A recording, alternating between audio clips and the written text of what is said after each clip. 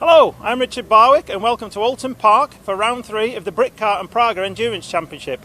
Also on the bill today are the Radicals and the CNC Saloon Car Championship. But over to Dave Goddard, who'll tell us a little bit more about this.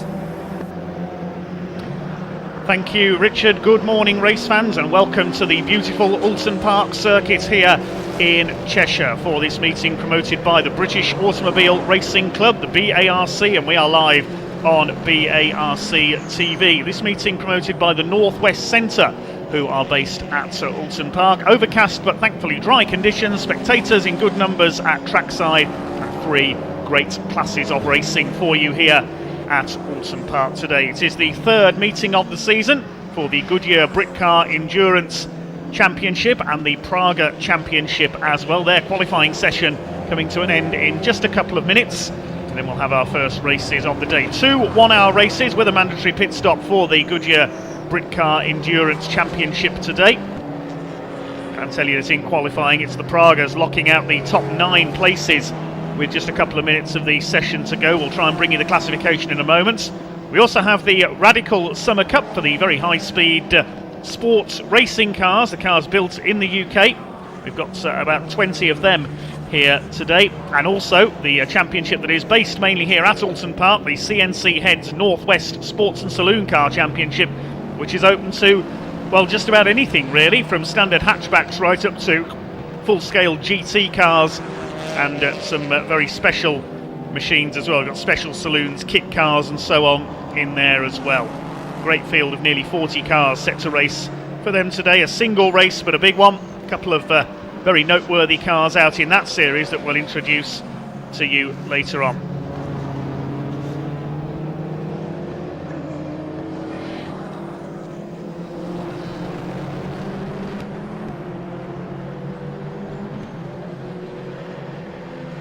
Well, qualifying just coming to an end for the Britcar Endurance Championship. It's the 111 Radical, the 111 Praga, that is quickest, of ex-Radical racers Richard Wells and Alex Capadia, run by Tim Gray Motorsports, currently on top. And we'll wait and see who is going to go to the top. We'll try and bring you the classification ahead of the first race coming up a little later on. But race 1 on today's programme is the first race for the Radical Summer Cup, for everything built by the Peterborough-based manufacturer.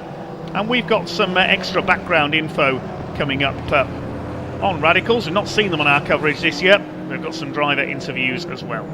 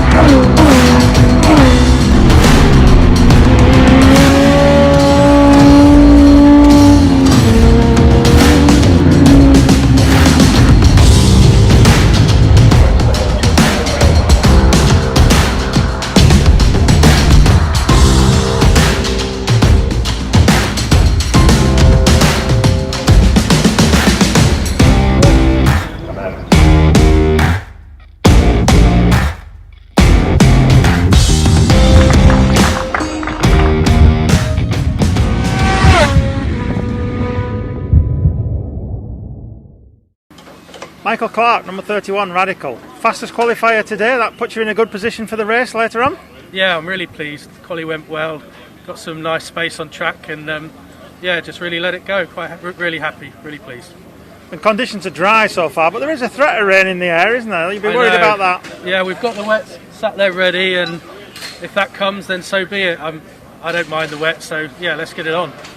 It's an interesting circuit as well, and there's plenty of elevation changes and everything. If it does rain, that could be fun. It's a commitment circuit with a blind crest, so you've just got to keep your foot in and hope the corner will be there from the lap before, and usually it is. So yeah, it's a great circuit, absolutely fantastic. Well, great luck, good luck, enjoy the race, and we'll speak to you later maybe. Thank you very much. Number 28, Elliot Goodman. You were second fastest qualifier today, but obviously fastest in your class. Yep. That sets you up nicely for the race.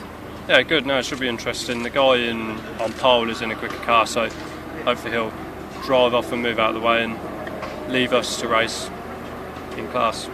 And how do you like racing round here? It's an interesting circuit. Yeah, it's a good circuit. quick circuit, bumpy circuit, blind corners, that sort of thing, but it's a good circuit to race on there. Not easy to overtake, so hopefully that will help me in the race. Yeah, that makes that timing all the more important then, doesn't it? Yeah, exactly. Well, best of luck. We'll see how you get on. Thank you. Well, great to hear from a couple of our Radical racers there, getting ready for the Radical Summer Cup, a non-championship event for them here today, organised because the Radicals normally have been going to Spa-Francorchamps for their summer championship round in Belgium, but due to travel restrictions not able to do so, so they've got this extra non-championship event, the Summer Cup here at Oulton Park. They're our first race today. Then after a break where we've got some interviews for you over the lunch break recorded earlier on, we have the first race for the Britcar Endurance Championship and Praga Championship, a 60 minutes mandatory pit stop race. Then after that, it's a single race, 20 minutes plus 1 lap for the CNC Heads Sports and Saloon Car Championship. Big grid for them for their single race. The Radicals then have their second 25-minute race. And then later on in the day, after a few more interviews, we have the second Britcar race of the day scheduled to start at 4:40 p.m. Great to see so many of you watching already. We've already got nearly 600 viewers on YouTube. And we're about to get underway, so we'll shortly bring you the grid for the first of our 2 Radical Summer Cup races, open to all models of Radical. There are 2 main divisions, the Radical Challenge and the Radical SR1 Cup. They normally race in separate grids, but combined together today with the slightly lower entry, with this being a non-championship weekend. At this beautiful picturesque circuit at Little Budworth in Cheshire, using the full long circuit today here at Oulton Park, the Island Circuit as it's known. And we'll bring you the grid very shortly for our first Radical race of the day. Britcar qualifying has just finished. I can tell you it was the 111 Praga that has taken pole. Praga locking out the top 9 places. We've yet to see a Praga take an overall win this year. That's looking likely. We'll wait and see what happens a little bit later on in the Britcar, the Goodyear Britcar Endurance and Praga Championship races. Let's have a look at the grid then for our first Radical race of the day. And in pole position is number 31. We heard from Michael Clark. He's in a Radical RXC Spider, Ford V6 EcoBoost engine powering that machine. He's in the Masters division of the Radical category. Alongside him, number 28, Elliot Goodman. He is the first of the Challenge division cars in his SR3, run by Raw Motorsport. The second row, number 11, Chris Shorts, another Raw Motorsport driver in an SR3 RSX.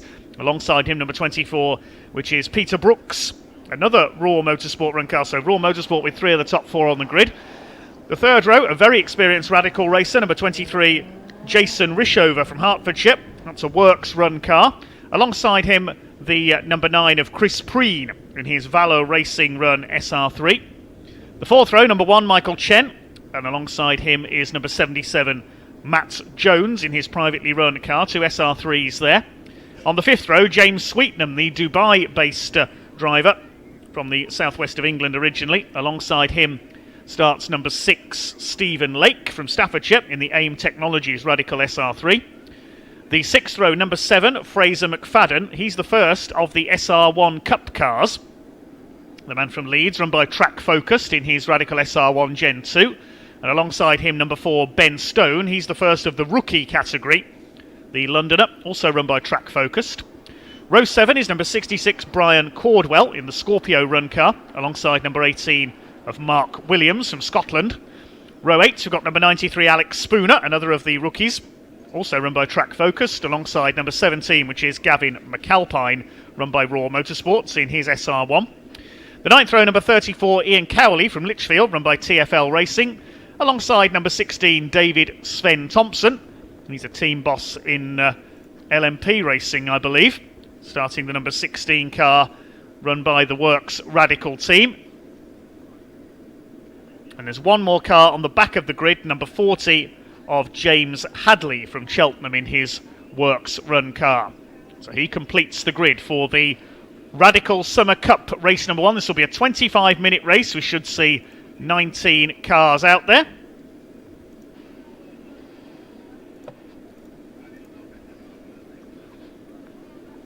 Radical founded in the late 1990s in Peterborough by Long-time sports car racers Mick Hyde and Phil Abbott, who are still heads of the company, providing cost-effective sports car racing at club level.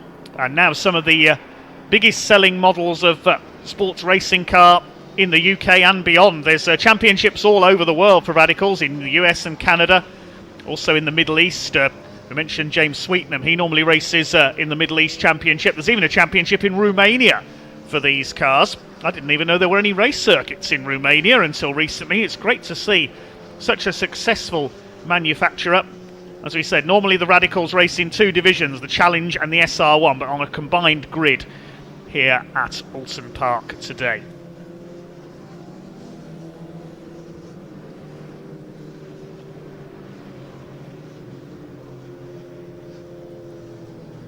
Marshals out on the grid. A thank you to the Orange Army here at Oulton Park today, our volunteer marshals. We couldn't go racing without them. If you want to become a marshal and get involved in the action, then you can visit the BARC website, barc.net, and find out about the BARC Marshals Club. Follow at BARC Marshal on Twitter as well. Well, there is our pole-sitting car, number 31, Michael Clark. Alongside him, it will be Elliot Goodman. Michael Clark in the Radical RXC Spider, the only Masters Division car out there today. He should have had Neil Glover racing with him, but Neil had to pull out of the weekend due to work commitments, unfortunately, we're told. Thanks to Andrew Coles from Radical for some background info in the run-up to this event. First time we've seen them on our coverage on BARC TV. The RXC Spider, a very quick car in a straight line, but the other car's more nimble in the corners, so we should see him caught up in the turns, leading to an interesting race here.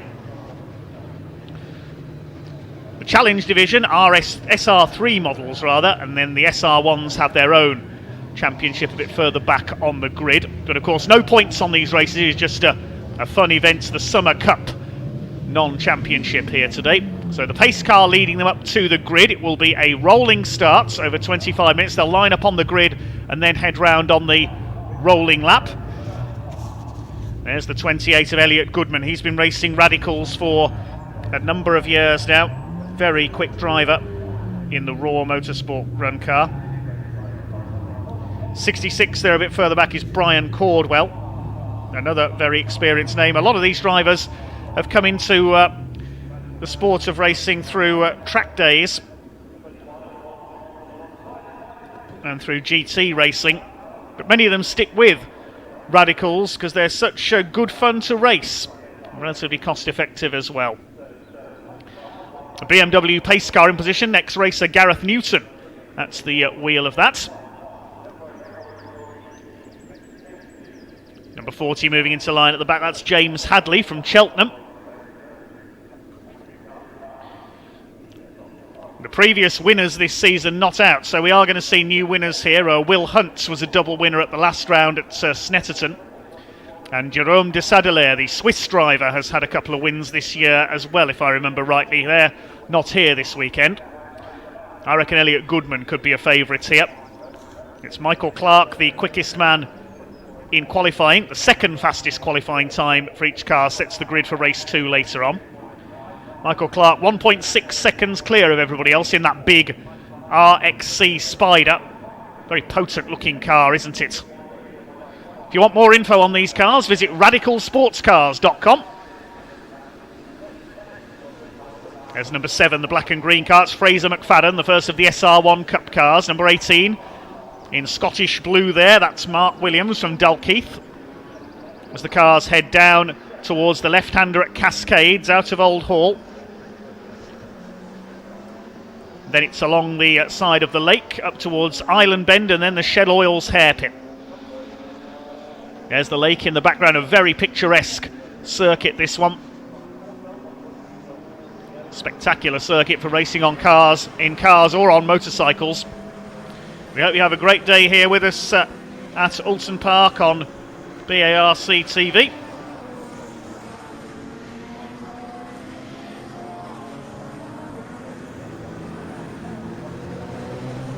These very powerful cars indeed. The SR1 Cup cars run on more standard treaded tyres. The Challenge Division cars on Hankook slick tyres.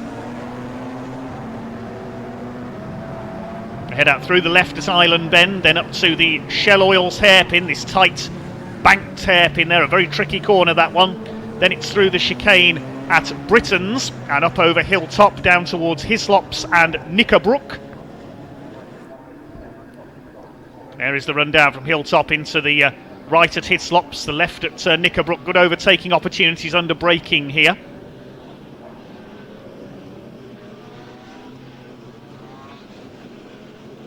It's a fine field of Radical racers. We've seen Radical successful in the likes of GT Cup as well over the years with the RXC.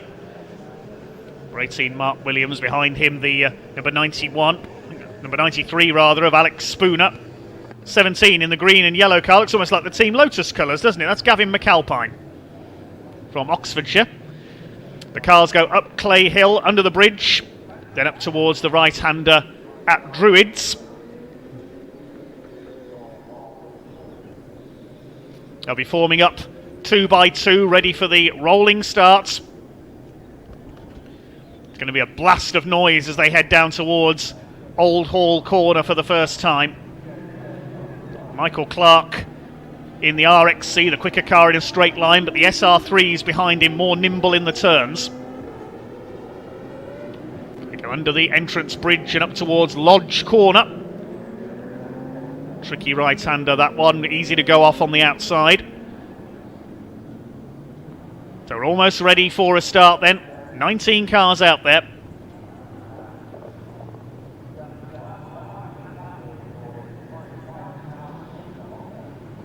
So the 2 main divisions split into subclasses as well.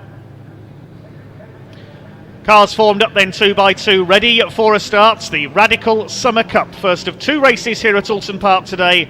It is time to go racing. Over 25 minutes, the cars head out of Lodge, up through Deer Leap. Michael Clark in pole position, Elliot Goodman alongside. The revs begin to rise and away they go. Not the best of starts by Michael Clark. He's been swallowed up by the pack. It's Elliot Goodman under fire from the number 11 of Chris Short as they go into Old Hall Corner for the first time.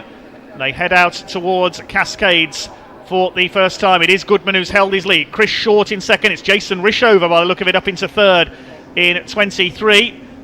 And the pole sitter Michael Clark, the Masters Division driver, rather caught napping off the line. They head out of Cascades along the lakeside up towards the left-hander at Island Bend. They start to spread out and it is Goodman who leads from Short to Rishover. There's the battle between the number 24 of Peter Brooks being chased by 91 Mike Chen in the white car.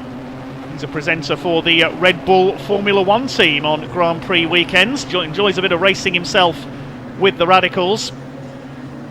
They head out onto the back of the circuit then, through Britons, then up towards Hilltop. Over the top they go, down towards Knickerbrook. Elliot Goodman from Chris Short. There's Michael Clark, who's recovered after that slightly slow start. He's in about 6th position. Watch for him moving back up the order, chasing the challenge category cars. Try and bring you news on the various subclasses further back in the field as well. But it's Elliot Goodman, the leading challenge division car. Through they come out of Druids, the double apex right-hander, up towards Lodge Corner for the first time. First lap about to be completed in just under 2 minutes. While they've got a move being made further back there. Mark Williams under fire. It's Elliot Goodman who leads the first lap by half a second ahead of Chris Short. Jason Rishover third, Chris Preen in fourth. And look at the way Michael Clark is going in a straight line, making up 2 places there. 5th to 3rd, past Chris Preen and Jason Rishover. Battles in the pack, the SR1 division being led by the number 7 of Fraser McFadden further back in the pack. Through Cascades they go for the second time. There go the leaders. Michael Clark closing back up in among the SR3s of the Challenge Division again. Now there's Chris Preen, the red machine there. Behind them it's the 24 of Brooks, the 91 of Chen. Behind him 77 is Matt Jones. So the lead pack establishing itself through Britain's chicane, formerly known as Fulstons, then up over Hilltop. Elliot Goodman, number 28, the man from Dustin, in the Raw Motorsports car, leads Chris Short, his teammates, the West Midlands based driver. But here comes Michael Clark up the inside, using the power of that Ford V6 up into second place. Through Knickerbrook they come. Then up Clay Hill towards Druids for the second time. There's Michael Chen with Matt Jones in the black car behind him. Next in the order, number 6 is Steve Lake. There's the leaders in the SR1 category. Number 7, Fraser McFadden. He's just ahead of the 54 of James Sweetnam. Elliot Goodman from Michael Clark then. Can Michael take his first overall win in the Radicals Summer Cup here today? He's a relative newcomer to racing, but he's very quick. Here he comes up over the line towards Old Hall. He goes straight through. You can see the power of that RXC. Chris Short in third. There's Rishover, Preen. The 24 of Peter Brooks is next through. This is entertaining stuff. I think we might have had a change for the lead, possibly in the SR1s as well. No, McFadden is still there, my apologies, ahead of the number 18 of Mark Williams. McFadden was battling with a challenge class car there of 54 of Sweetnam, the yellow car.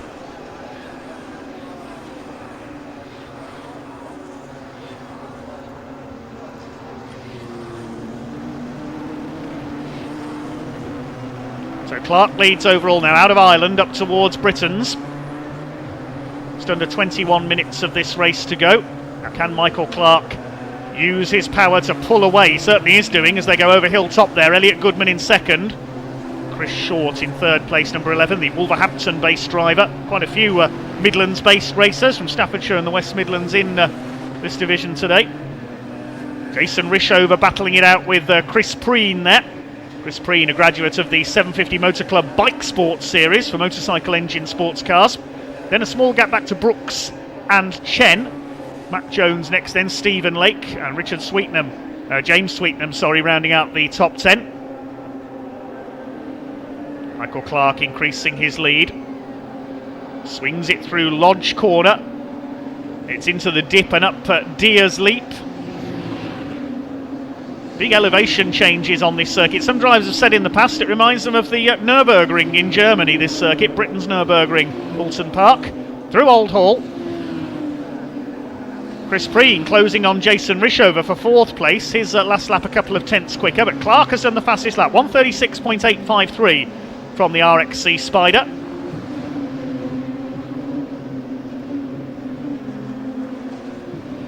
Along the lakeside they go.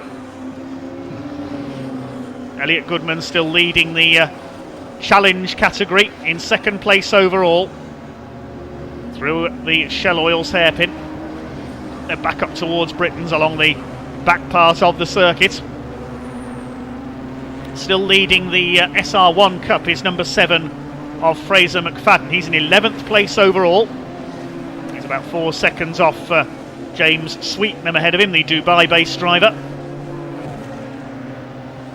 Chris Short going well up there in third place as Chris Preen continues to close in on Jason Rishover. Always an entertainer is Jason, been racing Radicals for many seasons now. Then we have got Peter Brooks in the 24, another experienced man in these cars. There's a battle further back. That's Mark Williams holding off Brian Cordwell in the number 66 car there over hilltop. That's the battle for second in the SR1 division. McFadden has a clear lead of nearly 6 seconds in the SR1 Cup. There goes Brooks ahead of Chen. Michael Chen, a slightly older SR3. SR3, one of the best-selling sports racing cars of all time. Still Clark with the lead. He's opened up his lead to 2.8 seconds now over Elliot Goodman.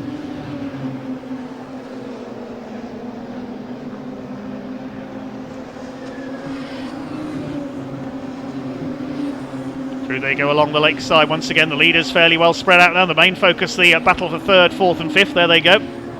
Then we've got Brooks. There's Chen in seventh. There's Matt Jones, the green and black number 77. Steve Lake in black and red, number 6. There's Sweetnam in yellow and black.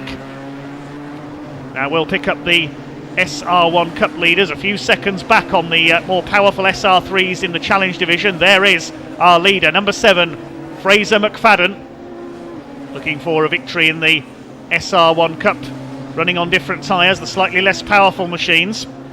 Fraser McFadden in the solo category. Brian Cordwell second. He's leading the Fangio Trophy division, named after the great Juan Manuel Fangio, for the senior drivers in the SR1 Cup. He said there are a couple of subclasses in this division.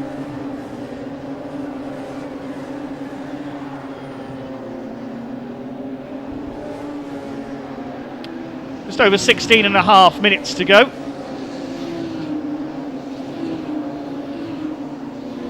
There's the tail end of the challenge division at the front of the field. All 19 cars still running. David Sven Thompson is our last runner in number 16.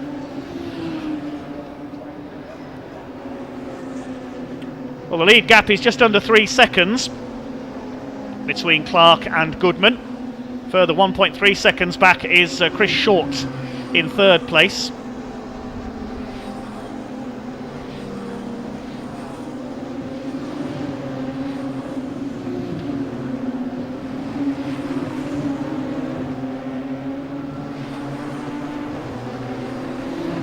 Well, Michael Clark looking good. There's the 77 Matt Jones. He's in 8th position.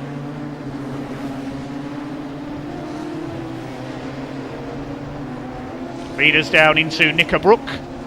Michael Clark not really shaking off Elliot Goodman anymore here. The gap has stabilised a little at just under 3 seconds, and we had a change for third place. Jason Rishover has got ahead of Chris Short, so Rishover up into third place. Chris Preen in 5th. Peter Brooks closing up as well, so we could have a 4-car battle developing here for third place shortly. Well, Michael Clark just getting on with leading this race, looking for his first outright win in the RXC Spider. Certainly a powerful car, that one. Here come the third place battlers. Rishover, Short, Preen and Brooks, and Michael Chen behind them.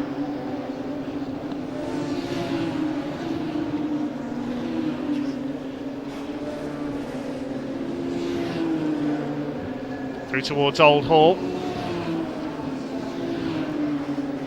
There's Michael Chen in 7th place. Is he catching those ahead of him?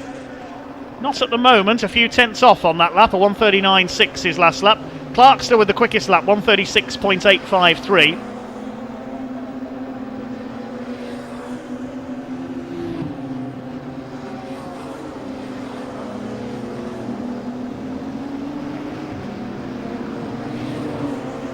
Coming up towards halfway in this first race of the day at Oulton Park, the Radical Summer Cup.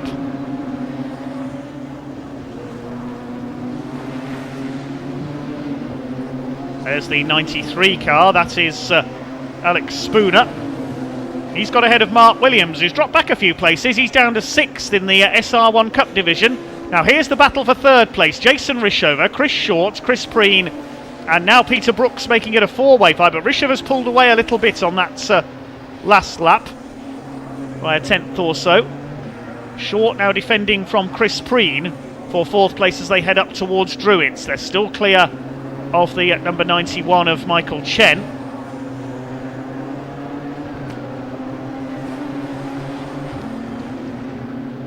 Here comes that third place fight. Chris Short under pressure now from Chris Preen as they head into Lodge.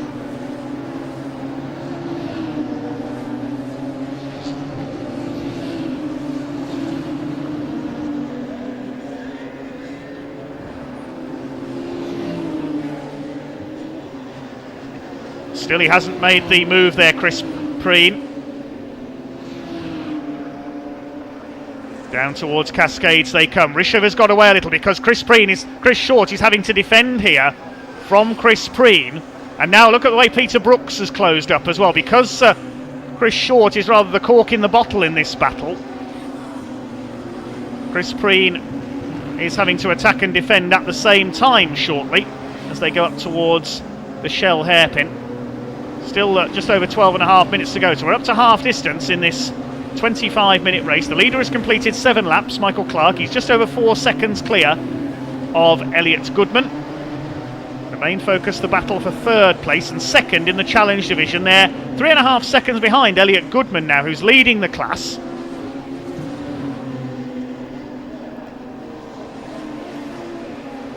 Here's that battle for third place now. 3 of them together. Peter Brooks trying to make a move there in the number 28. In the number 24 rather, the Staffordshire driver.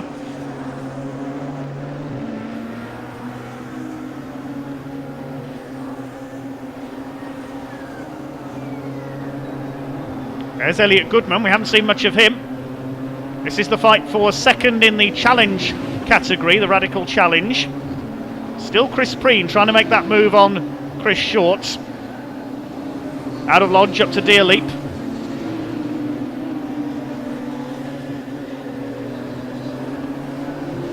And now he's going to have a look as they brawl. Third in the Radical Challenge division.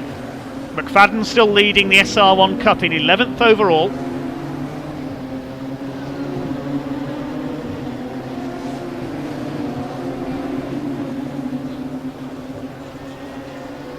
Down towards Knickerbrook comes the third place fight. Rishover, Short, Preen and Brooks. Still no change in the order, having to defend from Chris Preen. Rishover now 1.26 seconds ahead as again Preen has a look and again Short holds him off. Close racing among the Radical Challenge. Then a gap back to Michael Chen in the 7th place behind Peter Brooks. Jones, Lake and Sweetnam still rounding out the top 10. And McFadden still leads Cordwell and Ben Stone in the SR1 Cup. Ben Stone now leading the rookie split in that division, the Londoner. The Fangio Trophy, that's being led by Brian Cordwell, I think. I'll just double check that on the qualifying sheet. Yes, he is.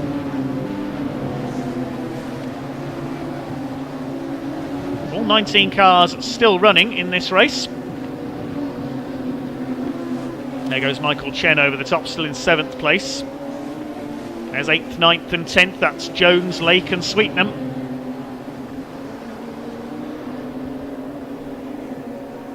Still your overall leader is Michael Clark, and by a handsome margin he's pulled away even more now.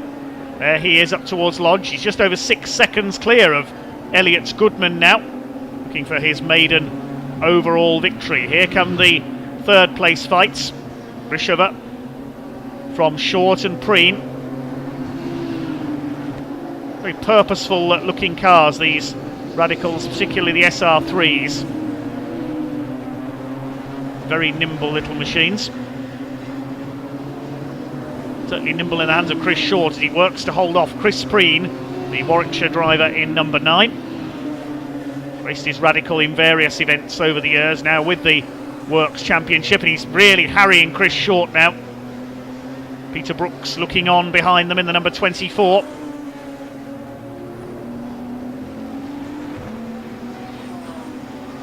Some drivers have used Radical racing as a route to top level sports car racing at Le Mans and the like. Some have gone on to other things. One of the first drivers to win a Radical race in the UK was Paul Rose, who's here today in the CNC Heads Northwest Sports and Saloons. In his Seika through Britain's chicane go the third place fights, and Chris Preen is getting closer now to the back of Chris Short. Down towards Knickerbrook. Oh, somebody's off. Who's that? I think that might be the number 40 of James Hadley, the grey and orange car there. He's had an off. That's the exit of Druids, just in front of the leader there. Yes, I believe that's Hadley in the number 40 car. He'll go a lap down as a result of that. He's got going again. Here comes our third place fight. Still 4 of them together. Are they closing on Rishover? We will have a look this time through. The gap was 0.9 of a second on the last lap. The leader's completed his 11th lap. He's 7.7 seconds up on Elliot Goodman now. Now what's the gap between Rishover and Short? It's 0.6 of a second now, so they're closing back up on Jason Rishover with just over 6.5 minutes of this race still to go through Old Hall. Good fight here between these 4. Rishover, Short, Preen and Brooks, and Preen has another look at Cascade. You don't very often see overtaking moves there. He's trying, doesn't manage to get through. Coming into the closing stages now of this Radical Summer Cup. Race 1. It's looking good for Michael Clark in the Masters class RXC Spider. Elliot Goodman looking good in the Radical Challenge, over 5 seconds up on this fight for second place in that division, third overall, and leading the SR1 Cup further back by 6.5 seconds is Fraser McFadden. Peter Brooks closing up on the third place fight now as well. There's the number 40 of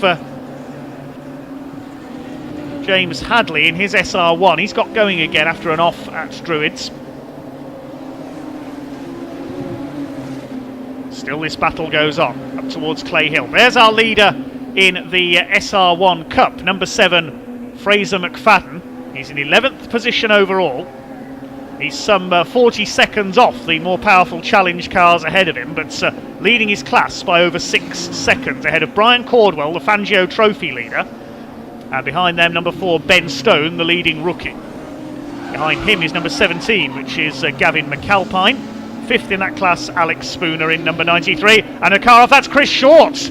Chris Short has gone off at Lodge. What's happened there? Was there contact, I wonder? He was in that battle for third place. Now we'll wait to see what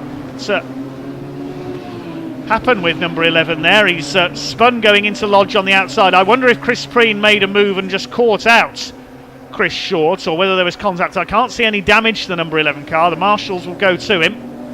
Yellow flags out at Lodge, so no overtaking. Thumbs up from the marshal, the driver's okay. That's the end of the race for Chris Short. That's allowed Chris Preen up into 4th, Peter Brooks 5th, and Mike Chen now 6th. Chris Short extricates himself.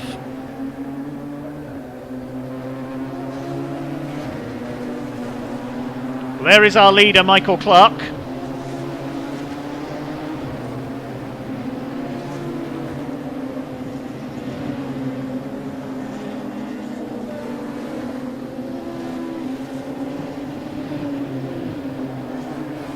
I've got 4 minutes of this race to go. Michael Clark leading by 8 seconds.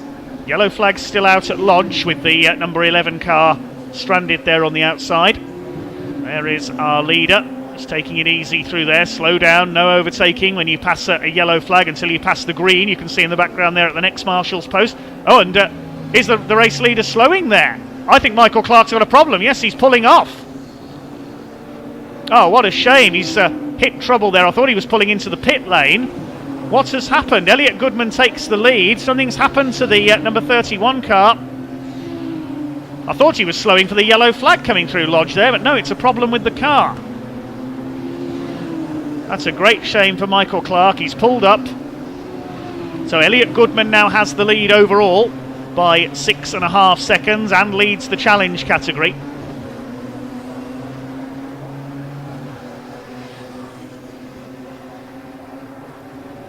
So Elliot Goodman leads it. It'll be Jason Rishover up into second, unless Michael Clark has managed to get going again. There's Rishover.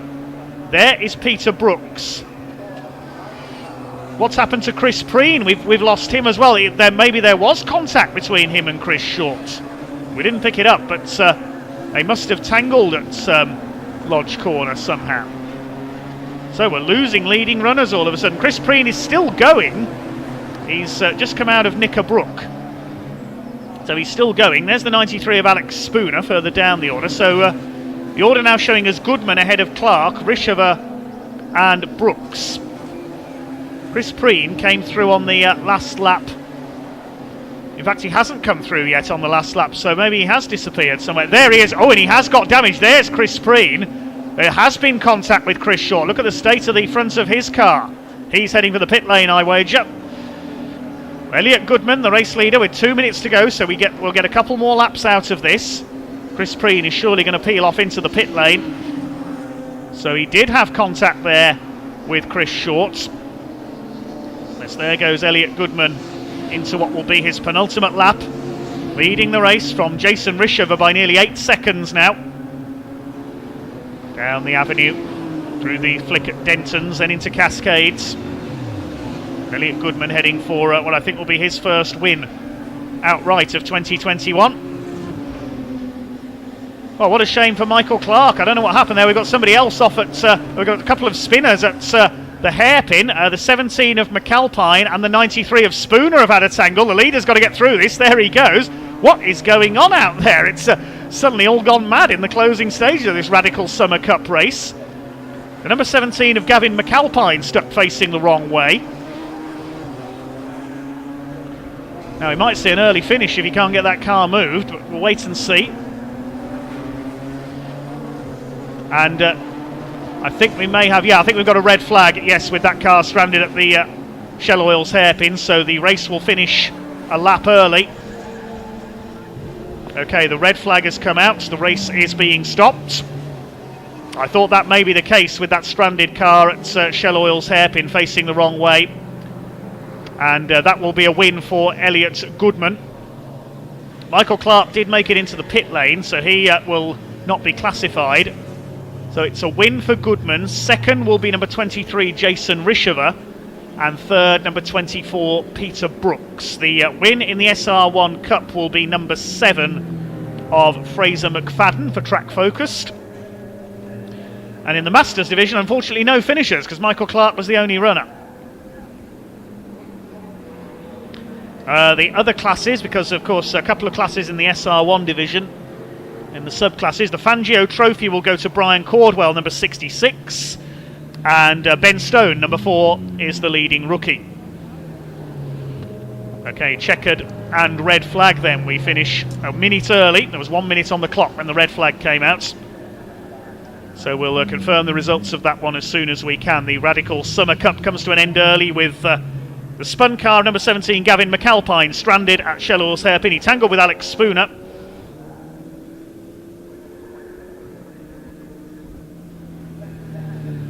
Well, it was such a tame affair for the first part, wasn't it? And then suddenly it all kicked off. First we had a tangle between Chris Preen and Chris Short at Lodge Corner. Short spinning off and Chris Preen suffering damage and pulling into the pits. Then Michael Clark, who was cruising to victory, his car let him down. We'll have to wait and see where he is classified, because he pulled off into the pits, but was that before or after the red flag came out? So he did make it into the pit lane. The red flag for this car, the green and yellow Radical of Gavin McAlpine from Oxfordshire, facing the wrong way at Shell Oil's hairpin. He's an SR1 Cup runner. He was running 4th in class, but and I think an attack from Alex Spooner may have gone wrong there and sent them spinning. So victory for Elliot Goodman then, and we will confirm the results as soon as we can. Let's check the second then, don't we? Because I put him a second.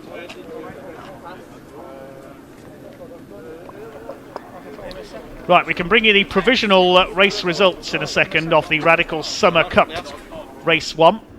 Elliot Goodman taking the overall win in the Radical Challenge division. Michael Clark showing in second, but he pulled into the pits, so he may not be classified. We'll have to confirm on that. Behind him, Jason Rishover and Peter Brooks. Then Michael Chen, Matt Jones and Stephen Lake. And then the number 54 car of James Sweetnam. The winner of the SR1 Cup, number 7 of Fraser McFadden, ahead of Brian Cordwell. He wins the Fangio Trophy, and Ben Stone, number 4, taking the Rookie Cup. Behind him, McAlpine won't be classified, number 17, because he caused the red flag. Then it's Spooner. Behind him, Mark Williams from Scotland, and Ian Cowley, number 34. Okay, we can, I believe, now hand down to Park Fermé, where today's interviewer Richard Barwick will be waiting to talk to some of the drivers.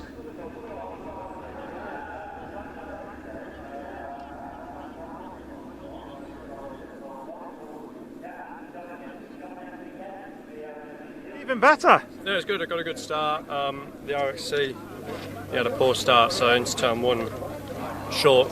Come up the inside of me, we tagged a little bit, but from there I just sort of drove away.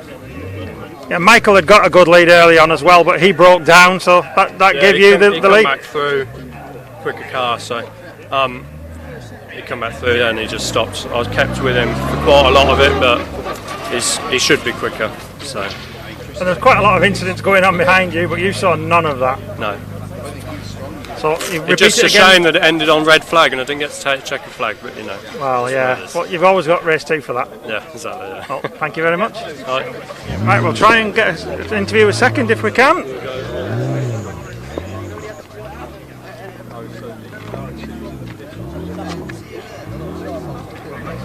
Second place, Brian Cordwell. Good result. Yeah, really happy with it. It was a fight. It wasn't easy, you know. So I didn't quite get the start that I liked. I had to fight through a little bit, and the gap behind. So I'm new to this, but the guy behind me just kept me honest all the way through. And at one point I made a mistake, and he nearly passed me. So yeah, it was a great race, great fight, and good clean racing. So really happy. Yeah, there was quite a few spins and off behind you, but you managed to get away from all that. Yeah, well, it's good too, isn't it? I mean, I was always a bit concerned because, of course, racing with the 3, you always knew you were going to be mid-pack. But fortunately, they all just got off and went out the way, so left the track fairly clear for the ones to come through. But yeah, it's good. And now you're going to go get yourself prepared for the next race. Yeah, need a sleep, need an afternoon nap. Oh, cheers. Thank you very much, and we'll go back to Dave Goddard.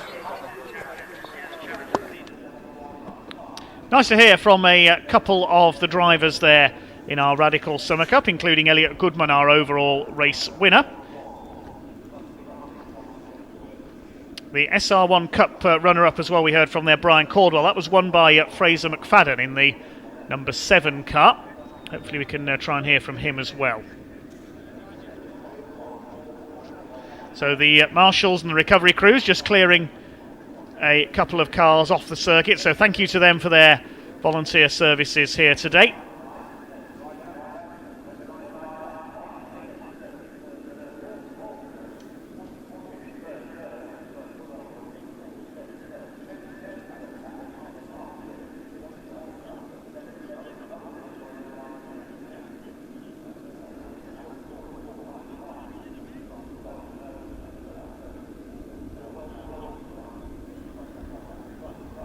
Well, over 1,100 viewers already on YouTube. Great to have so many of you watching. Thank you very much indeed. We are now going to go into our half-time break, if you like, with one race completed. The next action here today is going to be at around 1:30 today, which is race 1 for the Britcar Endurance Championship, sponsored by Goodyear, the Endurance and Praga Championships. We've got nearly 400 likes on the stream at the moment, so we know what we aim for, 1,000 likes before lunch, but we've got an earlier break today, so we'll say 500.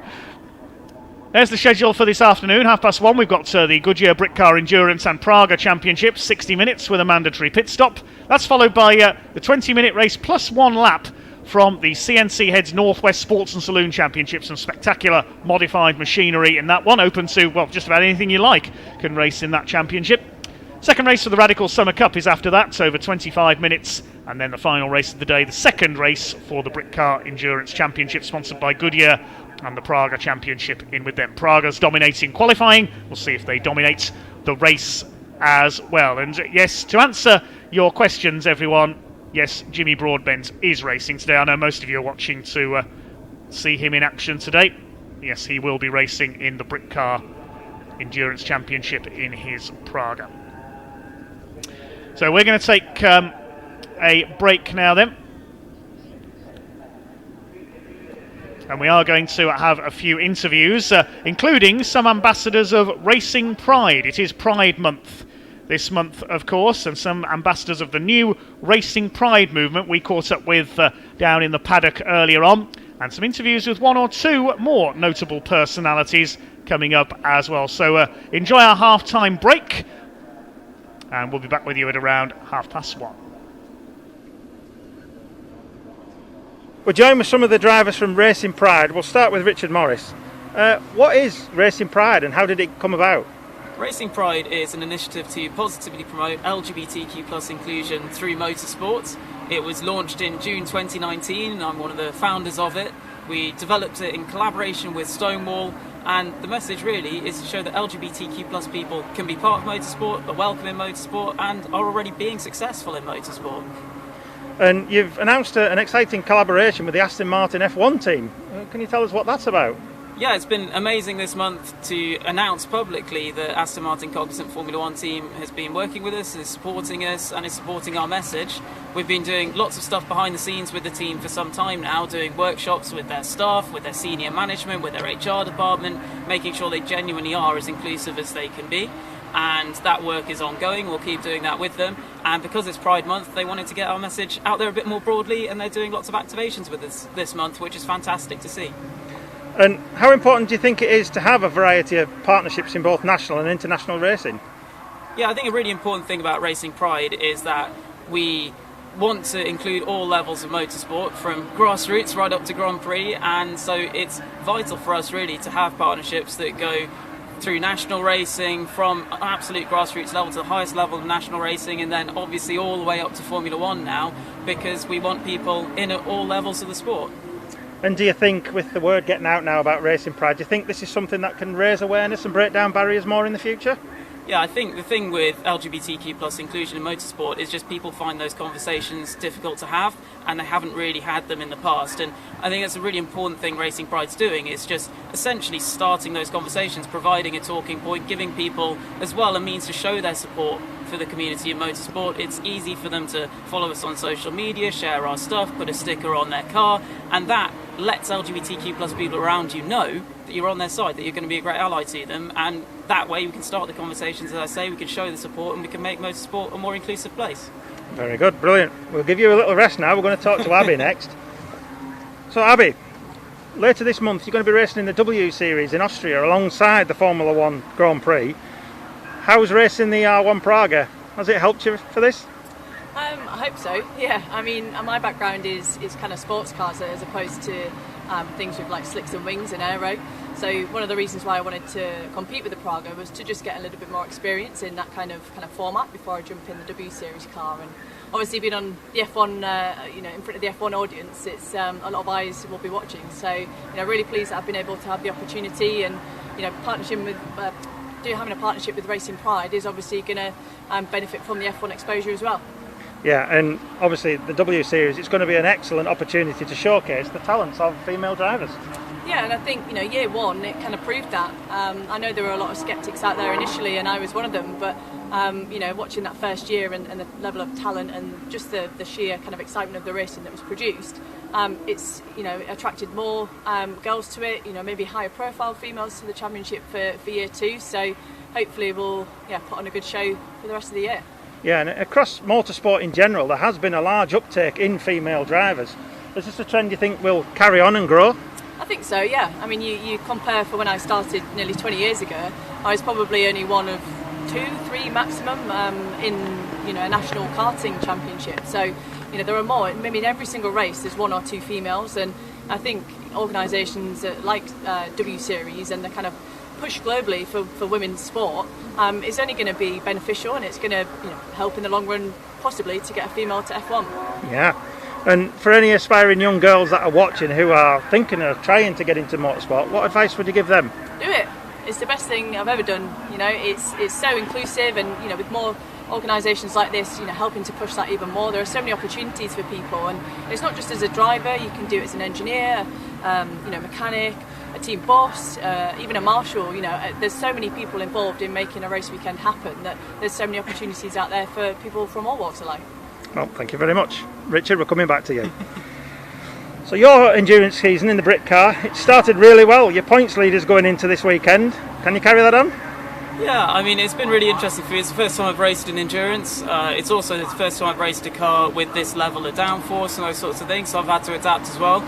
But yeah, it's been great fun so far. We're only 4 races in. There's a long, long way to go. But yeah, I'm really happy with the team I'm in. My teammate's fantastic as well, and I've been having a great time. And I just hope I keep learning and enjoying myself, and we'll see where we end up.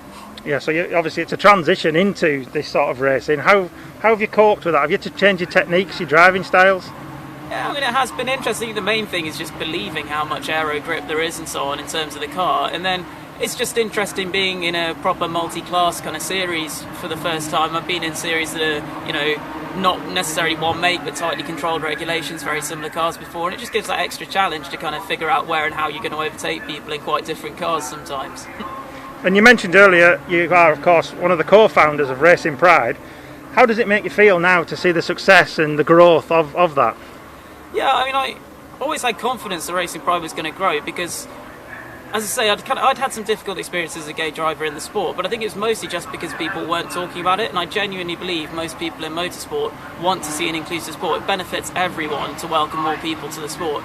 So I think just once you put the idea out there, it's very easy for people to go, yeah, okay, this is something I want to be part of, and fortunately that's happened, it is growing, and I just think it can only be good for the sport, and obviously, yeah, I'm very satisfied and excited to see it growing, but there's still lots more that we want to do, so we're going to keep on pushing.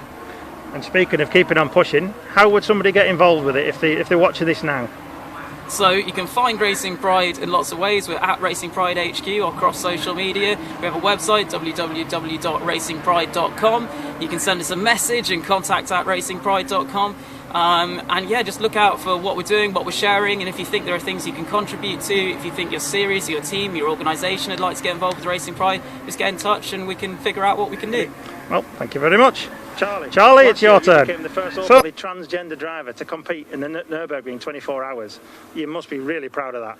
It was a huge achievement. I mean, I think both in terms of my career and what that meant, getting to that race, one of the biggest endurance races in the world, and also on a personal level, I think, in terms of what I'm trying to do in the sport, to use my visibility to create a positive impact, to inspire other people, to show what you can do, you know, where you can get to, and just to also create a broader message of educating people, creating more awareness, more acceptance. It was a big life moment for me, certainly. And coming away with 4th place as well. First time there, I mean, we had some atrocious conditions. I think it was the first wet race we did in the car, and I took the start, so it was a lot of pressure. I mean, coming down the start straight, I couldn't see more than about 10 feet in front of the car. So, yeah, racing on that track is wild, but yeah, a lot of fun. And how did that experience compare to racing the Pragas that you're racing now? It's been a really good experience in terms of building up the familiarity with multi-class racing. I mean, the Nürburgring and the Nordschleife is not very wide, a little bit like Oulton Park in fact. It's very narrow, 25 kilometre long course. You've got so many different cars and classes, 150 different cars. So you're always getting people overtaking you, you're having to overtake people. And so, you know, you're doing two things simultaneously. You're driving the car, but you're also managing the traffic. And that's a skill that really any driver in endurance racing, that's critical to your ability to be consistent, stay out of trouble, and to be able to get through the pack whilst maintaining your average speed lap after lap. So it's been an amazing asset, I'd say, from everything that I've learned there, and hopefully I can put it to good use this weekend. And you've come from a solid background in GT racing, and I believe you have a desire to compete in the 24 Hours of Le Mans? That's my ambition. Yeah, for me, Le Mans is the big dream, because it's just such a... I mean, the first time I went there, 2001, before I was racing, before I transitioned, seeing something in motorsport on that scale, 250,000 people, it just blows you away. And I said right there and then, if I ever do something like this in motorsport, this has got to be the ambition. And it feels like, it's not too far away. Things are moving forwards, getting a lot of experience, getting the results, and hopefully in the not too distant future I'll be able to line up on the grid then. And as a transgender woman in a historically male-dominated sport, how difficult have you found it to be accepted and progress to where you are today? I have found it difficult initially. I'll be honest, I think a lot of the barriers were in my own head. I think and as Richard was saying earlier, when you can't see that LGBTQ plus visibility in the paddock, you have no way of knowing how you're going to be received, how you're going to be accepted or not. And I felt like as a trans woman, I just wouldn't be accepted. I thought I was going to be rejected, and that's a really horrible feeling to carry that around. What actually happened was that although it was difficult at first going back, because a lot of people perhaps were worried about saying the wrong thing or causing offence, and therefore people perhaps didn't interact with me initially in the way that I would have hoped. After time, I think things just worked out, and people became to understand why I was doing what I was doing, and actually the support I've had has been phenomenal. It's been really heartwarming to experience that, and I think that's just made me want to share that with other people, that they can see that, because motorsport is inclusive. It is like a huge family, and it's that feeling of belonging that we all love about the sport. So I think it's just communicating that in a way that everybody feels welcome, everyone feels a part of that inclusive environment. Superb, yeah. And do you think that the Britcar and the BARC's partnership with Racing Pride, do you think that could encourage more drivers from the LGBTQ community? I feel absolutely certain that it will, and I think it is already. I mean, I get some really lovely messages from people through social media saying things like, thank you for being visible. You've given me a reason to follow, Britcar, and to support the three of us and follow our progress. But also, I think most importantly, I can see that actually, I have a place I'm welcome in the paddock as a driver, as someone working in the media, as a race engineer, you name it. It's that age-old mantra of if you can't see it, you can't be it. And there really is a lot of truth in that. And I think already we're having a big impact, and it's only going to continue to grow and grow. So, yeah, it's a great time to see Racing Pride going from strength to strength. Well, that's absolutely superb, and we'd like to say thank you to you all. I mean, Abby's ran off, but, well, thank you very much, and best of luck for today. Thank you. Thank you. Well, great to hear from three wonderful ambassadors for Racing Pride there, Abby Eaton, Charlie Martin and Richard Morris. A very happy Pride month indeed to everyone, and full credits to all of them for their hard work in all of UK motorsport, not just in the Goodyear Britcar Endurance Championship. Now, ladies and gentlemen, we are now going to hear from a driver who I think most of you are on our coverage to see here today. I know you've all been asking after him this season, and we are going to hear from him. Sim racer, YouTuber, and now real-life racing driver, and all-round good man as well. It's been wonderful to talk to him in the paddock earlier on today. Richard Barwick earlier this morning caught up with the one and only Jimmy Broadbent. Let's head down and hear from him. Oh, we're here with Jimmy Broadbent. Hiya. Sim racer, YouTube star, racing driver. Which one are we talking to today? I mean, YouTube star's a bit of a push, I think, but I'd like to be talking to the racing driver today. I'm not sure the sim racing mentality would work as well here, so definitely a racing driver today. And we'll start with the sim racing. During the COVID lockdowns, obviously sim racing has become huge. Loads of people are taking part in it, even drivers such as like Lando Norris and things like that. How did you get involved with it? I think just because I've been sim racing for such a long time on YouTube that they sort of go, oh, that guy, we'll bring him into our races and it'll be good to sort of put him against the other drivers. So it was really fun. I actually got to race against Lando and he wrecked me. So that's my experience of racing Lando Norris.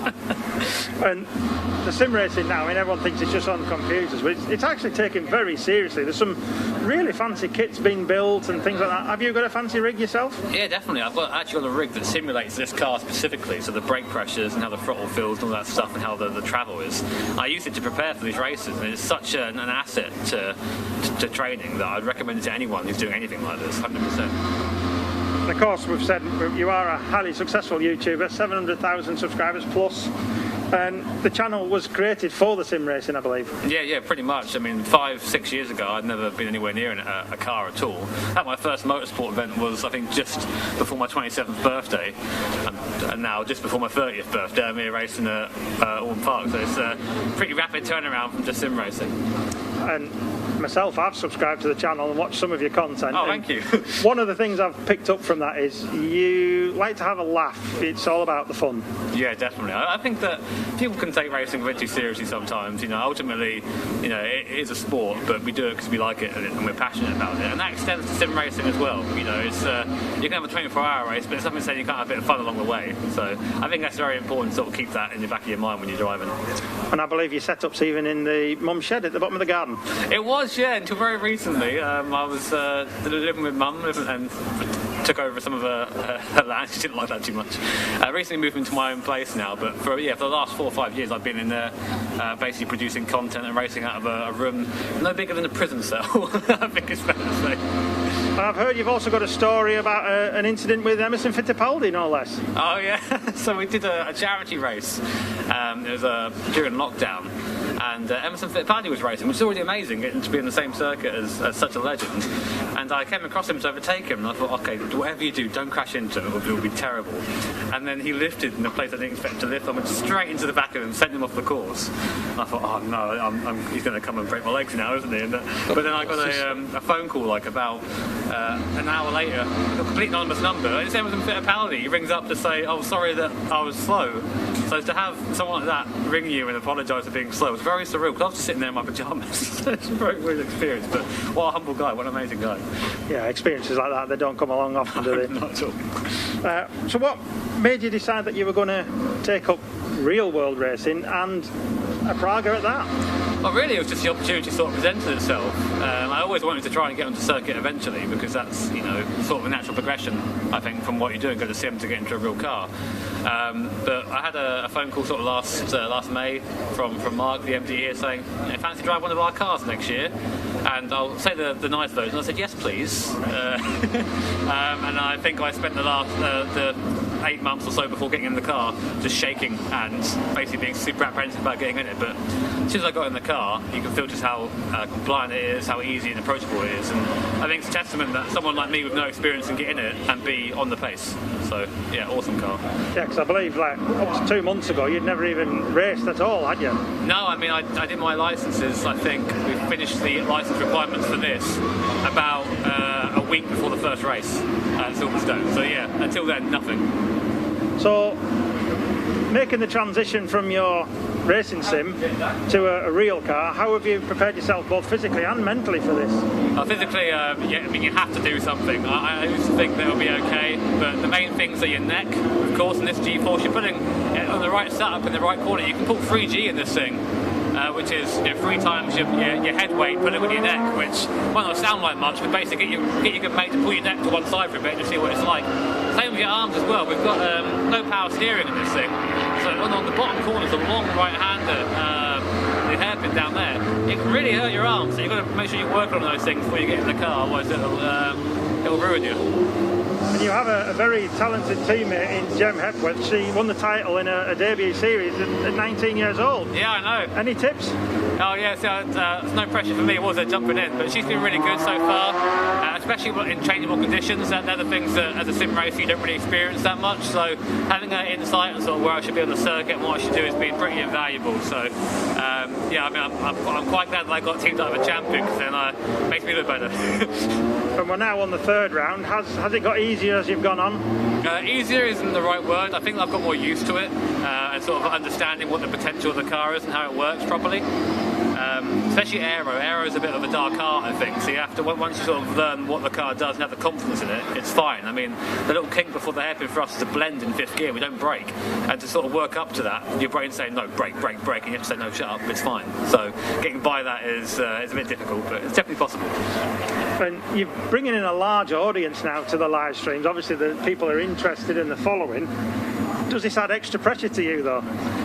You know what, I'm going to give I guess it was a boring answer and say not really, because I'm so used to having this audience now on like in the sim stuff. I mean, sometimes I think during one of the virtual GPs where they concur and I've got nearly 30,000 people watching, which is mad. I don't understand how that happens still. But in the car it's actually quite quiet in a weird way, because you don't have all the chat there, you haven't got any notifications going off, it's just driving around and focusing on your own thing, so you don't really feel it until maybe afterwards, but I don't think so, not really. And realistically, what are you looking to achieve this season? What are your expectations? I think we'd love to get on the podium at some point. You know, the Praga class is full of some really, really fast drivers, and you know, some of us are driving for the first time. You know, Jay Morton as well is his first time driving. He's coming along well, but I think it would be great to get a podium. But I think that also that means we've got to have a perfect race, and that's what we're sort of working towards slowly. Silverstone was okay. Snetterton was the drive race was nice, and you know, I think this one we've both done really well in testing, so we're going to try and carry that into the race and yeah, aim for that podium. And finally, from me, you're living a lot of people's dream Will there ever come a day where you get out of that car without a smile a mile wide? Every time I come to the circuit and I have the ticket that says competitor ticket on it, I have to look at it and go, really? Is this actually me? You know, and every time I see the car, I think, oh, I'm driving that. Oh dear, you know, and there's still that level of apprehension still. But as soon as you're suited and you're in there, the helmet's on, you're in a different world. And so that sort of stuff thankfully sort of takes the sideline, because I think it would be too difficult to focus otherwise. But every day I know how lucky I am, how privileged I am to be in this position. So I'm just hoping to enjoy it for as long as I can. Well, thank you very much for your time and good luck for today. Thank you, mate.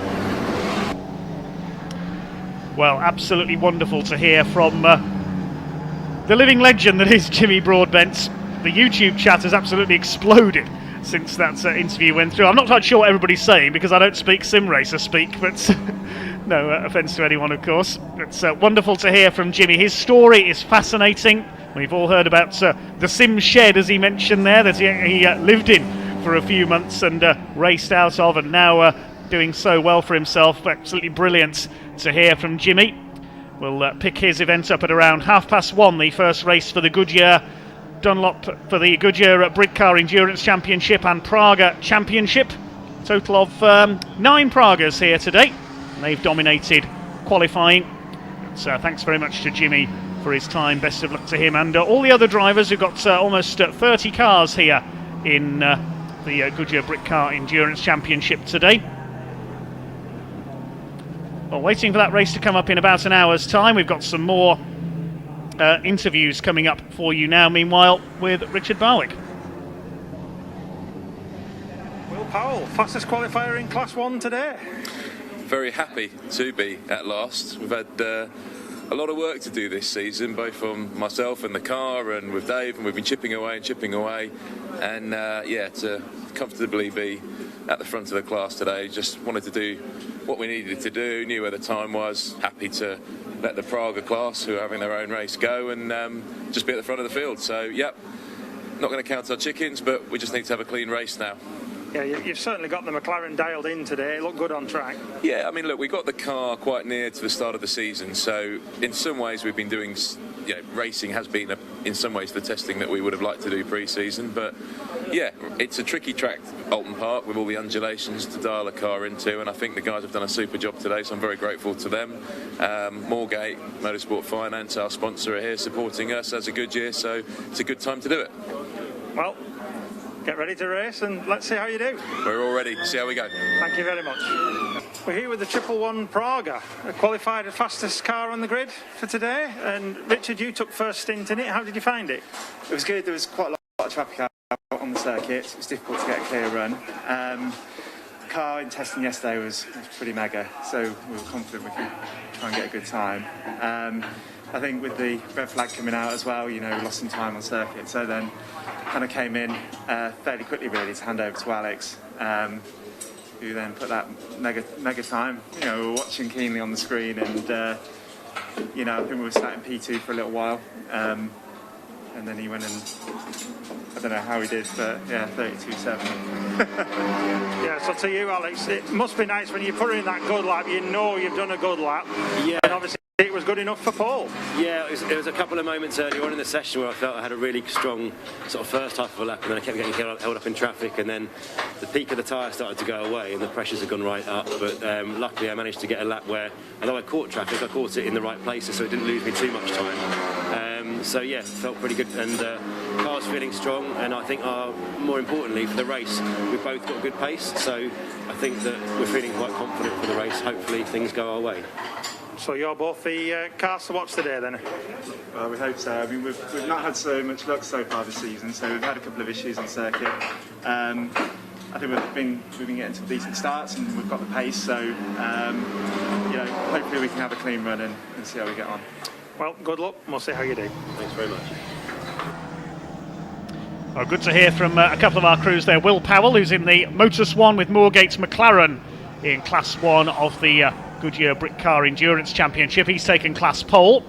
And also we heard from Richard Wells and Alex Capadia in the Tim Gray Motorsports Praga. Quickest overall in qualifying, quickest off the Praga Championship. We'll see if they can get their first overall win later on. I imagine it will be Richard Wells in the car for the start of that race. He is a quick starter. We'll hopefully bring you the starting drivers. I'll wait to see if we get them sent through. We have at both meetings so far this year. And we can now throw down to the pits once again. Hope you're enjoying our interviews here, catching up with as many of the drivers as we can behind the scenes down in the paddock. And we'll head back down to the paddock in just a second for some more interviews with our race interviewer, Richard.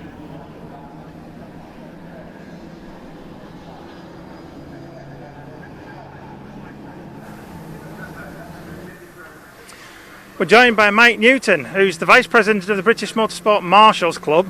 You're here to tell us today a little bit about the Orange family.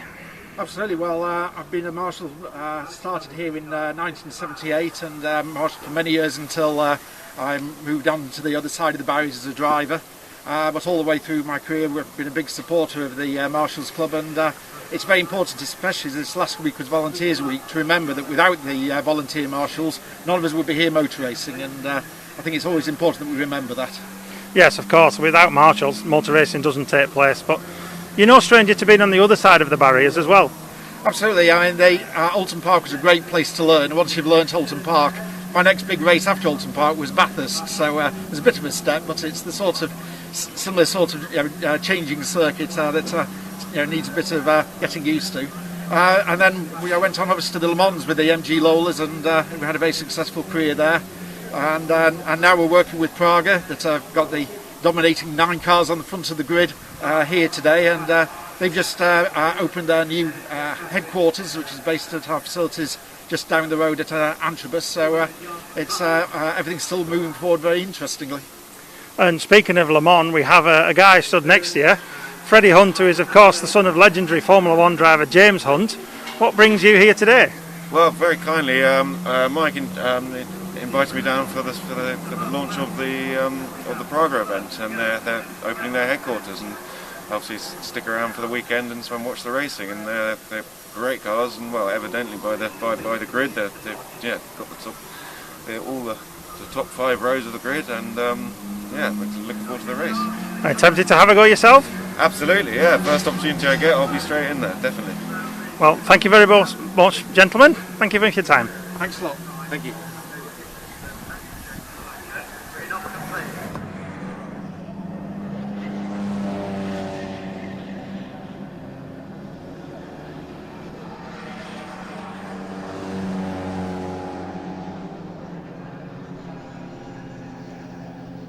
Well, great to hear from Mike Newton, as we heard, ex-Le Mans racer in the days of the MG Lola prototypes in the early 2000s. He's raced various other sports cars since, and now working with Praga in addition to the British Motorsport Marshals Club. And great to see Freddie Hunt as well, the son of 1976 world champion James Hunt. Those who've seen the film Rush will know all about his world championship season, one of the legendary characters of British motorsports. One or two of you asking where Jimmy Broadbent has qualified. He's qualified 9th fastest overall for our first Goodyear Britcar Endurance Championship race, sharing with Jem Hepworth. They did a 1:36.504 in qualifying, so starting 9th overall. So we are now into our lunch break here at Oulton Park from our coverage. And we'll be back underway in about 50 minutes' time. But in the meantime, we've got some more interviews. We caught up with a couple of our Britcar crews pre-season, and we'll hear from them over the course of this lunch break. We'll be back underway at about 1:30. Thanks for all your interest. Thanks for all your views so far. Thanks for all the likes. We did get to 500 likes. We're up to nearly 700 now on our stream. So thanks to all of you for viewing. Hope you've enjoyed the action so far. And we'll be back underway in about 50 minutes' time with the first Goodyear Britcar Endurance and Praga race of the day. Well, here we are at the headquarters of EDF Motorsport and talking to Eddie Farrow, the chief of the company. First of all, Eddie, tell us a bit about the history of EDF Motorsport. EDF Motorsports started here as a company just over 7 years ago. Fed up with working with some other people in the industry, and decided to go on our own, and myself and my son come down here and opened a unit here. Started back in historics, and then we've gone from there right through to GTs, touring cars, etc. Were you a competitor yourself before all this started up? I did some racing, shall we say, nearly 40 years ago. But apart from that, no, but I've always been involved in motorsport one way or another. How did you first get into the sport? Was it a family thing? No, I got in with friends. I first of all got into drag racing to start with. And then from drag racing moved into circuit racing. We were racing a Trans Am back in the day in what was, I suppose, Thunder Saloons at the time, based in Brighton. And then obviously raced all over the UK. You've got quite a few projects on the go here at the moment, haven't you? Tell us about some of them. Yeah, we have. Over there's the Lotus Cortina that we built nearly 10 years ago and now been recommissioned for a new customer. He's been out and tested it. We're getting it ready for its new papers and we're going racing with it again this coming season, all being well. What else have we got in here? We've got a couple of cars in the Fun Cup Series, a BMW as well. Where are we likely to see those? Yeah, the two Fun Cup Series obviously are ready for the season now. We've got two drivers testing the 104 car in a week or so.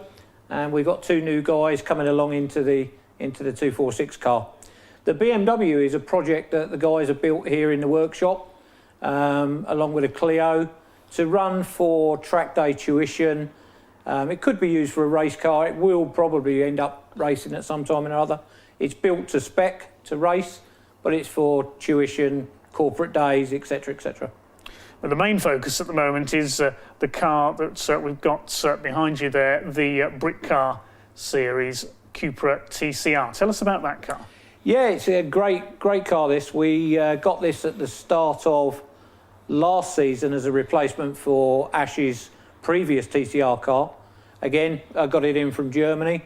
It was a great car, very, very low mileage, and been driven by Tom Coronel as a taxi, basically, on the World Touring Car Series, giving passenger rides. And it come to us. We then changed the specification on it, fitted the ABS system to it, and got it ready to race. And we tested it first March last year. It was a bit of a disrupted season, wasn't it, last year? How did it go for you? The season, for us, we had some great results. We were doing very well. We could have actually taken the class win in Class 4 in the endurance category. Unfortunately, it wasn't to be at Snetterton. We had, Ash had a collision, which decided to destroy the electronic diff. We managed to get it replaced, but unfortunately, we was on the back foot for the second race. Wasn't to be, but took some great trophies last year. We had two wins, some second places. The Croft weekend was fantastic, took an overall third. And when you consider some of the machinery we're up against, that's pretty good going. Tell us about the drivers you've got in the team at the moment. They're two pretty illustrious names, aren't they? Yeah, we've got Ash Woodman. He's done Creventic, he's done some 24-hour racing, done Britcar 24-hour in the day. He's a very accomplished amateur driver, does some great things, and he's getting better and better and better. He's working alongside Martin, obviously, is really good for him. You know, he's getting closer to him, and everything he does, he understands the car more, etc. So it's great. Martin Byford, a very, very well-known driver. Great safe pair of hands in any car you could put him in. He raced our Fun Cup last year as well. Never driven one before. Described it as a 4-hour Clio race. But he's driven British touring cars, GTs, single-seaters, and he's just a brilliant guy to have in the team. And it shows the status of Britcar, doesn't it? That drivers of that stature are within it. Absolutely. I mean, Britcar is up and coming. Again, Claire's taken it from when they took over as a company, and it was just one of those things that I happened to have a discussion with Claire before they bought it, and said, Claire, people will come back to Britcar because you're running it, you know. And she's just done great things with it, and it's gone from strength to strength. And the grids this year are just showing, and as you say, names of drivers that turn up and drive in it is phenomenal. What would you say the appeal is of Britcar over other endurance series? I think there is several things. I think one of the things I like about Britcar is the friendliness in the paddock most of the time. You know, if you want help, if you need anything, you can run up and down the paddock. You know, people come to us and they ask us for stuff. It's not a problem. It's also it's very well run, and I think the team are quite dedicated to what they do, and it attracts people because it's so open. So what does a typical race weekend look like for you and the team? Well, we start, obviously, we always go, as we should do, the day before. So we come in here on a Thursday, for example, final little set up on the car, normally on a Thursday morning, load up to the track, team get to the track, get the garage set up, and then we're ready to go Friday for testing.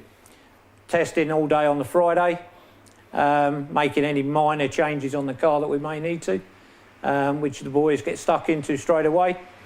Then re-prep the car on a Friday night once we've finished. Get ready for Saturday qualifying. Obviously then qualifying, 2 races on the Saturday, hopefully a bag of trophies. And I suppose the main aim for you is success within your class. Yeah, that's it. That's all we're looking for. Although you can be a giant killer in Britcar, and that happens quite often. It can happen in the wet. We do very well in the wet with the setup of the car and everything else. The guys that work with us, my son and Craig that work with us full time, and even the guys that come along on the weekends, they're like a well-oiled machine together. Pit stops are not a problem. We can get the wets on quickly, we can get out. So changeable conditions are always good for us. And how easy is it to set up a TCR car? It's, with the knowledge, it's easy enough. But it's knowing what you're doing with the TCR car. It can, people that get them initially think it's just going to be like setting up a club race car, but it's not. It is a proper touring car underneath. Everything's bespoke. You know, it runs complete aluminium uprights, and as you're adjusting one thing, something else is moving. So it's got to be done sort of at the same time if you like to get it accurate. Are you planning on bringing any more cars into Britcar for the coming season? Yeah, we'd like to. Of course, we worked with Rob Baker last year with the Smart Car in the trophy category. We're going to try and do that again this year. We do have a driver that we raced with in the past.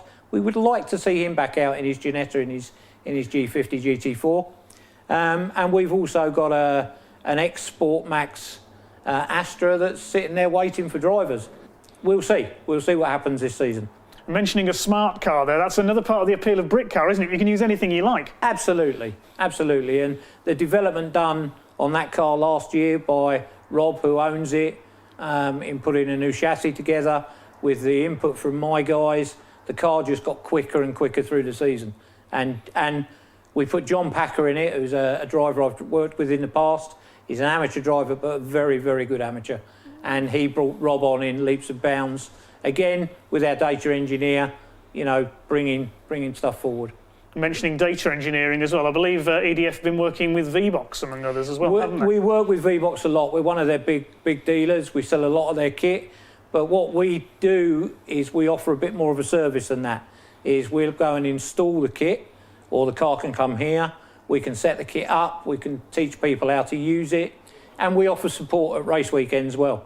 We carry spares, same as we do for Autotel. We do the same with Autotel radios. And what other sponsors have you worked with this over the last couple of years? We are doing a lot now with Rimax Lubricants, which is fairly new to the UK. We're the first race centre for Rimax Lubricants. And what we've done with that, along with Rimax, is we've decided this year that we'll sponsor the driver of the day with a prize for endurance and trophy category. So, you know, Rimax Lubricants for us is a great name. They're in from Holland.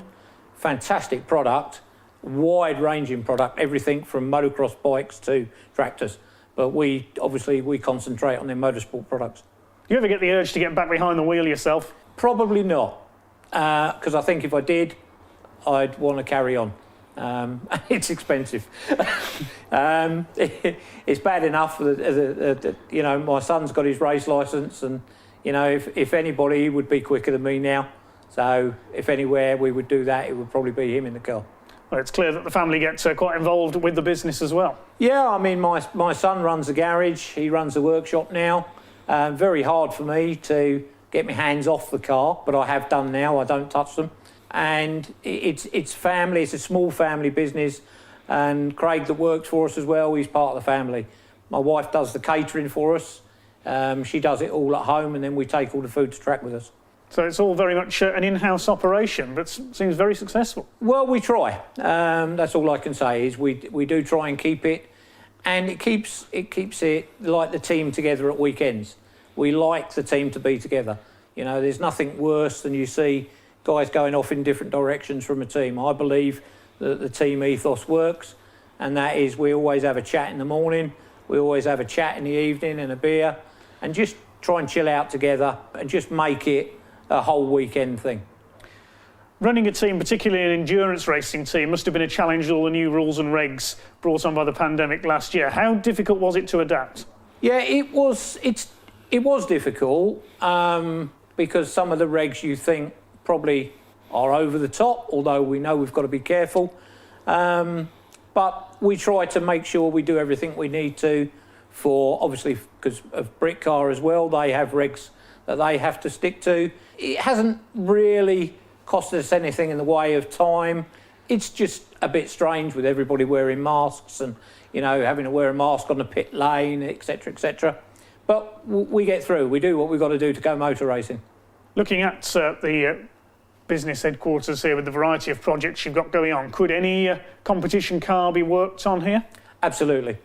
We will literally build anything from 60s historic cars, and we've worked on single-seaters, historic cars as well, for the Williams family, for Claire's family.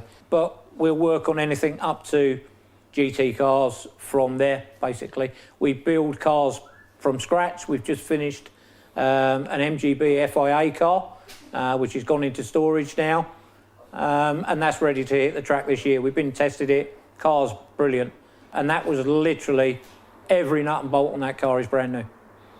Well, business clearly booming here. You obviously can't wait for the season to start.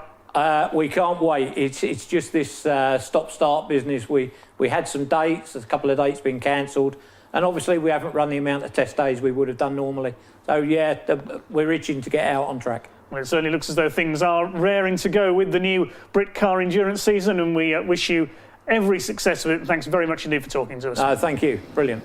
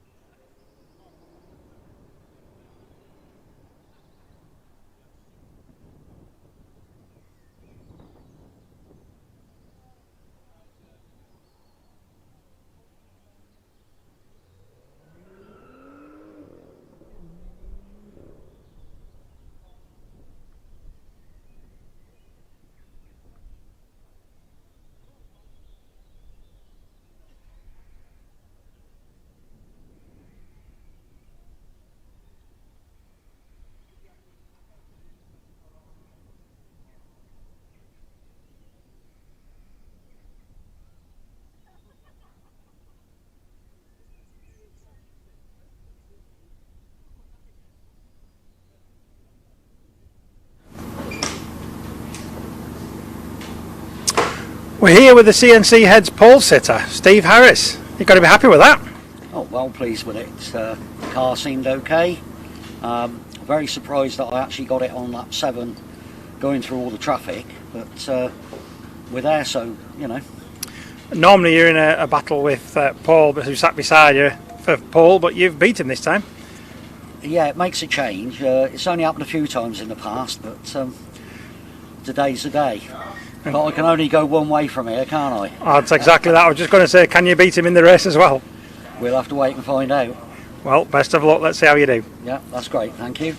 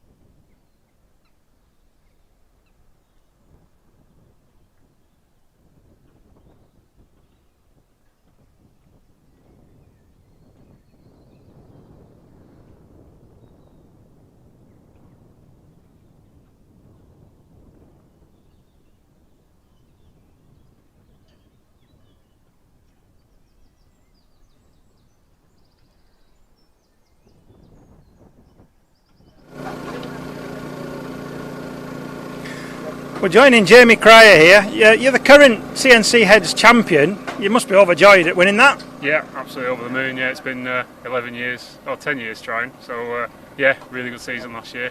A bit shorter than normal, but yeah, very happy with it. So you've been involved in the series for 10 years now? Yeah, I've been racing 10 years. This is the 11th. And before that, my dad raced for, I can't remember, another 10 years on top of that or so. So yeah, I've been around the championship for donkey's years.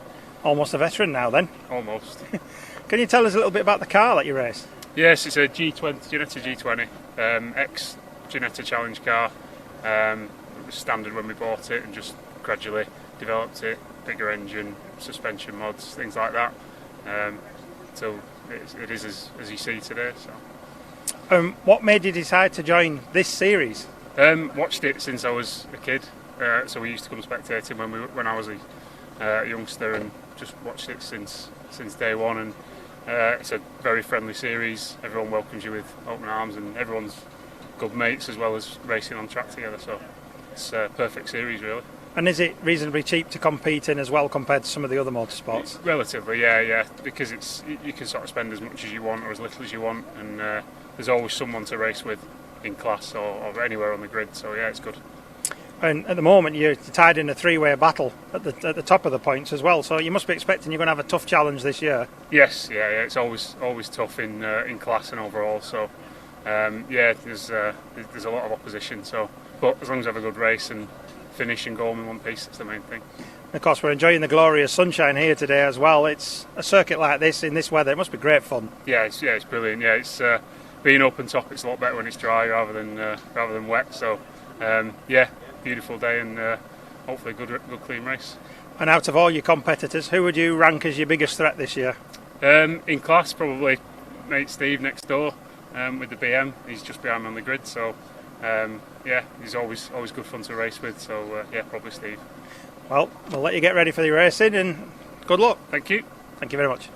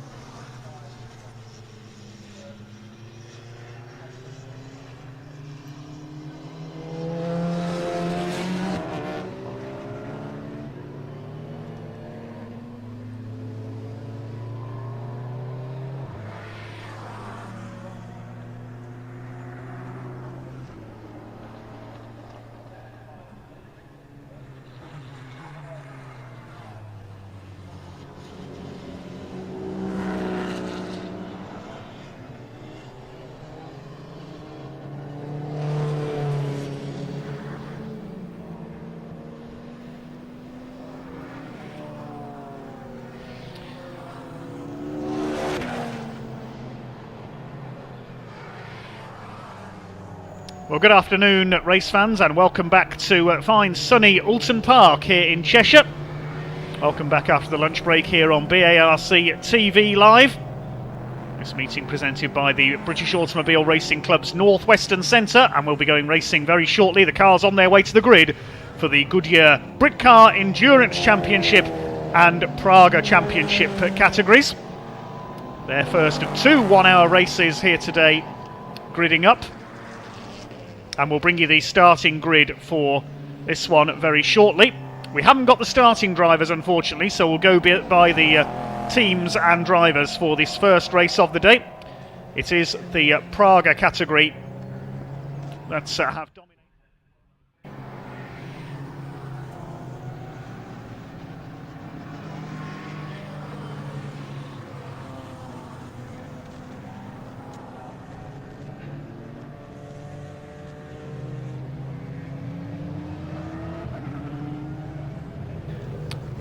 So I'll bring you the grid for this one, set by the quickest time for each car in qualifying this morning. And in pole position it is the number treble 1 Tim Gray Motorsport Praga. That's driven by Richard Wells and Alex Capadia. Alongside them number 29, the current Praga Championship leaders, the CW Performance car of Chris Westmail and Richard Morris, the Racing Pride founder. Second row, number 85, run by Praga Race Academy and Motus One. That's Jay Morton and Angus Fender. Alongside them, the Three Lions car. That car programmed to have 3 drivers in this weekend's races. Gordy Much, Abby Eaton, who we heard from earlier, and Ash Dibden. Their car is on the second row. Row 3, number 91, the Powerhouse Performance Praga of Jack Faby and Charlie Martin. Alongside number 84, the VR Motorsport car. That's the Praga of the Bridle twins, Ed and Chris Bridle. Row 4 of the grid, number 7, which is James Walker and Miles Lacey, the 2 YouTubers. James Walker, Mr. JWW as he's known. They're driving the Works Praga number 7, alongside the number 31, which is the solo-driven Praga of Rod Goodman. On row 5, number 87, that of course Jimmy Broadbent and Jem Hepworth in the number 87 Gold Praga. And the first non-Praga on the grid alongside them, number 77, Dave Scaramanga and Will Powell in their McLaren 650S, the Motus One with Moorgate's car. On the 6th row, number 3, first appearance of Johnny McGregor, the Mac G Racing car this season. That's the Tyrannis, the Ultima-based car, alongside number 144, which is the first of the Class 3 cars, the Ferrari of Chris Goddard and Charlie Hollins, the RNR Performance Cars machine. Row 7, a pair of Porsches, number 37, the SG Racing car of Mark and Peter Cunningham. Starts alongside number 69, that's Marcus Fothergill and Dave Bennett, the Bespoke Defenders, I should say, sponsored car. That's Marcus Fothergill's business, a Land Rover specialist, sharing with professional photographer Dave Bennett. On row 8, it's Team Brits, number 68, with their Aston Martin, Bobby Trundley and Aaron Morgan. That's the quickest of the Class 4 cars. Alongside them, number 60, EDF Motorsport, Ash Woodman and Martin Byford in their Cupra TCR car. On row 9, number 78 should be next, but I think we've had an amendment to the grid there. It's just come through. Yes, 78 will be sent to the back, so Tim Docker's car won't be there. He's had a technical infringement during qualifying, so the next row of the grid will be numbers 138 and 6. 138 is Hugo Cook and Sasha Caccard in their Audi S3. And starting alongside them, number 6, Nathan Wells and Mark Stewart in the Digiplat BMW.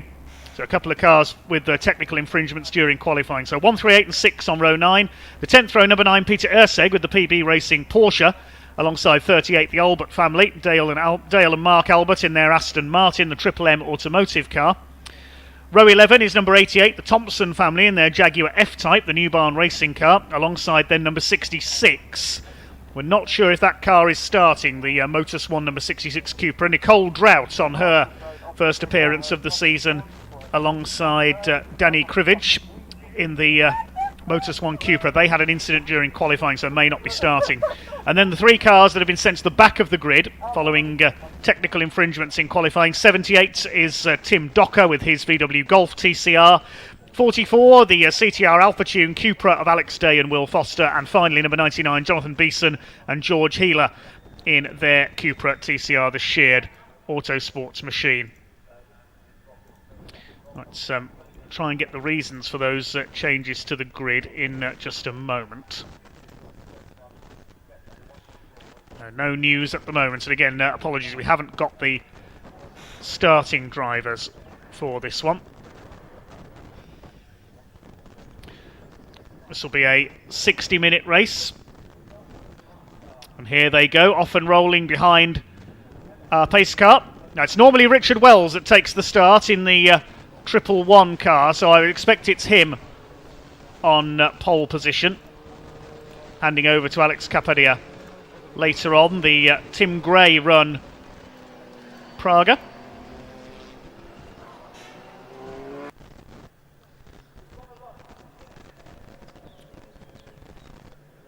So we'll let you know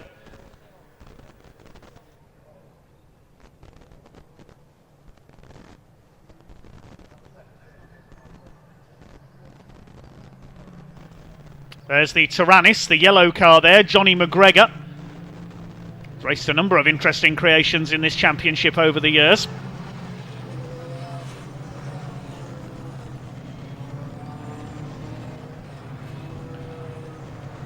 Not sure if we're not missing a couple of the Pragas there from the back of their pack, so whether they've had problems.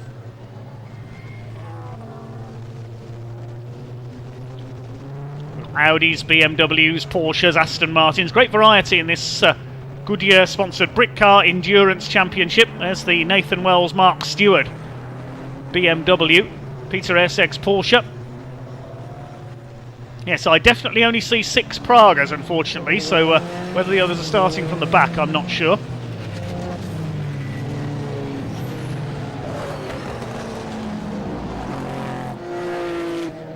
There's the blue Ferrari, Chris Goddard and Charlie Hollings. Charlie, the quicker of the two. The Team Brit Aston Martin, number 68.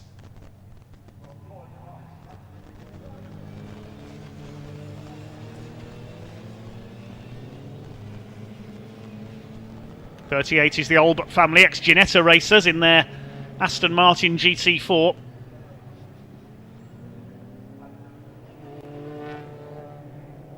One of the Cupras at the back there. We do seem to have lost a few cars since qualifying, I have to say.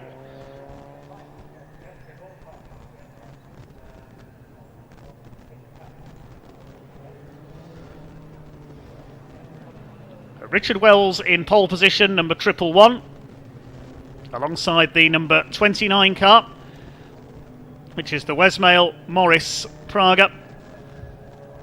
They now start to form up 2 by 2, ready for a rolling start.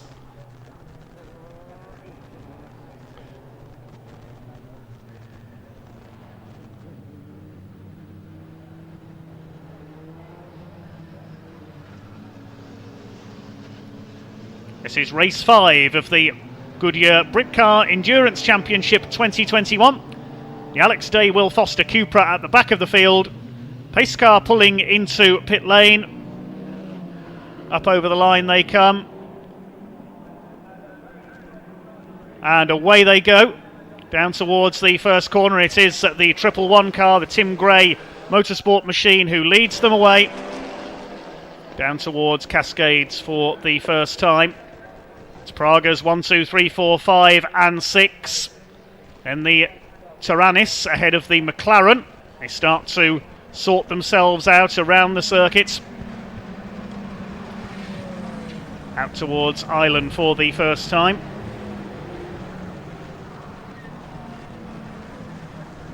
So it's the Pragas dominant at the front of the field at the moment. 69 there, that's the Marcus Fothergill, Dave Bennett Porsche chasing Chris Goddard and Charlie Hollings Ferrari.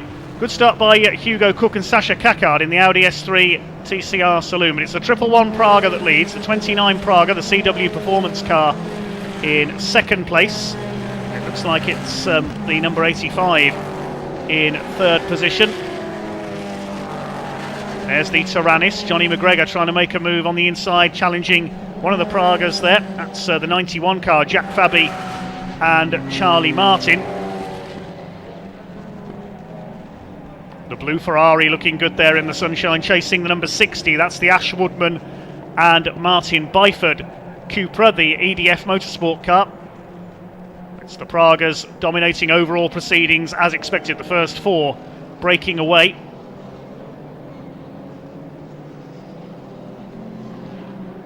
One car flashing the lights there, the Jack Fabi Charlie Martin car trying to make its way through there. They start to sort themselves out then. There's Rod Goodman, number 31, the Motus 1 Praga in 4th. But it's 111 that leads from 29 by just over a second. Tim Gray Motorsport from CW Performance.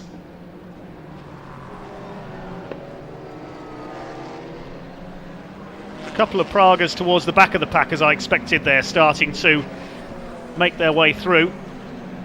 Now we pick up the race order on the left of your screen. There's the number 87, started from the back. I'm not sure why there. The grid rather out of kilter there. I think a couple of cars may have started from the pit lane, so apologies for the confusion there.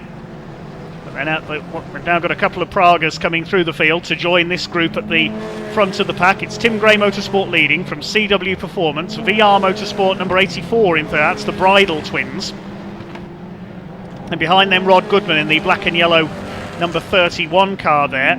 Then 2 more Pragas, the 85 car, that is the blue and gold machine, that's Jay Morton and Angus Fender, the ex-British GT racer. Then the number 91, which is the Jack Fabi Charlie Martin car. There's the McLaren of number 77, Will Powell and Dave Scaramanga. They've lost the lead of the class to Johnny McGregor. He's leading Class 1 in the Taranis. At the end of the first lap, leading Class 3 was the blue Ferrari, the R&R Performance Cars Ferrari of Goddard and Hollings. Class 4 is being led by the team Brit Aston Martin, and unfortunately in Class 2 we haven't got any entries.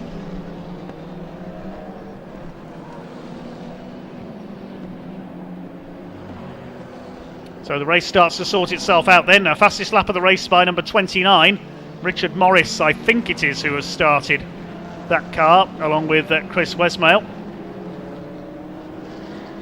First 4 well clear at the front. A battle for 5th between a pair of the Pragas, the 85 and the 91. Praga Race Academy and Powerhouse Performance. There's the Class 4 battle going through. Team Brit in the Aston Martin ahead of the Cupra of EDF Motorsport.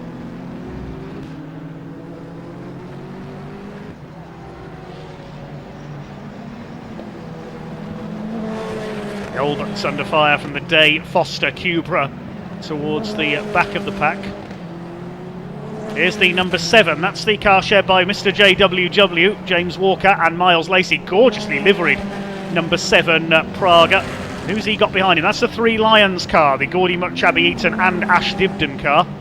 There's the 87, we don't know unfortunately if it's Jimmy Broadbent or Jem Hepworth who started that car. We didn't get the starting drivers, I'm afraid. They're further down the pack, yeah, quite a few cars started from the pit lane there after a late start. There are the 2 leaders, 111 and 29. The Wells Capadia Praga R1 ahead of the 29 version. CW Performance, Chris Westmail and Richard Morris. They graduated from the 750 Motor Club Sports 1000 series where they first made their name. Richard Wells came from the field of Radical Racing.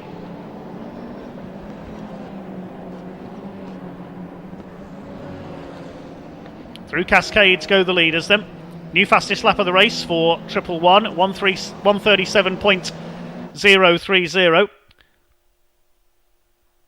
Little bit of onboard footage here from the number 68 car. That's the Bobby Trundley, Aaron Morgan, Team Brit, Aston Martin. Team Brit, of course, helping those with physical and psychological handicaps to go racing. Aaron Morgan, one of their drivers, the wheelchair-bound racer, sadly paralysed in a motocross accident several years ago, sharing with Bobby Trundley. Through come the leading Pragas. Pragas, of course, in their own championship, everybody else in the Goodyear Britcar Endurance Championship. The Class 1 leader is still the Taranis in 7th overall. Mac G Racing, Johnny McGregor driving solo in this race. Second in Class 1 is the McLaren. They're separated by almost 5 seconds. It's just under a second between the 2 overall leaders, the 2 Pragas.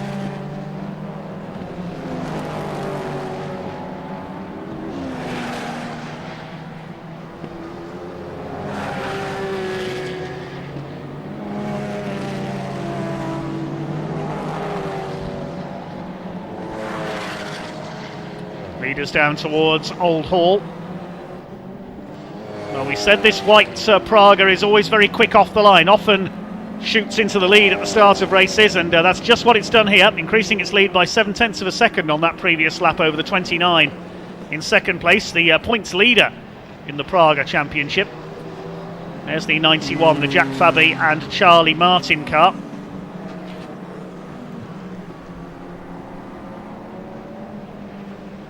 Through the Shell Oils hairpin, and here's a battle further back. Three Pragas together.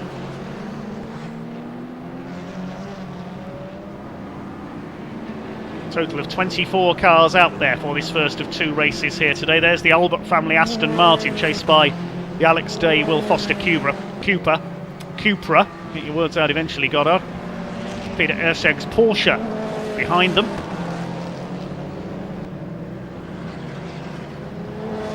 Towards the Shell Oils hairpin, the Hepworth Broadbent 87 Praga, chased by the Treble 3, the 3 Lions Praga, and that number 7, James Walker and Miles Lacey. Behind them is the McLaren, so the Pragas showing their overall pace now. That trio have got ahead of the McLaren. That's for 8th, 9th and 10th. Their next target will be the Tyrannus, number 3, leading Class 1. Number 87, I think it's Jem Hepworth that's started that car. Treble 3 there, possibly Abby Eaton at the wheel of that one, who we heard from earlier. Showing the pace of the Pragas here. They've had to give best to the Class 1 GT cars, the likes of the Nissan GTR and John Seal and Jamie Stanley's Lamborghini so far this season. But those cars not here this weekend, so the Pragas given a chance to show what they can do. 77 of Scaramanga and Powell. They're second in Class 1, the McLaren 650S GT3. Just one class rival here this weekend, the Tyrannus. We'd hope to see Frank Pell in his Lamborghini Huracan back out, but he sadly withdrew. No runners in Class 2, which is normally the Ferrari 488 Challenge. The Ferrari's racing elsewhere this weekend.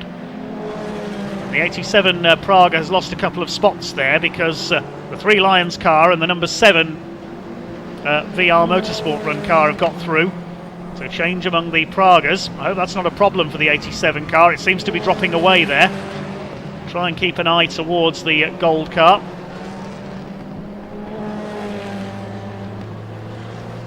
There's the Tyrannus, Johnny McGregor.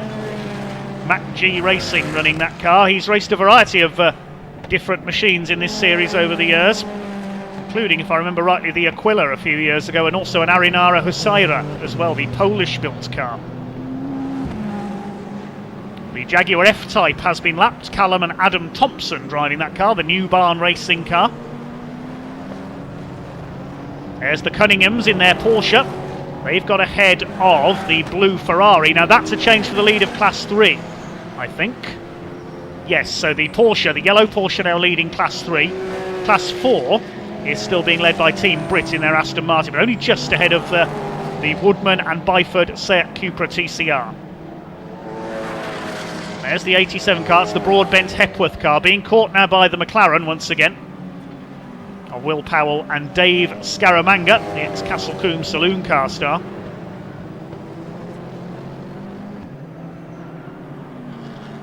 The pit window not yet open. There is one of the TCR cars, that's the number 99 of Jonathan Beeson and George Healer. Not sure that is a Cupra, it looks like a Golf to me. Maybe they've changed car. 138, Hugo Cook and Sasha Kakard in the Audi. They're quite well up in the points in Class 4 of the championship at the moment. It's Team Brit who are leading Class 4 in the points coming into this round. Bobby Trundley and Aaron Morgan. Marcus Fothergill and Dave Bennett, the pace setters in the points in Class 3. Class 1, of course, it's John Seal and Jamie Stanley. No, apologies, I tell a lie. Bon Grimes and Johnny Molem are the points leaders in Class 3 with their Ferrari 458s. I thought that was a Class 2 car for some reason. Apologies there. John Seal and Jamie Stanley, the championship leaders in Class 1. They're not out this weekend. And the Praga points led by Chris Westmail and Richard Morris. Speaking of Praga, the 87, Goldie as it's known. under fire from the 77 McLaren. Will Powell, Dave Scaramanga, the Motor One with Moorgate's car. Wonderful to see such potent cars in this championship.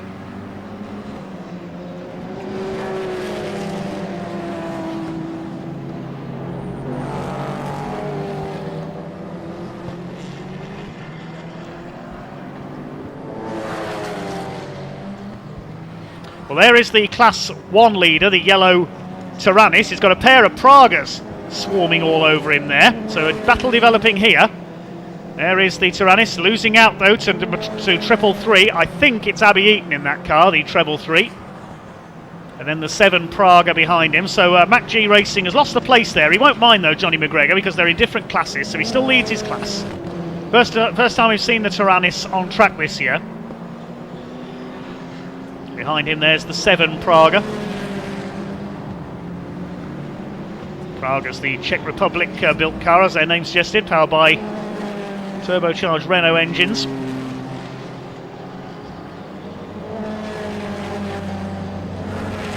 Through they come up over Hilltop. This is the battle for 7th overall.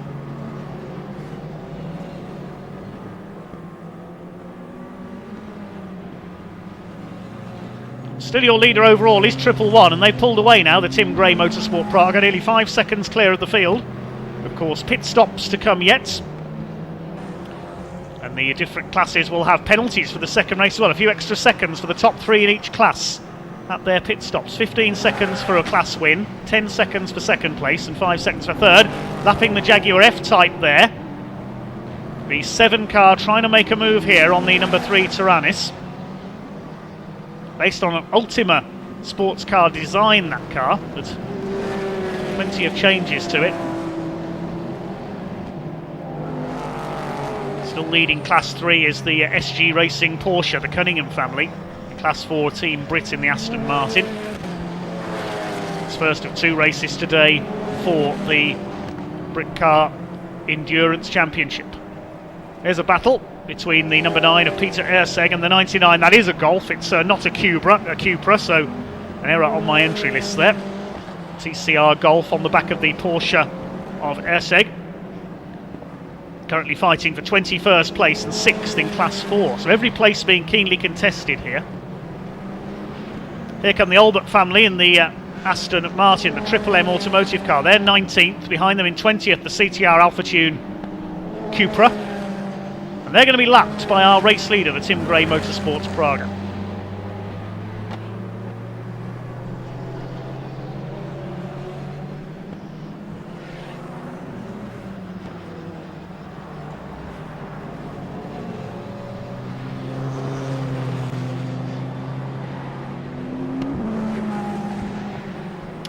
Coming up to the 45 minutes to go mark, so already a quarter of the way through this race. It's gone quickly so far, this first Britcar race of the day. Peter Erseg still holding off the 99 of Jonathan Beeson and George Healer, the TCR Golf. There's Team Brit, they lead Class 4, but only just. This is the battle for the lead of Class 4. Ashley Woodman in the Cupra shared with Martin Byford. I think it's Ash who started the race. Martin Byford, the ex-touring car racer, his team partner. Aaron Morgan and Bobby Trundley for Team Brit lead the class. They're 13th and 14th overall, these two, separated by less than a second. Up Clay Hill towards Druids they go. Well clear of, in third in the class, the Simpsons Motorsport Audi of Cook and Cackard.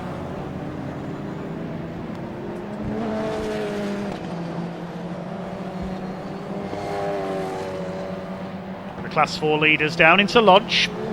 These two have had a good battle at Snetterton as well, I remember. Markedly different conditions to today. It was very wet at Snetterton. So 1/4 of the way through this first Goodyear Britcar Endurance Championship race of the day.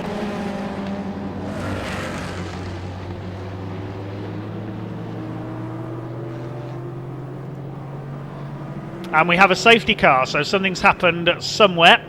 The safety car is coming out. Yellow flags around the circuit, so something has happened somewhere. Someone has come to grief.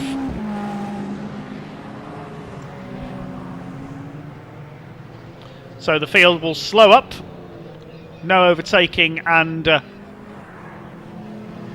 they will form up behind the safety car, trying to see who we may have lost. The Jaguar F-Type seems to have dropped down the timing screen to the bottom, so it might be that's stranded somewhere on the circuit. I know New Barn Racing have had a few engine issues with that car. So we'll wait and see what happens here, what the reason for the safety car is. It has picked up our leader round at the back of the circuit, so the safety car driven by Gareth Newton. There's the reason. It is the Jaguar F-Type that has come to a stop. I think that's out towards Island Bend, up towards the Shell Oils hairpin. It's come to grief there. It's a great shame for New Barn Racing. That's very smart Jaguar F-Type, one of the few F-Types in competition in the UK. They've had repeated engine issues with this car. It looks like the gremlins have struck again. And the 88 car out of the race. There is the driver. Whether it's Callum or Adam Thompson, we do not know, unfortunately. But the safety car is out. Now, is the pit window going to open while the safety car is out? We've seen this a couple of times here. The pit window opens after 20 minutes, so it's looking likely. There's only 2 minutes until the 20-minute mark in this race.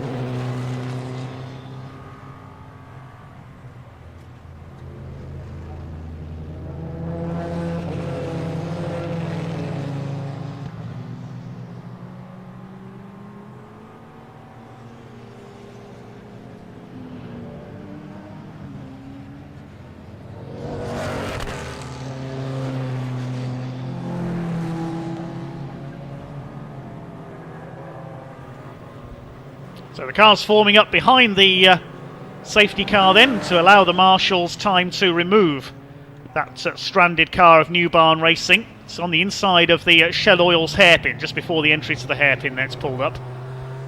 There's the leader, the Wells Capadia Praga. There's number 78, Tim Docker, with his Volkswagen Golf. TCR spec car currently running at the tail of the field. He's been lapped. Quite a few cars are lapped down. There's the recovery vehicle. You can see the marshals in action here and the recovery teams. Our thanks again for their services. We could not go racing without our team of volunteers out there.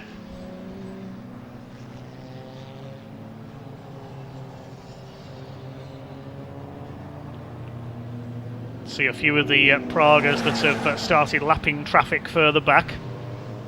The very back of the field there, that's the number 32 Porsche, which is currently leading Class 3, the yellow Porsche, the Cunningham family.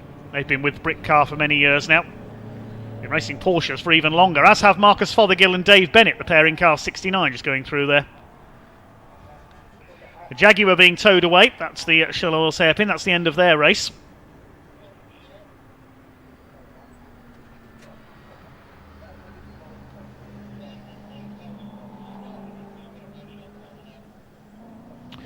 Where is our Class 3 leader? The Cunninghams in their very smart Porsche 911. That's a 997 GT3 Cup. As we said, they've had that car in this championship for a few years now. There's a whole set of Pragas. That's the battle for fourth place overall. 31 Rod Goodman ahead of the Motus in the Motus 1 car, ahead of the Powerhouse Performance car. 91 of Fabi and Martin.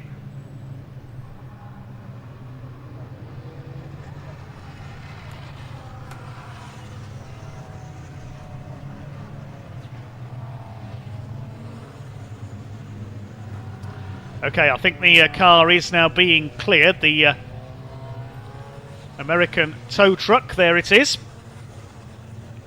Pulling the Jaguar F-Type up over Hilltop.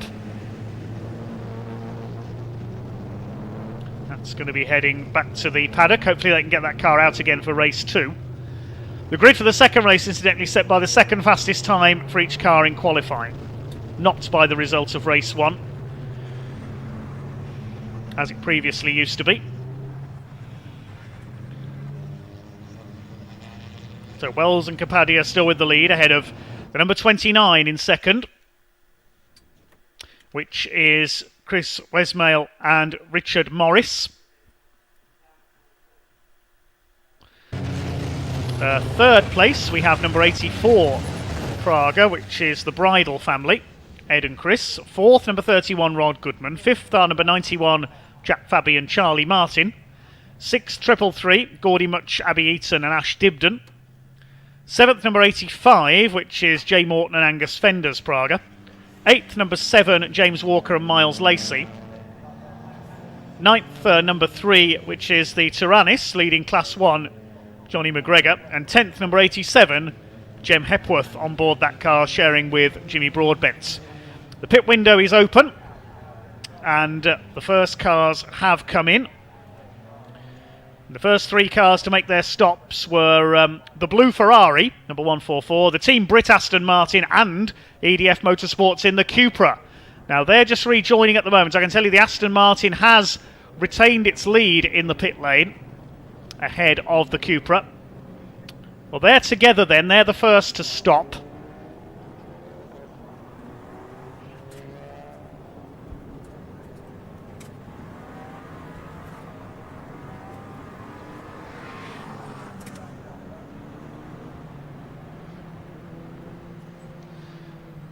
Now, are we going to go racing again this time?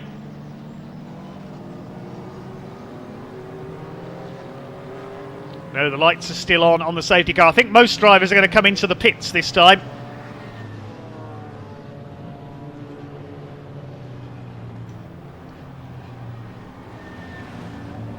So it looks like everybody's coming into the pit lane this time. We know Team Brits, who we ride with now, has already been in. Now, is there anybody there who has not come in this time? Maybe 1 or 2 have kept going. We'll have to wait and see. Most of the field has now come in to make their stops. There they are. And so it's going to be a complete jumble on the timing screen for the next couple of laps because pit stops and driver changes in progress. The cars that stayed out on that lap, there's not many of them. The Team Praga 3 Lions, number treble 3, and the number 7, James Walker and Miles Lacey car. The SG Racing Porsche, number 32, the Cunninghams stayed out. The number 99 Seat has stayed out. That's the... no, it's the Golf, isn't it? The Beeson and Healer car. That stayed out. And everybody else has come in. So there's only 4 cars that didn't pit that time through under the safety car because the safety car may well be coming in on this lap around. We'll wait and see. So it's going to be a confused race order for the first couple of laps of the restart then. There's the cars that didn't come in. They're now behind the safety car. Yes, just those 4. A pair of Pragas, the TCR Golf, number 99, and the number 32 Porsche. They're the only cars that haven't come in so far. Everybody taking the chance to pit under the safety car. You lose less time that way because you can catch back up again.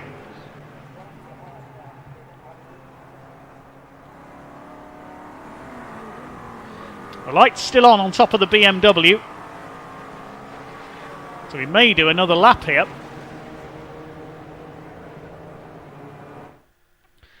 On board with the number 60 car, that's the Ash Woodman Martin Byford Cupra TCR. There you can see the Team Brit Aston Martin ahead of them. So they pitted together. They were 2 of the first cars into the pit lane along with the Chris Goddard Charlie Hollings Ferrari. Charlie Hollings will now be on board that car. It was started by Chris Goddard. No relation, incidentally.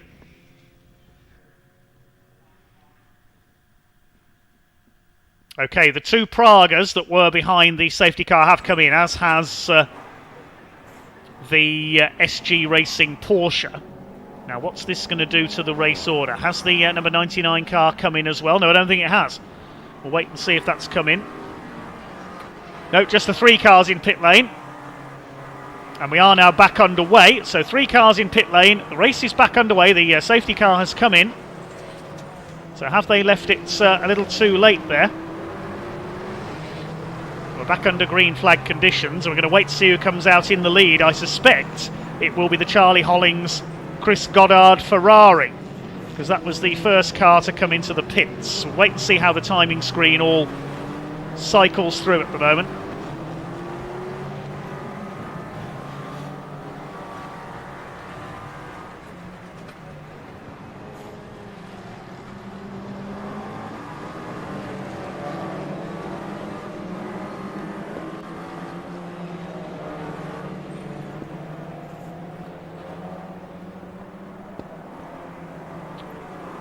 Well, the green flag is out, then we're back underway.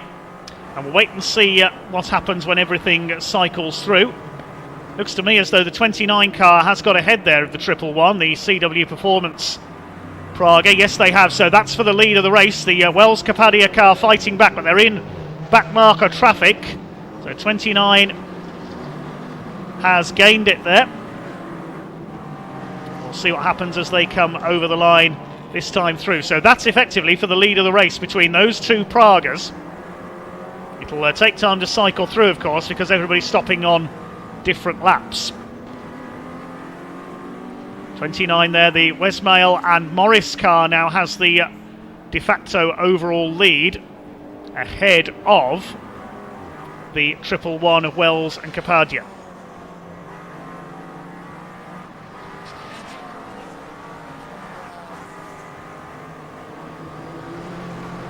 So they will be your top two when everything has cycled through following the pit stops. I think third is the 85 car of Jay Morton and Angus Fender. Just going to have to wait till my timing screen has cycled through.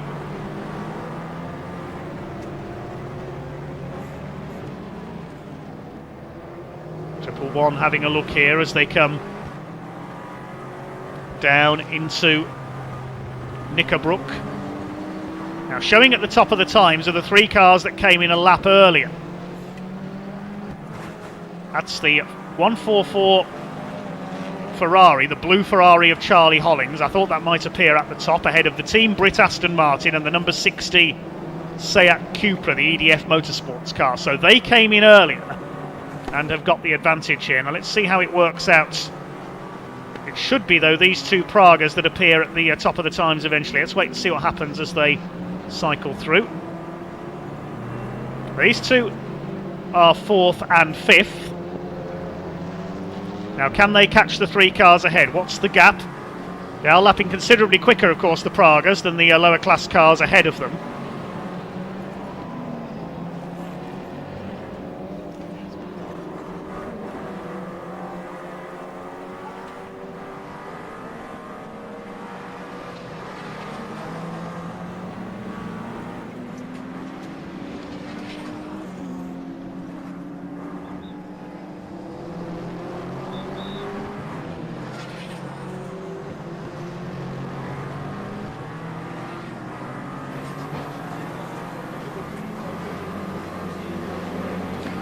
We're here with current race leader Richard Wells. You made an excellent start to the race there.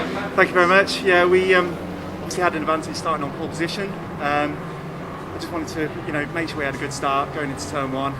Make sure we stayed in the lead, obviously, and then really from there, just wanted to make sure we had some clean gaps and pull a gap to the car behind and leave the cars behind us to scrap it out. Really, which looking at lap times, we're fairly consistent. I was pulling a gap on P2, so I just wanted to hand over to Alex with a decent gap. And then obviously we had a safety car, so coming in, as always, it's a bit pandemonium with the pit stop, so I think there's been some position changes during that pit period, but we're keen to see what Alex can do now and hopefully he can get us back into the lead. And did the yellow flag come a bit too early for you, or was it round about the right time? A bit too early really. I could have done with at least a few more laps. I think the pace we had was strong. I think we could have built more of a margin, but when there's a safety car, it's the most logical time to come in and pit to minimise loss of time. So the team made the right decision, and Alex, he can pedal that car, so I'm sure he'll do well. Yeah, let's see what he can do and see where he ends up. Cool. Thank you very much. Thank you very much. Well, we hear from Richard Wells there, and as we were hearing from him, his car, now driven by Alex Kapadia, is all over the number 29 of Westmail and Morris. This is for 4th overall, the lead of the Pragas. And they are now going to try and catch up with the three cars that pitted a lap before them. Currently leading the race is Charlie Hollings in the 144 Ferrari, the RNR Performance Cars machine. 68 of Team Brit in second place. And EDF Motorsports number 60 in third. But of course the Praga's lapping much faster and they should catch them up. 6th place overall at the moment is the number 85 Praga. They go up towards Clay Hill and Druids. It's the battle for the lead in the Praga category, and for 4th overall, the three ahead of them. Let's have a look at the gaps between the two of them. It's the Ferrari going clear of the two Class 4 cars as expected. The battle between 68 and 60 is some 40 seconds down on Charlie Holling. So there we see the number 60 car, which is in third place overall, behind the 68 of Team Brit.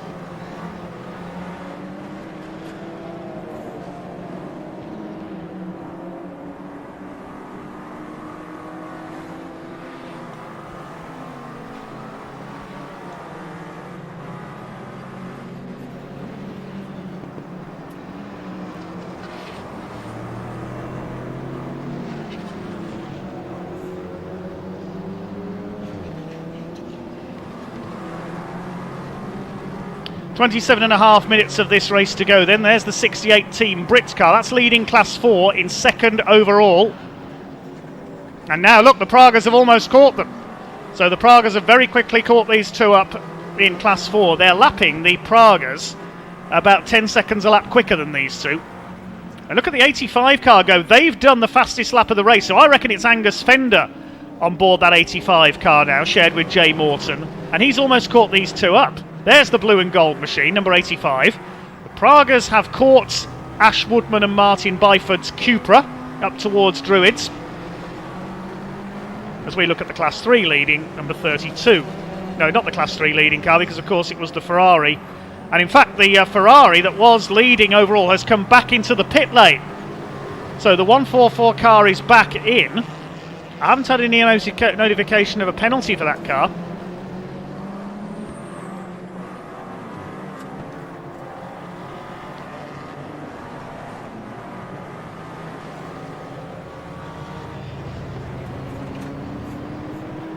We'll try and see what's happened there. It has now gone back out, I think, the 144. So whether that was a stop-go penalty, I'm not sure. We've not had any notification of that.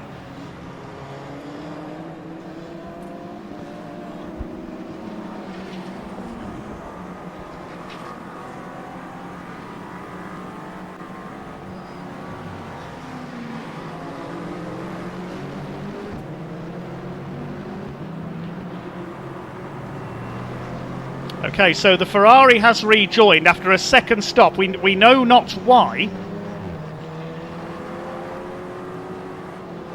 The pit window is still open. There's one car that's, according to my screen, still hasn't come in, and that's the number 99 Sheared Autosport Golf.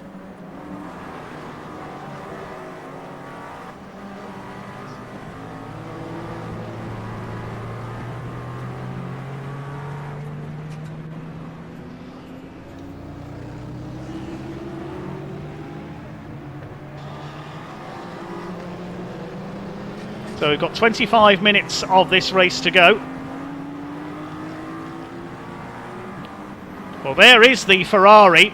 Now, where is he in relation to the Team Brit Aston? He's behind it there. So this is for the lead of the race. There is the Team Brit car. So we've got our race leader, number 68, which is the Team Brit car. But I think the Pragas may have gone through by now on these two.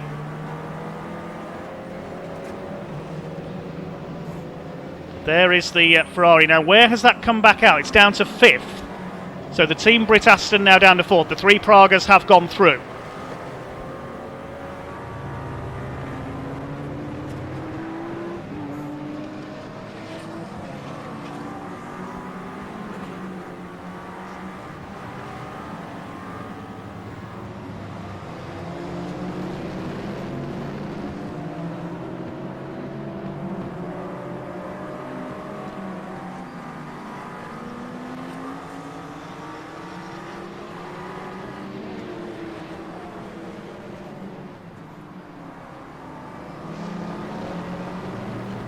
Well, there is the now the lead battle. They've come through past the Ferrari after it made that pit stop, and it is Alex Capadia who has retaken the lead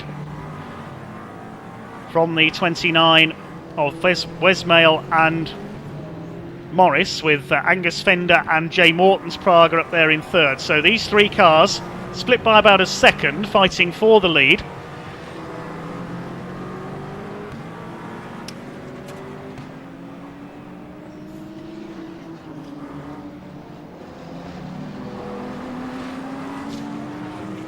Well, the 99 car has now made its stop. Jonathan Beeson and George Healer. That's the last car to make its pit stop. Just ahead of the BMW there, number 6.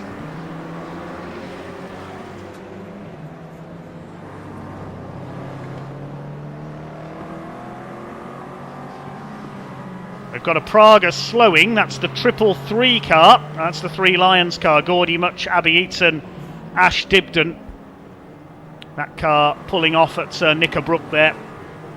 There's some sort of an issue. The 333 car hasn't had much luck this year, it has to be said. Yep, that car out of the race. The leaders in backmarker traffic. It is still the 111 Praga that leads. Alex Kapadia has raced in LMP2 prototypes, among other things, internationally over the years, so has a lot of experience. The 85.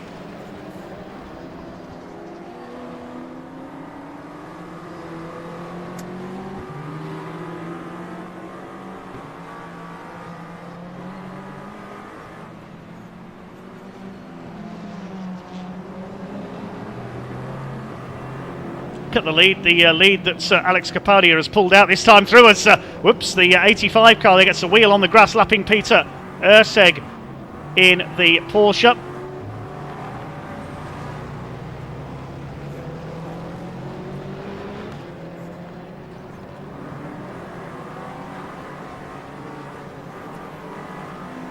Leaders come out of Lodge into Deer Leap.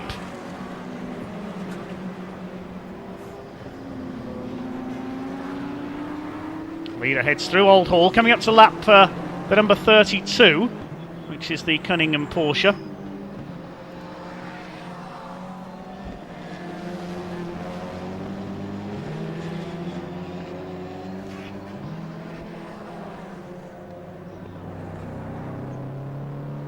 Marshall's dealing with the stranded car there at Knickerbrook, so the yellow flags are out, no passing into the chicane there. As the Tim Gray Motorsport Praga in the hands of Alex Kapadia continues to lead. There's Tim Docker, number 78. Oh, he's got some damage. He's hit something. The number 78 there.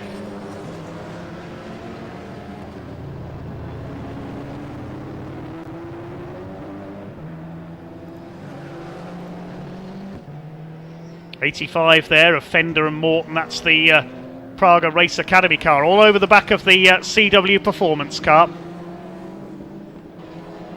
There's the blue Ferrari. That's down to 5th now behind the Pragas. Didn't take them long to catch up, did it? But the Ferrari made a second stop, only a brief one. We don't know the reason why Chris Goddard and Charlie Hollings stopped again, because they were leading overall after the stops. He's there in 5th, still leading the class, leading Class 3. Team Brit in 6th place lead Class 4. Class 1 is now being led by the number 77 McLaren. I think we may have lost the... where is the Tyrannus? No, that's still there in 10th place.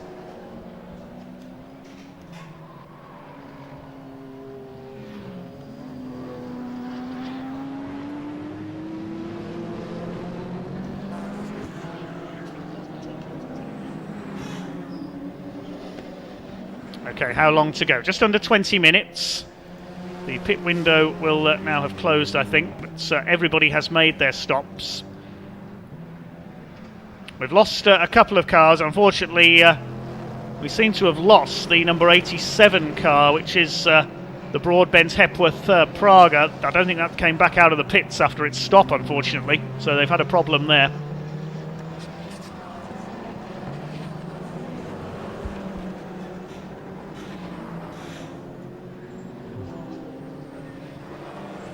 There is the battle in Class 4. That is the number 68 Team Britcar down into 10th place, with the faster cars coming through having made their stops. But he's still got the EDF Motorsport Cupra behind him. 2.38 seconds the gap between those two. There's the Cupra.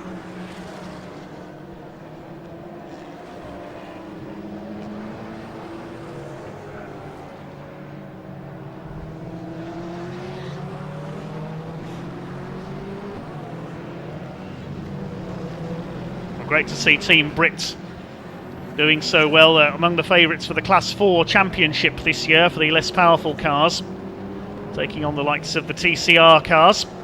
Through goes 32. That's the Cunningham Porsche. Second in Class 3. They're in 13th place. There's a bit of debris on the road there. I don't know where that's come from. There's the number 84 Praga. That's the Bridal family. They're in 9th place, just behind the Tyrannis. So this is for 8th position. They're in different classes, of course, but continuing their fight from earlier on. So the stop's putting some of the GT cars up there amongst the Pragas. They're trying to get past the Cunninghams here in their Porsche, trying to lap the 32 car. There's the 77 car. They're now leading Class 1. I would imagine it's Dave Scaramanga who started that car, and Will Powell has taken over, ahead of Rod Goodman in the 31. This is 6th and 7th overall, just behind the blue Ferrari, which is still leading Class 3.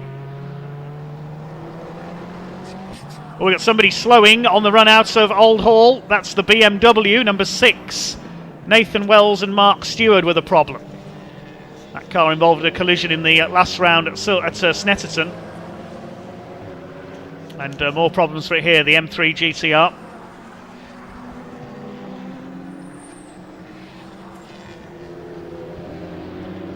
So 77 in 6th overall. Competing to be the top non-Praga, I think these two are. Coming up on the Ferrari. They're in different classes, of course. The McLaren a GT3 spec car.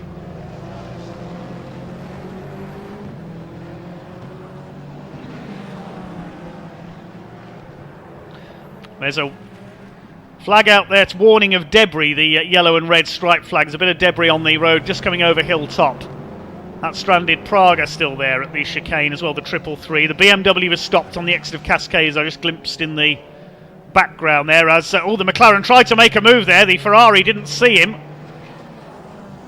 And I think the safety car's coming out again. Yes, it is. We have another safety car.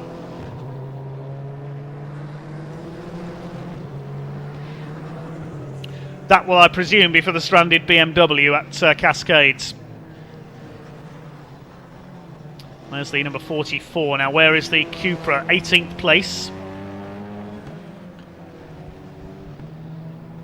Okay, so this is going to check the progress of the Pragas. Then the first three were still fairly well nose to tail, separated by less than 4 seconds, the top three.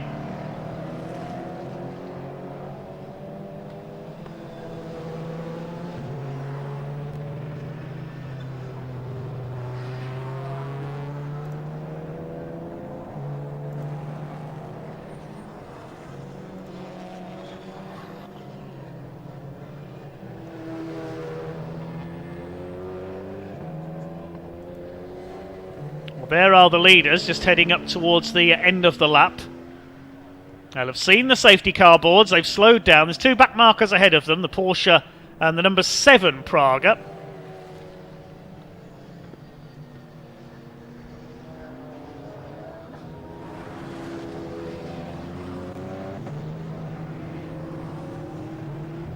So the BMW safety car on track again will pick up our race leader when it can. And there is the leader, Alex Capadia, in the number 111 Praga. Well, so far it's been wins for Lamborghini and Ferrari in the Britcar Endurance Championship overall, but it looks like it is going to be one of the Pragas this time. This is going to close the top three up again.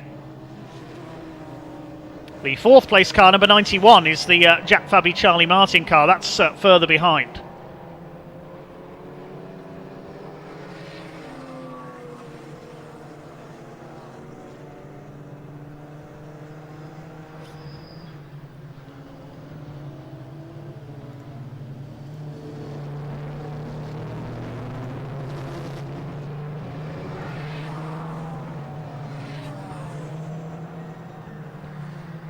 So the leaders in behind these two back markers at the moment as they wait for the safety car to pick them up.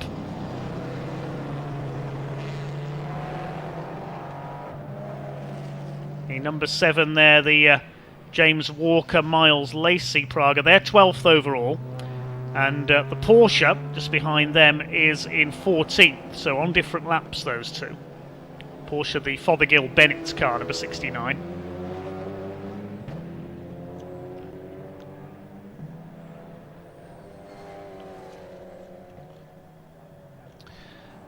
I'm not sure why the safety car was called here, because that BMW number 6, which was the car that was stranded at Cascades, I've just spotted has got going. So it may not have been for the BMW. Leaders through Lodge. 13 minutes to go. Well, the board's still out, but I can't see the safety car on track anywhere.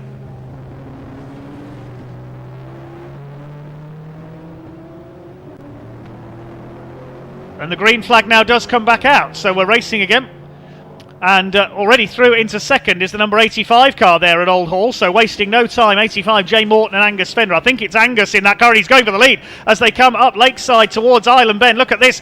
Well, 111 Alex Capadia was caught napping there on that restart. He didn't expect the green flags to go out so suddenly. I don't think he's lost the lead. The 85 car now leads the race, and the 29 is up into second.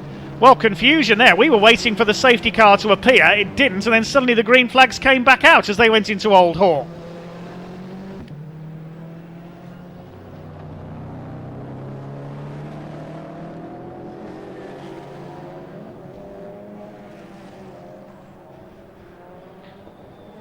'29 in second place, the 111 down to third. Oh, and the Porsche turns in there and he hits the 29. There was contact there. Well, the Porsche here, Marcus Fothergill and Dave Bennett, needs to be watching their mirrors here because they've got Pragas trying to get through, and this is allowing the 85 car to get away. There's the leader, the 85. The 7 is a lap down, and the other two, they can't get past that Porsche of 69, Bennett and Fothergill. They still haven't got past him coming out of Druids there. He's 2 laps down on these Pragas. He needs to let them through because they're trying to fight their way back up onto the tail of the leader. And they've lost so much time here behind the number 69 Porsche.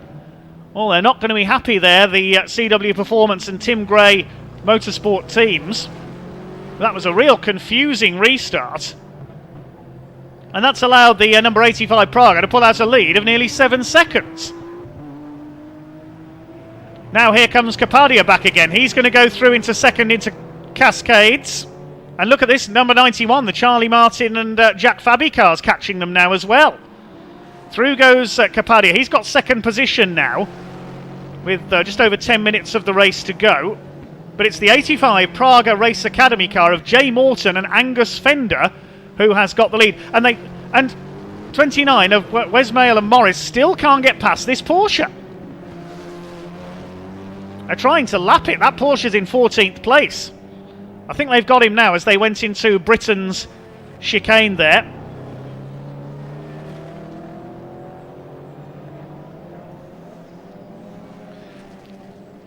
Yes, they've got through, and now Fabi and Martin trying to do the same in the number 91, the Powerhouse Performance Praga. And the Porsche needs to be given a blue flag here. See, it's still fighting with the Pragas here. Does he think he's on the same lap as them? Next behind them is the 138 Audi. Yes, he's got through now, Fabi and Martin, the number 91. Right, what's the lead gap after all that over the last couple of laps then? Number 85, the Praga Race Academy car, has the lead.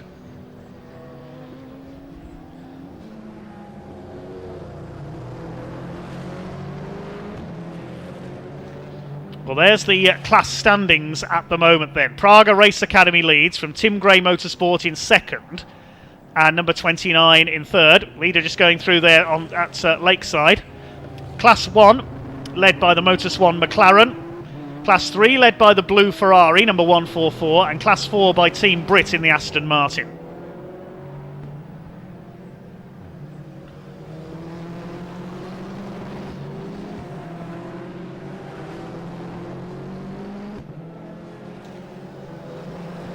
Leader comes over Hilltop. 9 seconds clear now. Although the second place car has just done the fastest first sector of the race, so it had. There goes the leader up Clay Hill, the 85 of Jay Morton and Angus Fender.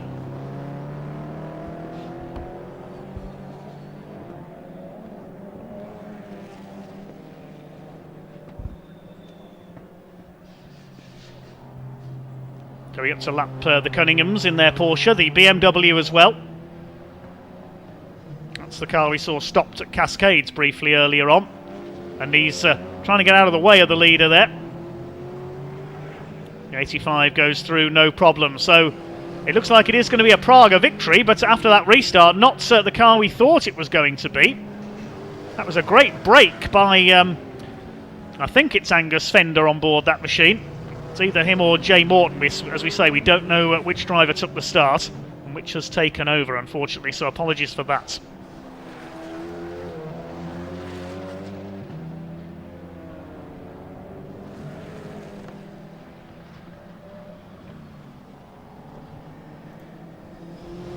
Through the Shell Oils hairpin goes our leader.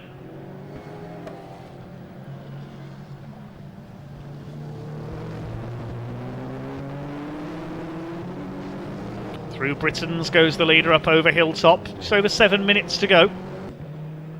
We should get about 5 more laps out of this. First Goodyear Britcar Endurance Championship race of the day, and it certainly looks like it's going to be the first overall Praga Championship winner of the season. Beyond that, the Motorswan with Moorgate McLaren is now up into 5th place. That's got ahead of Rod Goodman's Praga.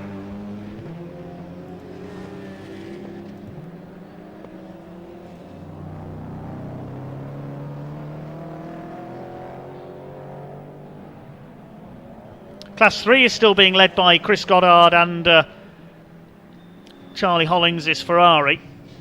And Class 4 by Team Brits. They're still only just ahead of the Seat Cupra of EDF Motorsports.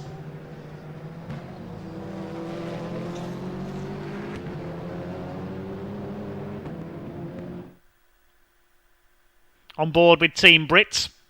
Currently running in 11th overall. They're only just ahead in the class though of the Ashwoodman Martin Byford car. There they are.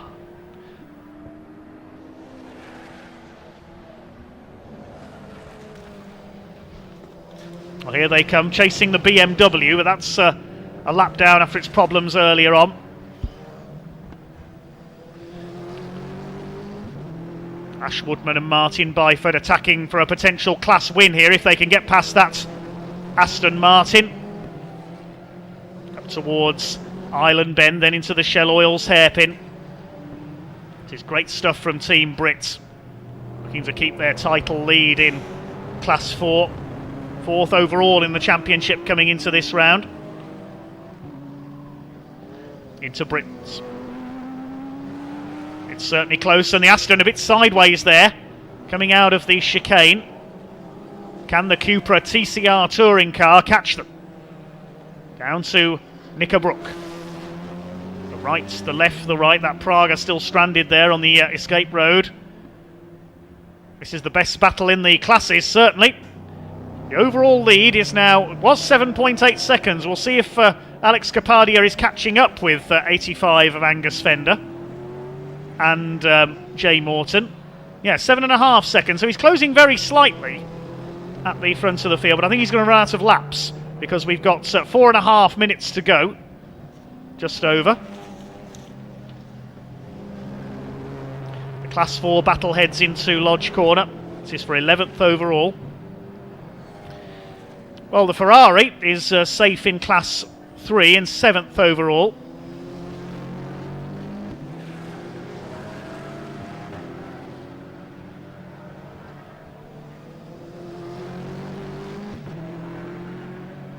Out of Old Hall, down towards Cascades. The Aston has actually pulled away a little bit on that lap. 1.2 seconds now the gap.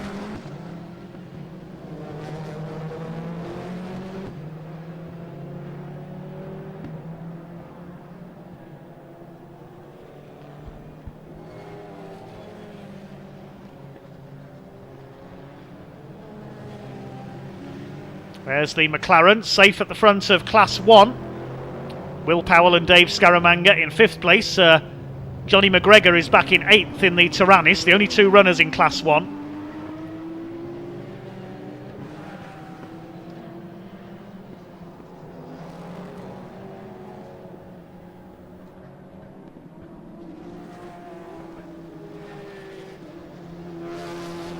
So coming towards the end of this one now, just over 3 minutes to go.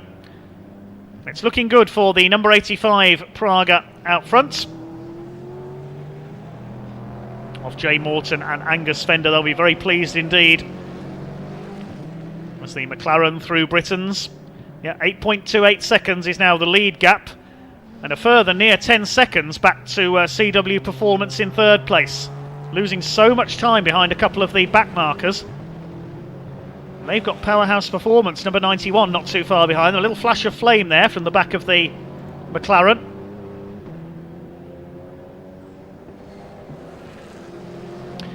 Update for Jimmy Broadbent fans just come through. Unfortunately, a gearbox problem for the number 87 Praga has put them out. So hopefully they'll be out for race 2.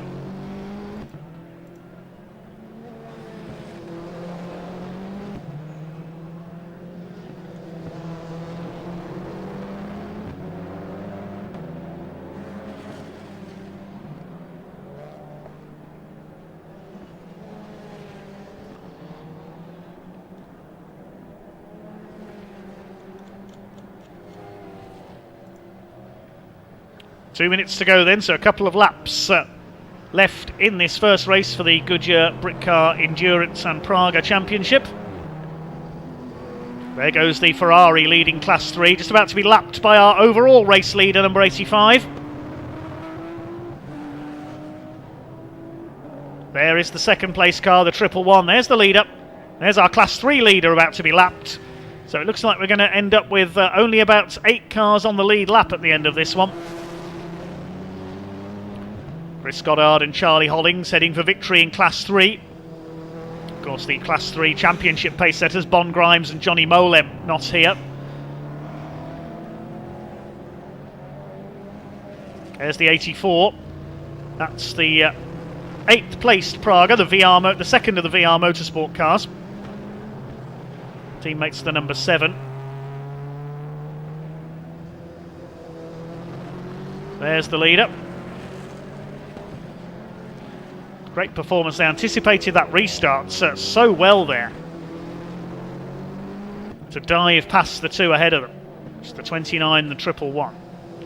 There's the 138, the Audi. That's running in 15th place, the Audi TCR.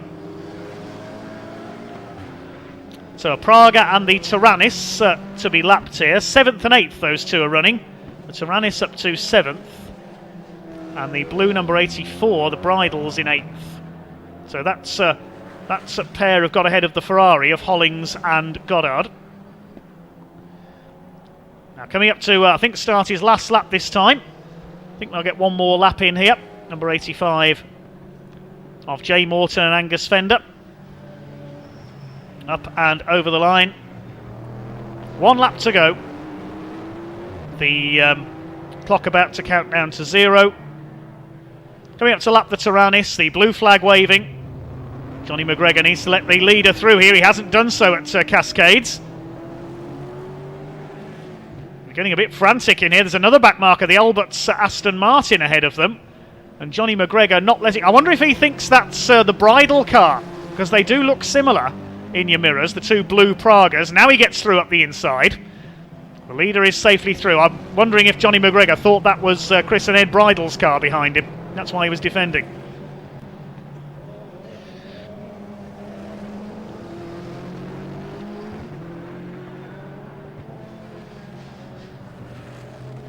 Up over Hilltop for the last time, down towards Knickerbrook. Well, it looked like they were on for 3rd place. The safety car helped them catch up, and as soon as the green flags came out for that very short caution period, they didn't need asking twice. They shot through into the lead, and it's going to be a popular and somewhat surprise victory for the number 85 Praga Race Academy car. Through Druid's corner for the last time. Lights already flashing at the back marker there, all ready to celebrate as they come through Lodge Corner for the last time. Well done to Jay Morton and Angus Fender. Up out of Deer Leap for the last time. The checkered flag is in sight, and the win goes to number 85 Praga Race Academy. Jay Morton and Angus Fender take the win in Britcar Race 1 here at Oulton Park. Second place for Tim Gray Motorsports, driven by Richard Wells and Alex Kapadia, 10.7 seconds down. And third place we should see the CW performance car of Chris Wesemel and Richard Morris.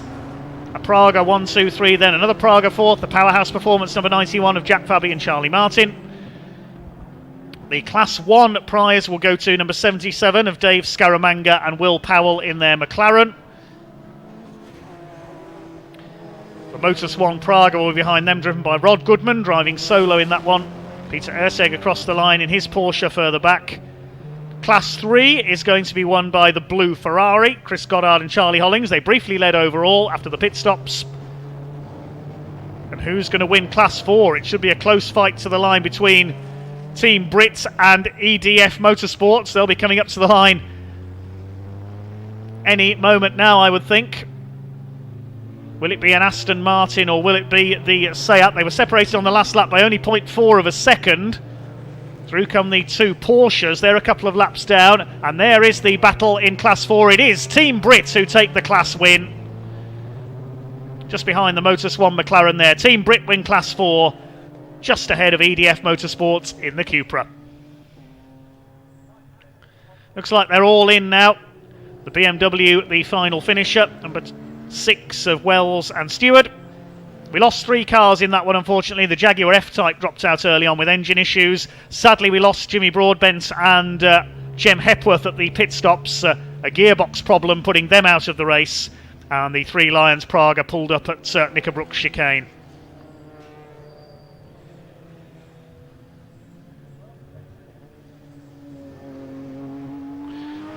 There's the provisional results then. The Pragas taking the first 4 places. Number 85 of Jay Morton and Angus Fender, the winners.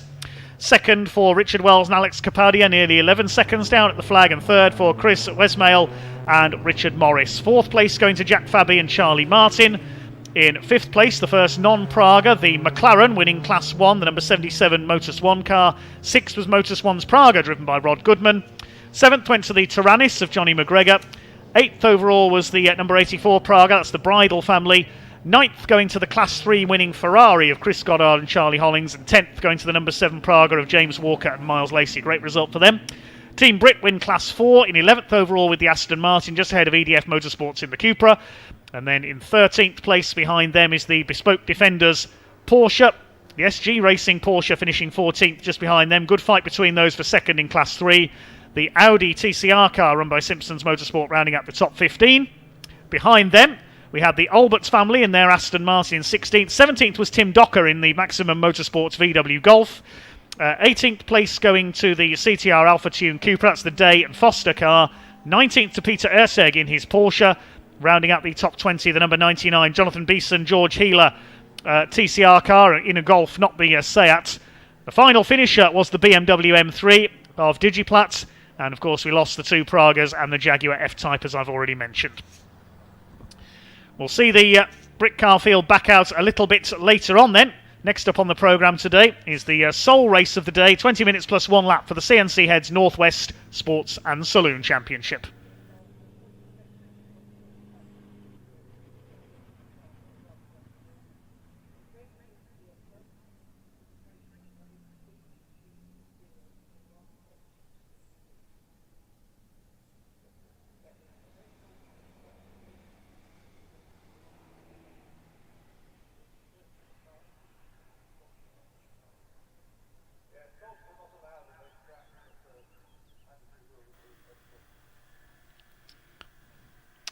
Okay, we can now head down to Parc Fermé to talk to one of our class winners, down with Richard.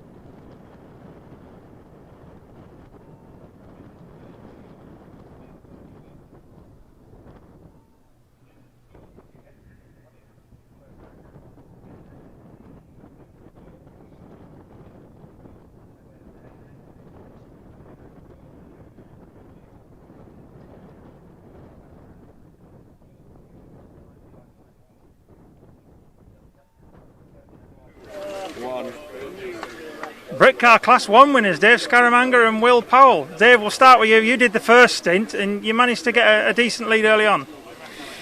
Yeah, first time racing here in a GT car, so I was excited, didn't know quite what to expect, but it's turned out well.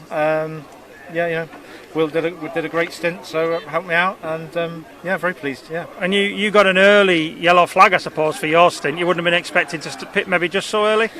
No, I would have probably planned to do another 5 or 10 minutes in the car, but because of the safety car, we had to come in and do a pit stop, and Super. From there.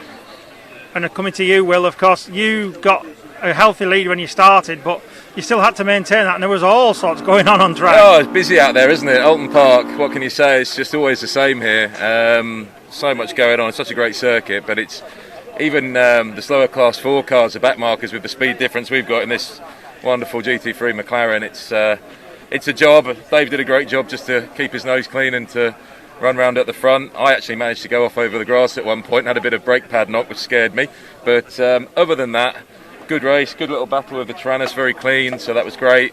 And really nice to be back on the top step of the podium with this man. Delighted. Superb, and you've got it all to do again later on this afternoon. Oh yeah, I forgot about that. Oh, we better go and have a glass of water. Well, thank you very much. Thank you, cheers. Cheers. Okay, so we've heard from our Class 1 winners there. Hopefully we'll hear from the Prague winners in a short while as well. But next we turn our attentions to the CNC Heads Northwest Sports and Saloon Championship. This is a championship open to just about anything. We've got everything from standard hatchbacks up to modified sports cars, kit cars, special saloons and more out in this series. Now in its 38th season on the UK circuit, sponsored by CNC Cylinder Heads and carservicepacks.co.uk. And let's have a look at the grid for this one then. In pole position in the Seika Rapex sports car is number 47 Steve Harris. And alongside him 95 Paul Wolfett in his Lotus Exige special GT car.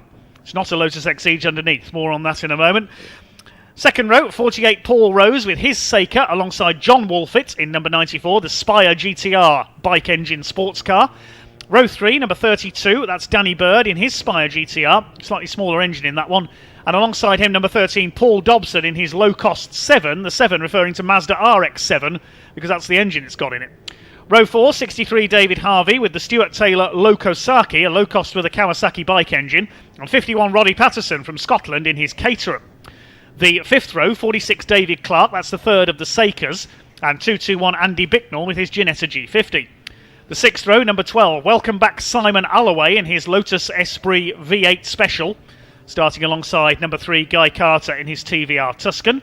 Row 7 is the reigning overall champion, running in Class E, 6 different classes in this championship. Class E champion Jamie Cryer, the overall champion with his little Ginetta G20, and 144 Tim Foxlow with his Space Frame Mark 1 Escort clone. The 8th row, 77 Stephen Parker, he's in a BMW Compact, alongside number 81 Pat Smythe with his Lotus Elan Special GT car. The 9th row, 148 Don Hughes with a Peugeot 306, and 27 Gary Wardle with his newly acquired Seat TCR car. Row 10, we've got 55 Paul Rotherow from the West Midlands, so it's not just Northwest-based drivers in this championship. He's in a Citroën Zara, starting alongside number 76 of Rob Phillips, he's in a Honda Civic. Row 11, 118 of Rick Walker in his BMW Mini, and 149 Gary Warburton with his classic Mini Miglia. Then we've got row 12, 97 Bruce Carter, he's in a Modsports MG Midget, and number 69 Chris Marries, a veteran of this championship, he is in a Honda Civic Type R. The 13th row, we've got number 79 Clive Dix, he's in a Mazda RX-7, alongside 75 Graham Smith with his Mazda MX-5. Row 14, 84 Peter Kukulis in his Toyota MR2, and 67 David Bird with a Honda Civic. The 15th row, number 87 David Jones, he's in a Ford Focus RS, alongside 169 Jake Johnson, he's in a Ford Fiesta. Penultimate row, number 7 Connor Modrow, he's in a Ford Focus, and 34 Helen Allen, NHS worker with her Ford Fiesta. And the final row of the grid, 83 Colin Flynn with a BMW Mini, and number 52 Andrew Smith, he's in a VW Beetle. The new Beetle unfortunately had an off in qualifying, so we'll wait to see if that is out there. There'll be a green flag lap followed by a standing start. 20 minutes plus 1 lap. The green flag lap gets underway. A real mixture, as you can see, of cars out there. We've got the Dutch-built Seika sports cars with Subaru engines. Steve Harris has put his green machine on pole.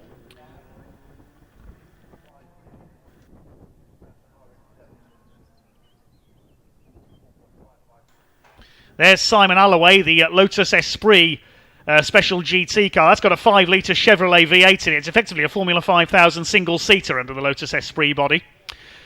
The class racing today for the Dave Simpson Memorial Trophy. Dave Simpson, one of the founders of this championship. And the driver who wins his or her class by the biggest speed differential, the biggest margin, wins the Dave Simpson Memorial. We'll have to confirm who that is a bit later on. We're missing Andrew Smith's Beetle from the back of the grid. That had an off in qualifying. But you can see the variety here. We've got TCR cars, we've got kit cars, we've got classic minis, new minis, Seikas, the Spire sports cars built in Chesterfield. A low-cost chassis there, number 13, Paul Dobson, the former champion, with the Mazda RX-7 rotary engine in it. Roddy Patterson with his Caterham there, number 51, the Scotsman. A trio of Seikas. There's Simon Alloway. Great to see that special GT Lotus Esprit back out there. Tim Foxlow with his hot rod style space frame Mark 1 Escort. He is an ex-short oval hot rod racer. Pat Smythe with the special GT Lotus Elan. That's an original from the 70s as well, that car. And Paul Wolfitz, that looks like a Lotus Exige. I think that's actually a Radical chassis underneath there with an Exige body on top. So some very special cars in this field. We should have had 34 of them out there, missing one from the back. TVR Tuscan out there. Some will remember the One Make series for them in the 80s and 90s. Paul Rotherow for the Aldridge Motor Bodies car, based in the West Midlands, with the Citroen Zara, famous as a rally car and rallycross car, of course. Gary Warburton with the classic Mini Miglia. MX-5, MR2, Honda Civics, Ford Fiestas, Ford Focuses. What a cracking field. The championship sponsored by CNC Heads, engine building specialists, owned by Rick Wood, who is often seen racing one of his extensive collection of classic saloon cars in this championship. He's not out today, though, sadly. We saw him out in the first round at Oulton Park in his Calsonic Nissan Skyline. Gran Turismo players will be familiar with that car. But it's the Seikas that are normally the favourites for overall wins, in particular that black one, Paul Rose, number 48. The boss of JPR Motorsport. 3 Seikas in this field, powered by 2-litre Subaru engines. Simon Alloway could be in with a chance of an overall win. But it's all about the classes. Classes A down to F. We'll keep a few tabs on who's leading what class. 20-minute race plus 1 lap. So once the clock goes down to 0, the last lap board will go out.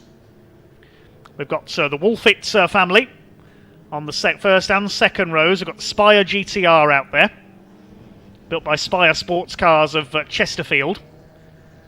The motorcycle engine machines. A bigger engine in John Wolfit's car, smaller one in Danny Bird's machines. They're running in different classes. The class battle will become apparent as soon as we get underway. Classes A down to F. All based on the engine size and power output of these machines. You really can race anything you like in this championship. Ready for the second round of the year then for the CNC Heads Northwest Sports and Saloon Car Championship. 20 minutes plus 1 lap of the Oulton Park circuit. Steve Harris in the green Seika on pole position. 95 Paul Wolfit alongside him. It's going to take a while to get the grid into order for this one. 76 there on the right, the Honda Civic. That's Rob Phillips, the Welshman. Not just Northwest-based drivers. We've got drivers from all over the UK in this race. From Scotland, the West Midlands. From Merseyside. From North Yorkshire, in the case of the Wolfit family. From Wales as well. A brilliant field. I think we've got 33 cars on this grid. Service vehicles into position at the back of the grid. Waiting for the lights to go out, and here we go. Over 20 minutes of racing. Great start by John Wolfett in the number 94, the Spire. And look at Paul Dobson come through. There's contact there. Somebody has been hit. Oh, it's Simon Alloway who didn't get away. That's what caused the problem in the pack. He's got going again now at the back of the field, but there was definitely some contact. I saw some bodywork fly up into the air there, but it's John Wolfett who leads, from Dobson in second. I think it's David Harvey up into third place in his Lokosaki, low-cost chassis Kawasaki engine, as everybody makes their way down the avenue into Cascades for the first time. 169 there is Jake Johnson's Ford Fiesta. They start to sort themselves out. Oh, Steve Harris has gone off. The pole sitter spins onto the grass. Just too many cars in too small a space, I think, there, and the Seiko goes spinning. For goodness sake, says Steve Harris as he loses it there. He'll have to rejoin at the back. And there goes the pole sitting car. We'll pick up the leaders in a second. It is Paul Dobson that has gone through. I think it's John Wolfett who has still got the lead as Steve Harris rejoins in the number 47, or tries to, the rear-engined Seiko sports car built in the Netherlands.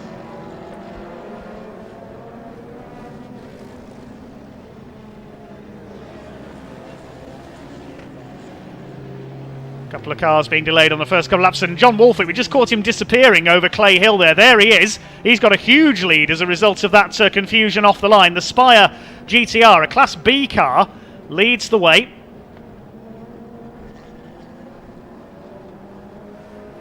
The battle for second is headed up by Paul Dobson in the rotary-engined low-cost Mazda. Third is number 32, Danny Bird, with his Spire, the smaller engined car. Then we've got Paul Rose in fourth, and Paul Wolfett is in fifth position. Sixth behind them, it is David Harvey with the low cost. There he is, the black and green car. And then a gap back to Roddy Patterson in the Caterham C400. He was the car that got hit off the line. You can see one of his rear wings is missing. So they start to sort themselves out then. Paul Wolfett up the inside, trying to use the power of that Lotus Exige clone. And Paul Rose using the power of the Seiko. He goes through for second. Smoke out of the back of Paul Wolfett as he got a problem. Fast but fragile, these special GT cars. Well, quite a sort out in the lead pack. Yeah, there's definitely a problem with Paul Wolfett's car. He's not slowing him down. He's straight at the inside. Look at this from Paul Wolfett. Takes Danny Bird and trying to take Paul Dobson as well in the bewinged low-cost Mazda. Yes, he's gone through.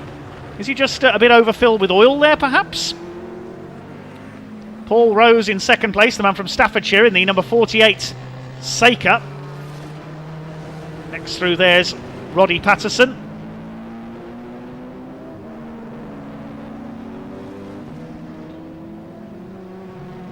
There's the leader up towards Clay Hill.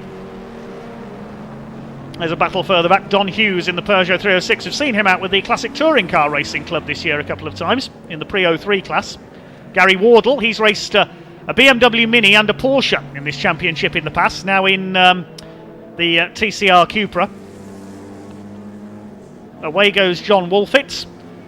We've got one car that's retired. Bruce Carter's pulled off in the number 97 Mod Sports MG Midget further back.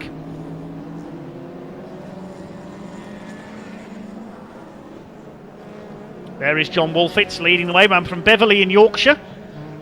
Looking for an overall win for a Class B car. It's normally the Seikos that win overall in these races, but nice to see a Class B car up there. Here's a scrap further back in the pack. 221, the black Ginetta of Andy Bicknell challenging Guy Carter in his TVR Tuscan, and Don Hughes in the Peugeot 306 behind them. They're chasing David Clark in his Seiko, the third of the three Seikos in this one.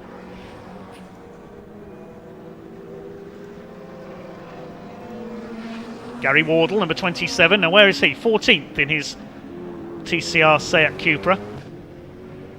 So it's John Wolfett, Paul Rose, Danny Bird, Paul Dobson up front. Paul Wolfett has pulled into the pit lane, I can tell you, the Lotus Exige, so he did have a problem there. So lose one of the front runners. Where is Simon Alloway, who's stalled on the grid? He's back up into 21st place, the Lotus Esprit with the Chevrolet V8 engine. David Clark in 10th place, now under fire from Tim Foxlow in his Ford Escort. There's Bruce Carter's car, number 97, the Mod Sports Midget, out of the race. Number 83 looking a little slow there. Colin Flynn in the BMW Mini Cooper, the leader, is coming up to lap him shortly. That's a Class F car.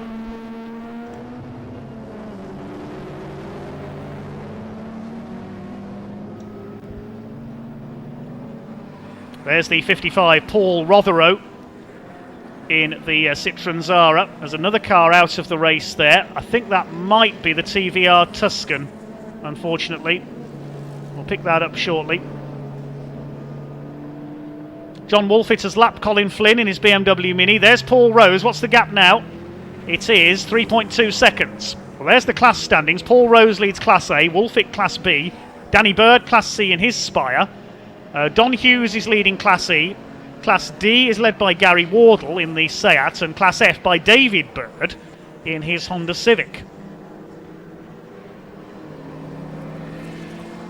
So 3.2 seconds in it for the lead now. Paul Rose trying to close it. He's done the fastest lap of the race, 1:42.021. Little flash of smoke out of the back of the black Seika there, and he's catching our race leader. There is Wolfett, there is Rose in the background. The blue flag out for Helen Allen there in her Fiesta.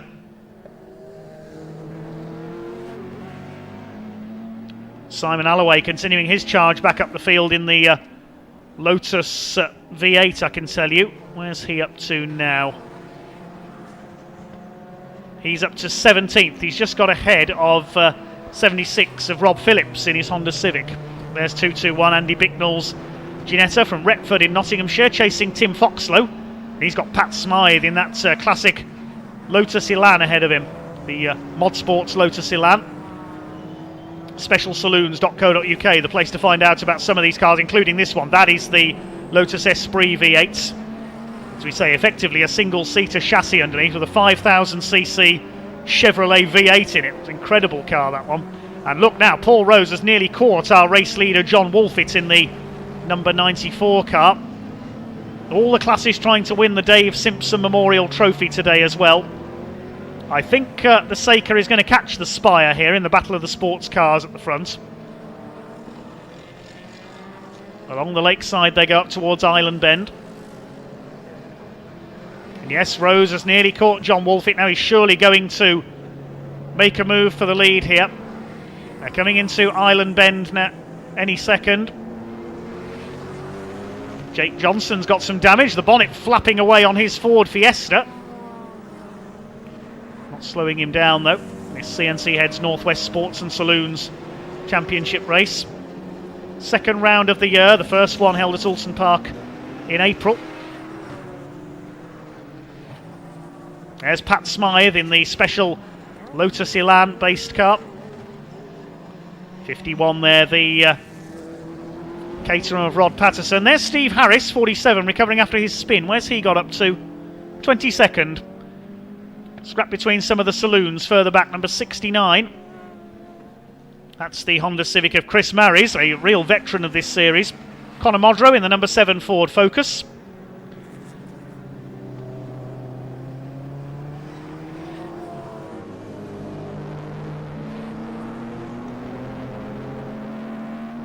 Well, here are the leaders, up out of Deer Leap and across the line with the Seika. Having a look here, Paul Rose surely going to take the lead. Yes, he does.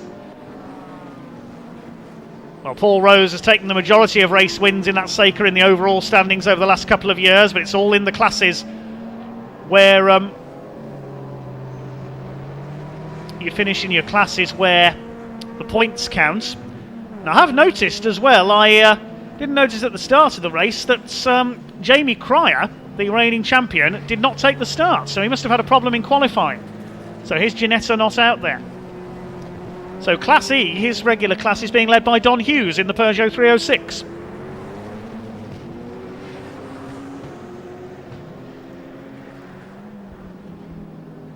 Leaders coming up to lap Chris Marys in the Honda Civic. That's a Class B car. Let's have a look back and see who's leading the various classes. Paul Rose leads Class A, John Wolfett Class B. Class C is being led by Danny Bird. He's third overall in his Spire GTR. Class D, that's being led by Gary Wardle's Seat Cupra. Class E is Don Hughes. And further back, Class F for the less powerful cars. That is being led by David Bird in the Honda Civic. There's David Clark in his very gaudily painted Seika. He's running in 7th place overall. Steve Harris is now back up to 14th. He gained 5 places on that last lap.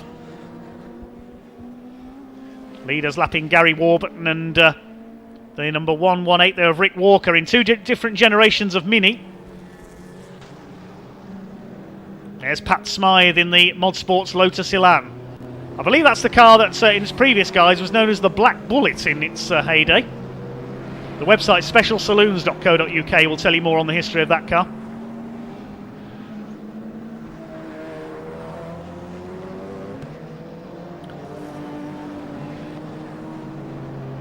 I was wrong. Jamie Cryer is out there. I've just spotted him there. I thought I'd missed him off the timing screen there. He is there. My apologies to Jamie, the Lancashire driver. I think I must have mixed him up with Graham Smith in that MX-5. They do look similar from a distance, those two cars, the same colours. Many apologies there to our reigning champion, Jamie Cryer. Joint leader of the championship after the opening round, along with Paul Rose and Rick Wood. Rick not here today. Graham Smith, number 75 with the MX-5, chasing Peter Kukulas in his MR2, and they've got David Bird in the yellow Honda Civic, the Class F leader, ahead of them. Roddy Patterson, his battered Caterham, bit of a collision off the grid for him. The Elan closing up on another space frame car there, the escort of Tim Foxlow. Raced successfully in the National Super Rods on the short ovals with a succession of Ford Capris and Sierras.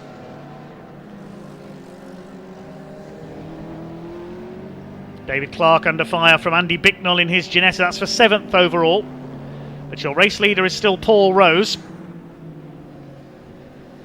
3 different class leaders in the top 3 places. Danny Bird, it is who leads Class C in the Spire. There's the second place Spire leading Class B, John Wolfett. There's the Class F leader, number 67. That's David Bird in his Civic. There's Bicknell with the Ginetta. Right up on the tail of David Clark, underneath his rear wing almost. Conor Modrow in the Ford Focus heads through, and there's our 3rd place man. That's Danny Bird, number 32. 3rd place overall and leading Class C in his Spire GTR. 2 Spires in the top 3 places. The Spire, of course, built in Chesterfield. Spire sports cars named after the famous Crooked Spire of Chesterfield. Just the 2 of them in this race. If it was 3 Spires, it'd be Lichfield, wouldn't it? Lapping Paul Rotheroe there in the Citroën Zara VTS. There goes a battle between Paul Dobson and David Harvey. They're fighting for 4th place. They're both second in their classes. Just under 7 minutes plus 1 lap of this race to go. 63 David Harvey. Chasing Paul Dobson. He's won the title in this championship in the past a couple of times with his Mazda RX-7. Remember one year it was number 95, liveried as Lightning McQueen, Paul Dobson's car. But it's the engine of that RX-7 now powering that lightweight low-cost chassis.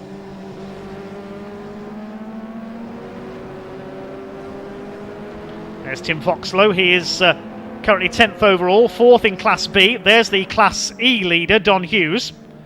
2nd in Class E, Stephen Parker. Jamie Cryer is out there 3rd in class. Looking to retain his title this year, the man from Lancashire. Paul Rose continues to lead. He's pulled out a lead of some near 5 seconds now over John Wolfett. Bit of smoke there possibly from David Bird's car, but he still leads the class. Yes, 4.96 seconds the lead margin now for Paul Rose. So it looks like he's heading for yet another overall win. But the winner of the Dave Simpson Memorial Trophy is, of course, the driver that is the most dominant in their class, winning by the biggest speed differential over 2nd place, or the biggest margin. Now, who's that going to be? I don't think it's going to be Danny Bird, because he's not all that far clear of Paul Dobson. Separated by about 13 seconds. Paul Rose is well clear of David Clark. So Paul Rose could be in with a chance of the Dave Simpson Trophy here, lapping Gary Wardle's Seat there. There's another of the Sakers, Steve Harris on his recovery drive. He's back in the top 10 now. He's got ahead of David Clark in the 3rd Saker. Tim Foxlow and Pat Smythe, special saloon and mod sports cars of differing generations battling it out there. with Don Hughes behind. That's the fight for 10th, 11th and 12th. And there is our leader, Paul Rose. John Wolfett in second. You can see the gap. Paul Rose has lapped a large proportion of the field now. He does tend to dominate these races overall. He's the boss of the Fun Cup endurance racing series as well for VW Beetle space frame cars. He's always been an innovator, Paul Rose, in motorsport. He was the first man to win a race in a Radical in the UK back in the 90s.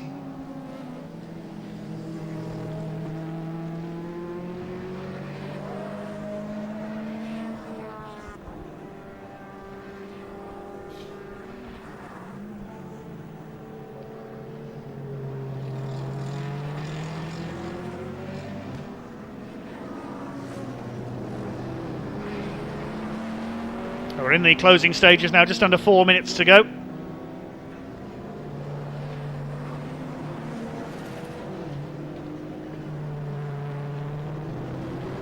Oh, and problems there as 221 of Bicknell tried to move on David Clark in the Seika, got onto the grass. I think he saved it though.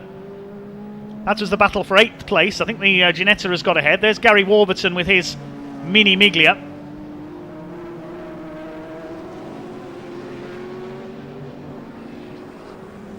Roddy Patterson in the Caterham. Now, where is he in the overall standings? 6th overall, 3rd in Class B.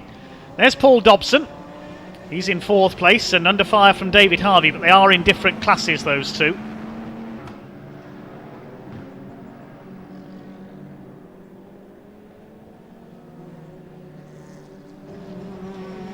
This is the main battle on track at the moment. These two 7 types, as they're known. There's a yellow flag out, so something's happened at Knickerbrook. Who have we lost? I think it might be Gary Wardle. He's slipping down the timing screen in the Seat Cupra that we may have lost there.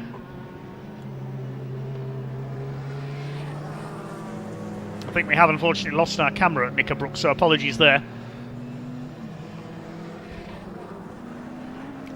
2.5 minutes to go. There is the 221 of Bicknell.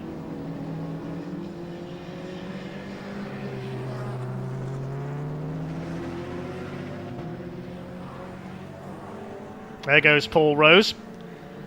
Still 4.5 seconds clear of John Wolfett in second.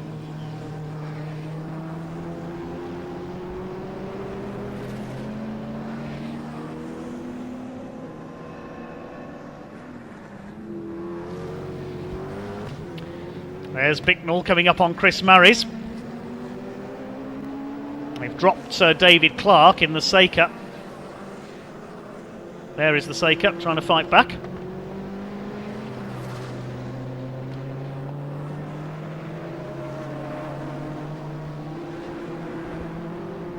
So we're in the closing stages, 90 seconds to go in this CNC Heads Northwest Sports and Saloons, plus 1 lap.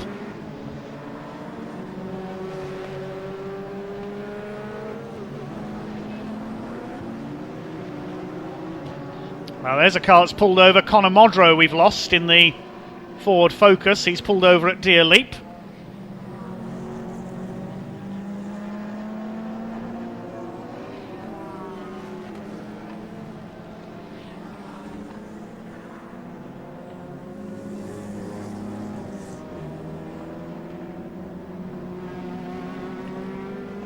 Here comes the leader.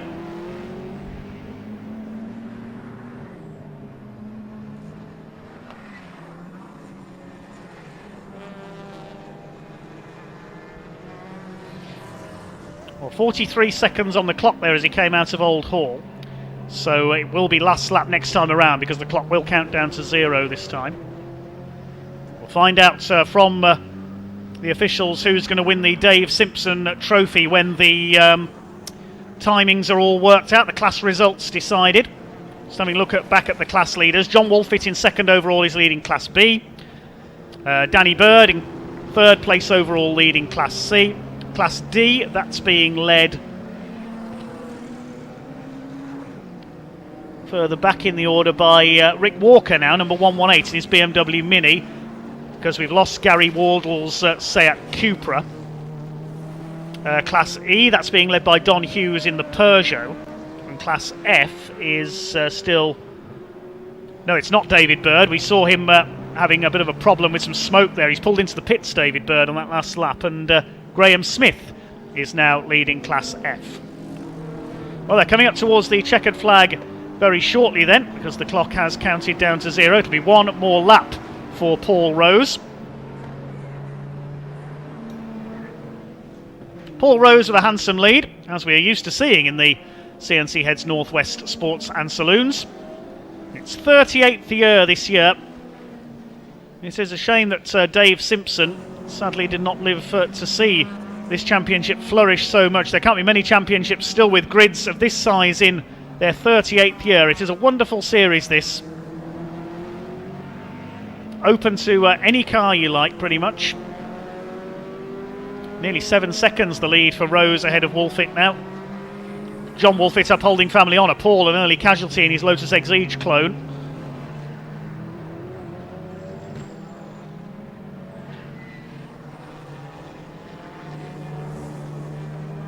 Going up to lap Helen Allen in her Ford Fiesta.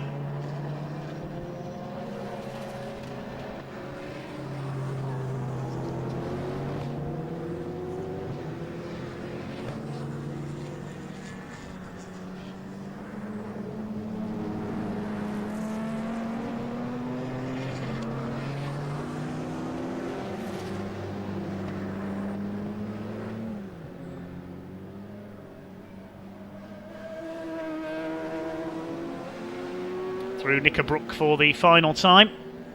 Still flapping away the bonnet on that Fiesta of Jake Johnson. Helps with the cooling, I suppose. Hope it doesn't fly open. Leader goes through. Coming up towards the checkered flag this time. No problem at all for the man who's dominated overall in this series in his Seika in recent years. The JPR Seika of Paul Rose, the man from North Staffordshire. Is coming in to win in the CNC Heads Northwest Sports and Saloons round number 2 here at Oulton Park. Into Deer Leap he comes. Up towards the line, Paul Rose comes in to take the checkered flag. Rose wins it by a clear margin over John Wolfit, who is going to win Class B in second overall in the Spire GTR. Here he comes. Gap of 10.6 seconds at the flag. Third place is going to go to Danny Bird in his Spire GTR, the smaller engine car. John Wolfit in a 1600 engine car, Danny Bird in a 1000cc machine. There he is in for third place. He'll win Class C. And who's going to win the Battle of the 7 Types for fourth place? Dobson and Harvey. 1.3 seconds in it as they completed the last lap. Dobson in the low-cost 7, Harvey in the low-cost Saki. What's going to win out then? Mazda RX-7 rotary power or the Kawasaki bike engine? It's going to be the Mazda. The Mazda engine low cost takes the place. Flash of flame from the exhaust over the line. Dobson ahead of Harvey. Roddy Patterson will take 6th in his Caterham. And Steve Harris, good recovery after his spin, the pole sitter for this race, will finish in 7th place. The last car on the lead lap. There's Jamie Cryer, number 1. We didn't hardly see him all race long, the reigning champion. I initially thought he hadn't taken the start, but he does finish in 11th place, so apologies to Jamie once again.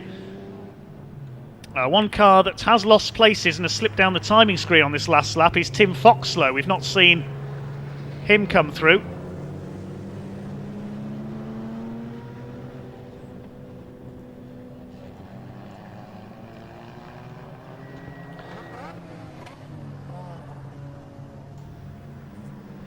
Quite a few retirements in that one. We lost Bruce Carter, Guy Carter in the TVR as well, Paul Wolfit, Simon Alloway eventually retired into the pits in the Lotus.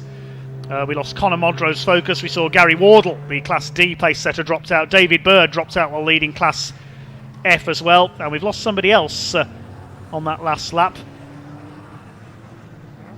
Tim Foxlow hasn't come through, and I think we lost Colin Flynn's BMW Mini as well.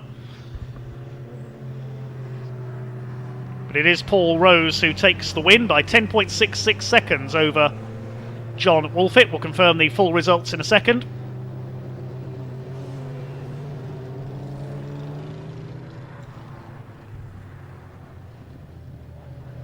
As the cars head back into the pits, Paul Rose ahead of John Wolfit, winners of classes A and B in first and second. The Class C winner Danny Bird in third. Fourth place going to Paul Dobson. second in Class B, ahead of David Harvey. Good battle between those two. The other cars on the lead lap were Roddy Patterson and Steve Harris, recovering after his spin to take 7th. 8th place going to the number 221 car of Bicknell in his Ginetta. 9th for David Clark in his Seika, and rounding out the top 10, 81 Pat Smythe in the Lotus Elan.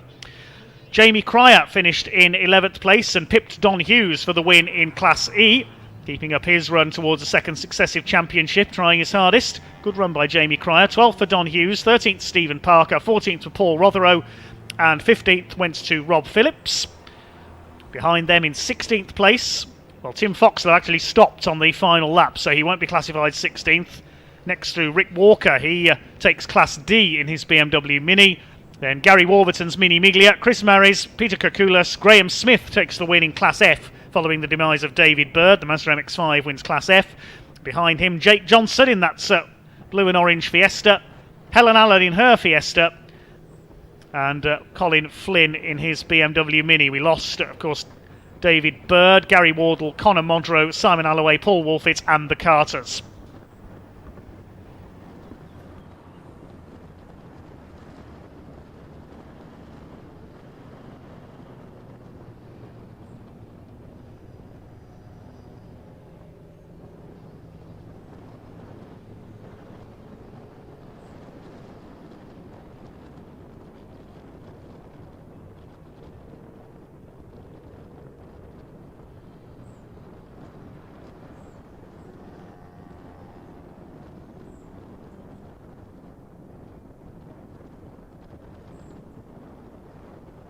Well, there we see Tim Foxlow. His Space Frame RSR Escort sadly let him down on the final lap.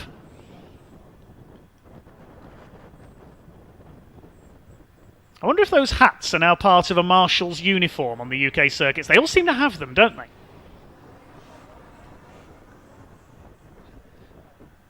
One way to keep the sun off. As the cars come into the paddock, there's Rob Phillips with his Honda Civic. The VTEC Direct run car. A couple of nice classics I could see in the background there. A classic Mini and an Aston Martin as well. There's Conor Modro's Ford Focus on the run up towards the start-finish line. Somebody being recovered on the left of your screen as well. Is that Tim Foxlow's car or is that somebody else? That might be Gary Wardle's Seat, I think. Gary Wardle's been winning this championship for a few years in a few different cars now. He's raced a Ginetta, a Porsche, a BMW Mini as well. So a couple of cars to be recovered then before we get on with our next race, which is the second outing for the Radical Summer Cup.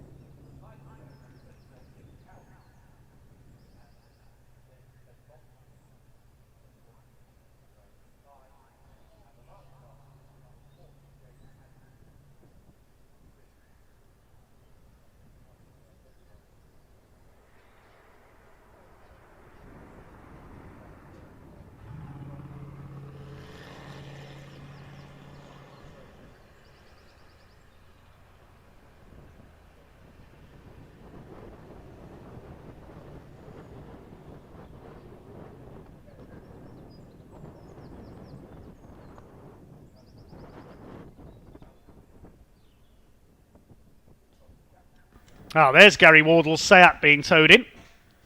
Broke down while leading Class D, unfortunately.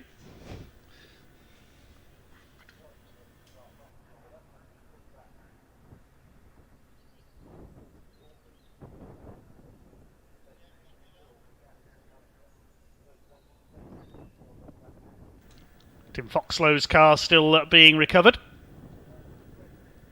Tim raced back in the 80s and early 90s in the Super Rods with his wide arch Capri and subsequently a Sierra. Before taking a break, he returned in the classic hot rods on the short ovals in an Escort, before switching to the circuits over the last couple of years in this beautiful space frame Mark 1 Escort built by RSR. But sadly the car letting him down there. He was on for a top 10 place there.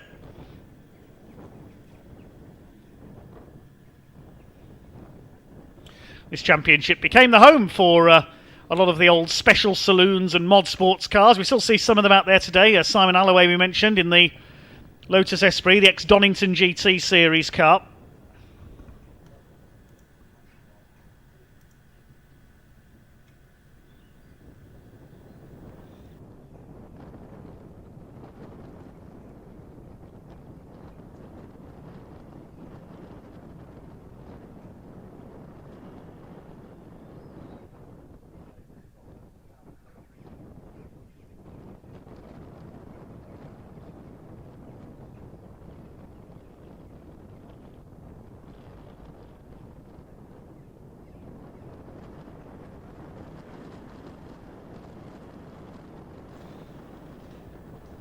So the Radicals will be out very shortly for their second race of the day. If you missed their race this morning, the Radicals Summer Cup, it was a win for Elliot Goodman, number 28.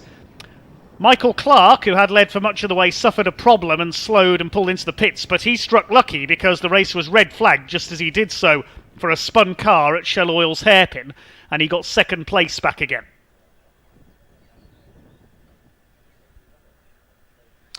Well, we can now head down to the paddock where Richard Barwick is talking to our race winner from the CNC Heads Northwest Sports and Saloons.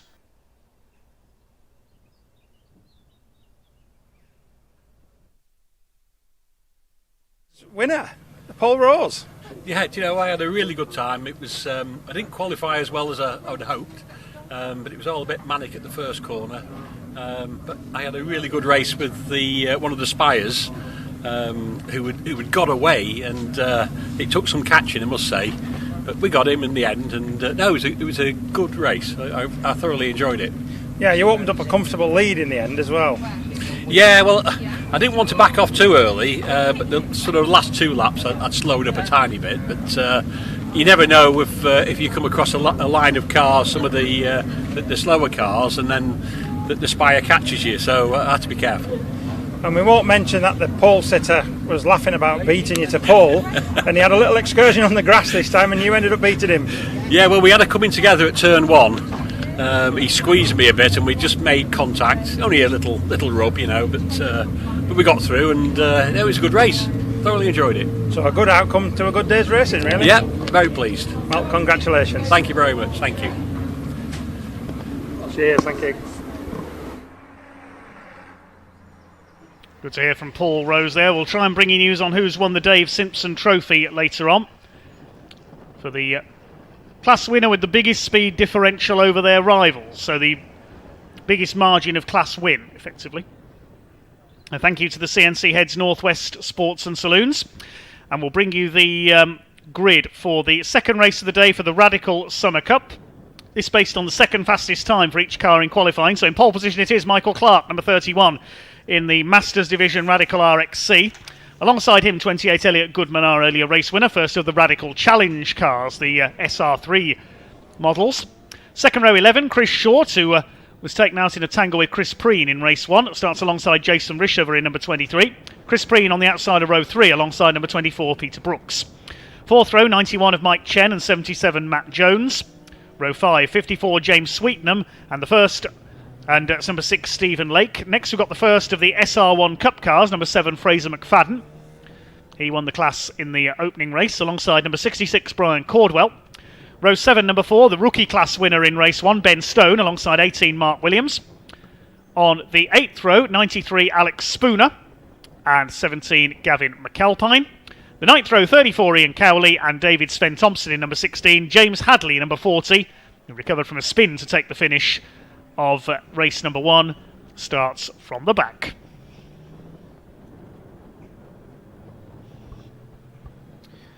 The pace car leading them up to the grid. It will be a rolling start. Once the cars are all lined up on the grid, they'll be led away for a rolling lap. This fine field of Radicals. We'll make sure if Chris Preen and Chris Short are there if we can. Where's Chris Short, number 11? Chris Preen in the red car. So yes, they are both there after they touched going into Lodge Corner towards the end of race 1 and went into retirement.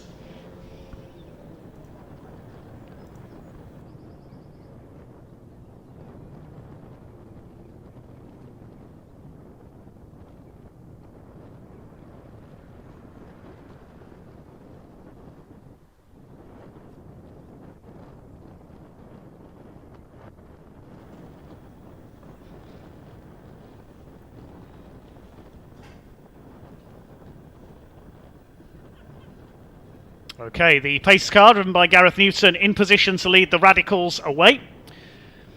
Now, is Michael Clark going to get his first overall win this time? He was unlucky in race 1, the car letting him down, but just as the red flag came out, so he did get second position. Alongside him, number 28, which is Elliot Goodman. Been racing Radicals for many years, had a good rivalry with Jason Rishover, who starts behind him here, the blue number 23 car. 24 is Peter Brooks, 11 Chris Short, Chris Preen in the red number 9, 91 Michael Chen in white. The SR1 Cup class a little bit slow getting away there. I didn't see the number 7 of Fraser McFadden on the grid there. We'll try and pick up if he's there.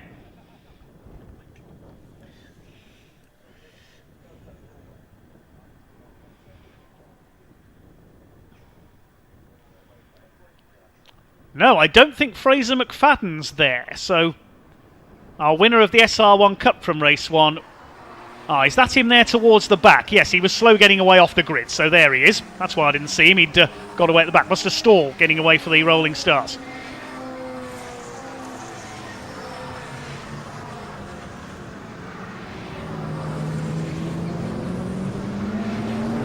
There's Brian Cordwell. Number 4 there of Ben Stone, our rookie class winner from race 1. Number 17 is Gavin McAlpine. He spun at the Shell Oil's hairpin in race 1 and brought out the red flag, tangled with, I think it was Alex Spooner.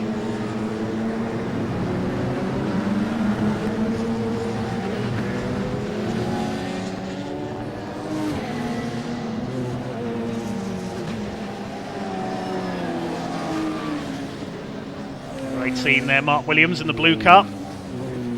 They'll start to form up 2 by 2, ready for the rolling start. This will be a 25-minute race for the Radical Summer Cup. They should have been on their summer jaunt to Belgium, to Spa-Francorchamps around this time of year, but of course international travel restrictions preventing that at the moment. So instead, a non-championship meeting for the Radical Challenge and SR1 Cup on the same grid here at Oulton Park. They normally have the separate grid for each class, but with a slightly smaller entry today, all running in together. Previous winners Will Hunt and Jerome de Sadelaire, the Swiss driver, not out this weekend.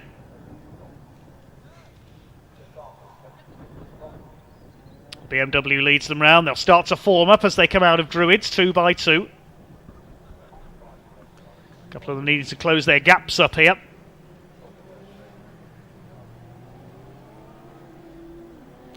Car with its lights on, Alex Spooner, number 93. The challenge category running on Hankook slick tyres. More standard treaded tyres for the SR1 Cup further back. Forming up then, ready for a start. 25 minutes for the Radical Summer Cup here at Oulton Park. Michael Clark in the RXC Spider on pole position. 28's the first of the challenge class cars. Elliot Goodman alongside him. Can Elliot Goodman make it a double victory, or is Michael Clark going to take his maiden win? We'll find out over the next 25 minutes. Race about to start then. The revs rise. They charge up Deer Leap. Here we go. 25 minutes gets underway, and Michael Clark's got it right this time. He was bogged down off the line in race 1. He's got the lead as they charge their way into Old Hall for the first time. They all charge their way around. Looks like they've all got round. Oh no, they haven't. There's a spinner. That's the number 6 car. That's Stephen Lake who's had a spin. It's Michael Clark who leads. Goodman side by side with Chris Short for second place. Somebody slowing on the outside there. I think that might have been Brian Cordwell in the 66, but he's still going. Lost a couple of shots, a couple of spots there. as they head down Lakeside into Island Bend. They start to sort themselves out. Who's leading the SR1 Cup category? Pick that up in a moment. 16 up the inside there. That's David Sven Thompson attacking the number 4 of Ben Stone.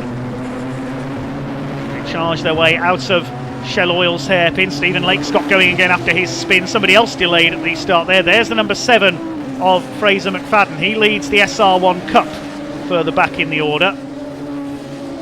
There's one car I saw at the back there. I think that was Jason Rishover. I think he's had a spin on the first couple of corners somewhere. We didn't pick that up, but Rishover's not there among the leading runners, I don't think.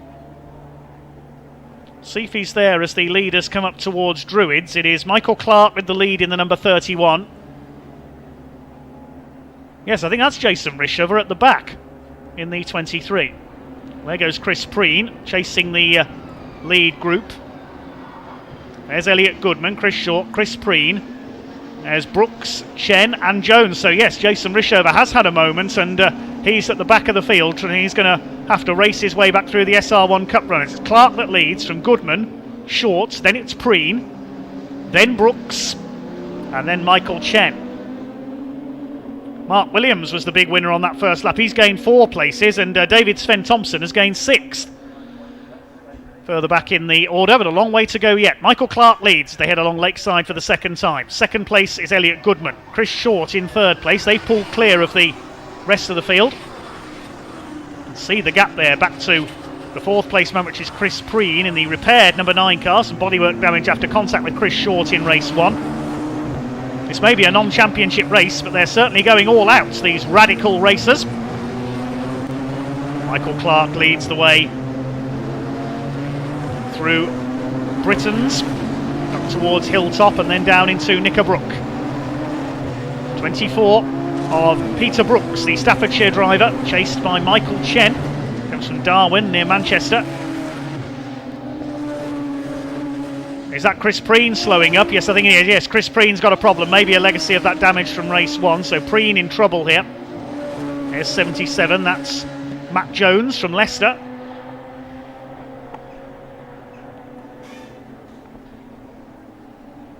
James Sweetenham there having a go at the number 7 of McFadden. They're in different races effectively, of course, because McFadden, the leading car in the SR1 Cup, doing extremely well to keep up with the tail end of the challenge cars here. There is Sweetenham. He's got back ahead of the smaller SR1. James Sweetenham, who races in the Middle East Radical Championship, based out in Dubai with his work. Good to have him back in the UK this weekend, racing here at the wonderful Oulton Park. There's Mike Chen, number 91. Running in 5th position now, chasing Brooks.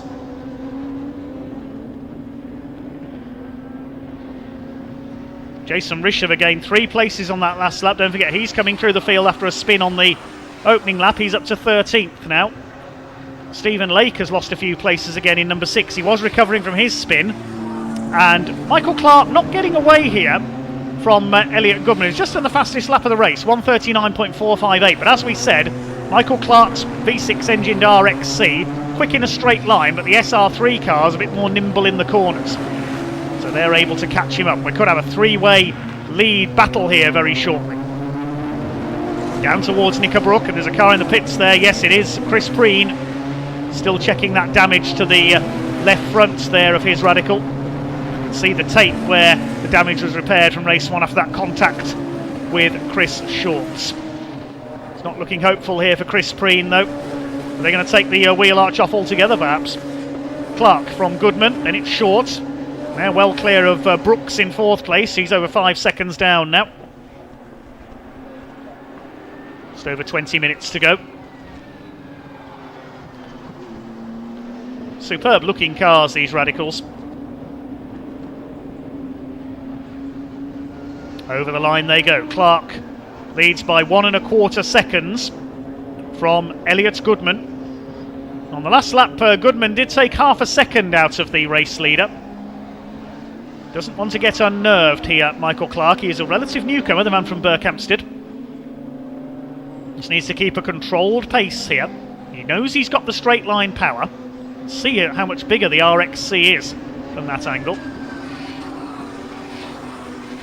Down Lakeside into Island Bend, then up to the Shell Oils hairpin once again. Elliot Goodman trying to close in. There's a battle among the SR1 Cup, the 17 of McAlpine and the 93 of Alex Spooner. Now they tangled in race 1, of course.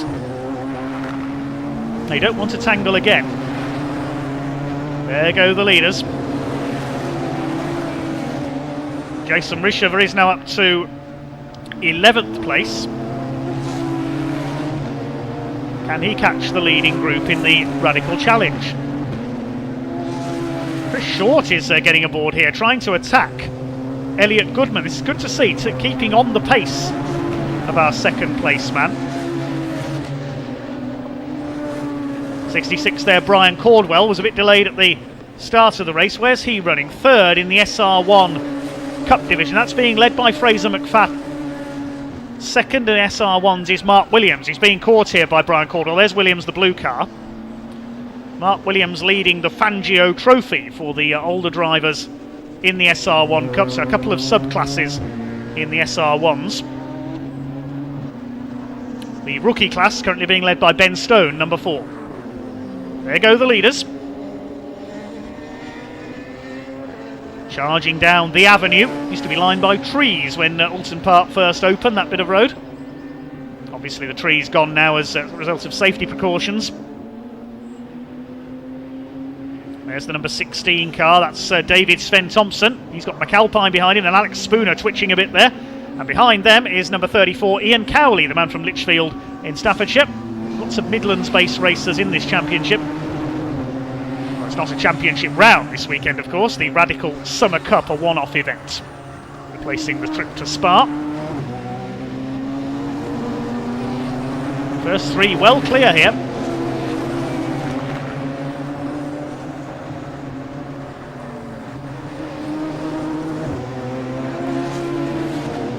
There is the number 7, Fraser McFadden, the man from Leeds, leading the SR1 Cup division. Now, what's his gap back to his pursuers, Williams and Caldwell? It's nearly 4 seconds.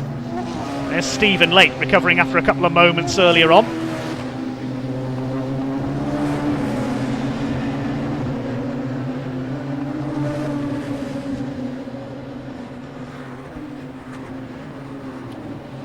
Just under 17 minutes to go in this Radical Summer Cup. Michael Clark out of Lodge Corner through Deer Leap. He's pulled away now from Goodman and Short. Could be a battle about to be joined here for second place. Here they come over the line, down towards Old Hall. 5 laps completed by the leader. He's got the lead up to 2.3 seconds now, Michael Clark. Chris Short is definitely on the attack here. He lapped on the pace of Elliot Goodman last time through. They both did personal best laps, 1 minute 39.3, 1 minute 39.2 for Short. Then further back, Brooks is now further back in 4th place, 8 seconds down on Chris Short. Michael Chen is 5th. 6th is Matt Jones. 7th is James Sweetnam. And Steve Lake is in 8th place. Jason Rishover has got back up to 9th after that spin at the start. Rounding out the top 10 is McFadden, the leader of the SR1 Cup. There's the number 16 car. Further back in the order, that's David Sven Thompson. He lost a couple of places on that last lap, so may have had a moment somewhere. Here's the battle for second. 2 black cars. Elliot Goodman with the yellow and red trim. We've got a spinner at Cascades in the background there. I think that was Mark Williams, number 18. It is Mark Williams. He spun coming through Cascades. I thought I heard some tyre squeal. So if Williams can't get going from there, will that bring a safety car out? As Brian Caldwell attacks the number 17 of Gavin McAlpine. That's the fight for, I think that's for second or third, no, third in the SR1 Cup category. We may have a replay there of what happened to Mark Williams. See what happened here as they came into, oh, there was contact. That's with Brian Caldwell. And they both go off. So that's why Caldwell's dropped back. He hit the back of Mark Williams there into Cascade, spins onto the grass. Williams, the Scotsman, left stuck there. And Caldwell out onto the grass, and through come several more of the SR1 Cup runners. Yellow flags out as the marshals wheel Mark Williams' car away. There goes our leader, Michael Clark. Green flag displayed on the exit of the danger zone there. No passing in the yellow flag zone.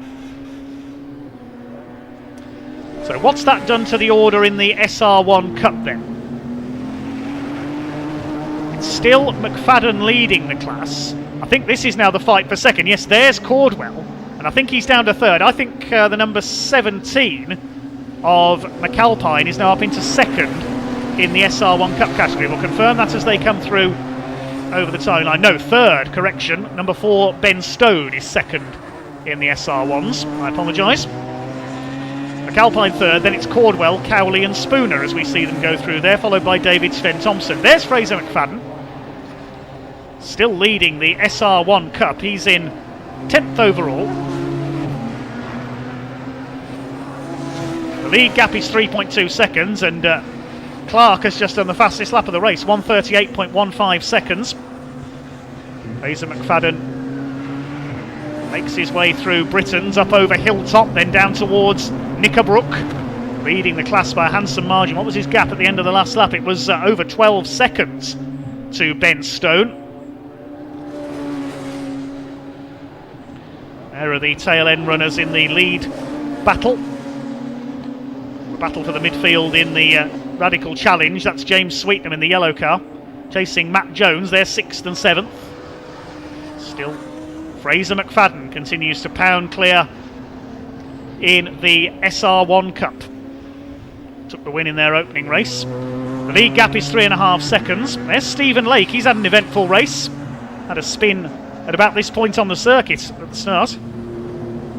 Brian Cordwell's got back ahead of McAlpine, battling for third in the SR1s. There's Ben Stone ahead of them, number 4 we caught a glimpse of. Into the pits has come Jason Rishover, so problems for him as McAlpine under fire. Through comes number 34 of Ian Cowley. He goes through. That's up into 12th or 13th place, sorry.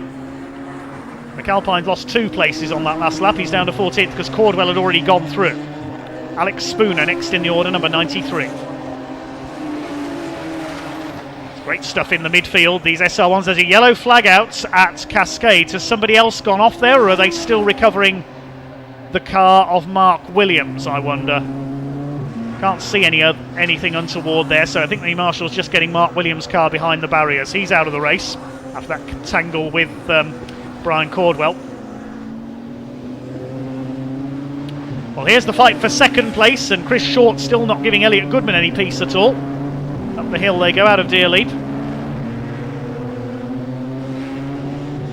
Well, Michael Clark in the Masters Division RXC looks to be heading for his first ever overall race victory. Whoa, Alex Spooner up on the curb there at Britons, almost onto 2 wheels.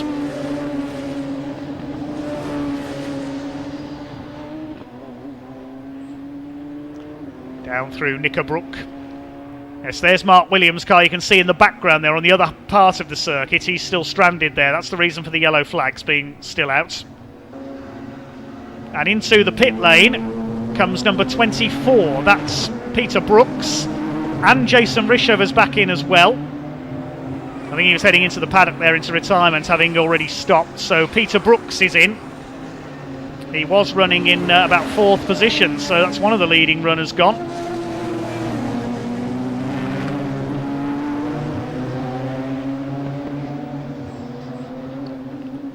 Alpine and Spooner still battling it out. It's still Clark from Goodman and Short at the front of the field. There's Michael Chen. He'll inherit 4th place as a result of Peter Brooks' retirement into the pits. He's got a problem.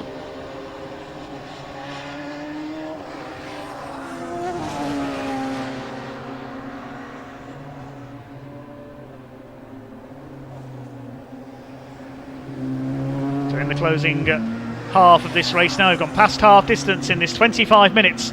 Radical Summer Cup race, and it's still Michael Clark who leads it. Battle continuing for second place overall between Elliot Goodman and Chris Shorts. There goes our leader, Michael Clark. We're coming down the avenue towards Cascades. There is the number 31. Great drive by Michael Clark, looking for his maiden overall win. Qualified on pole for both races. The car let him down in race 1. There's Matt Jones, 77. He's now up to 5th, and up to 6th is James Sweetnam. He's going well. Leader comes through the Shell Oil's hairpin. Try and pick up the battle for second place as well between Goodman and Chris Short. There's some 5 seconds down, or just over 5 seconds down on Clark now. There's Brian Cordwell. Possibly a little bit of front end damage after that contact with Mark Williams earlier on.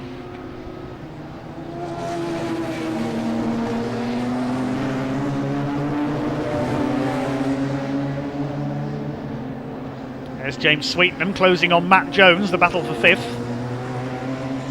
Michael Chen ahead of them. So there could be a battle developing here for 4th place if they can close in on Chen. They're all lapping in the low 140s at the moment, those three. There goes the leader in the SR1 Cup class, that's Fraser McFadden. He's still got a healthy margin of about 12 seconds over Ben Stone, who's leading the rookie category. Brian Cordwell leads the Fangio division, having recovered from that tangle with Mark Williams.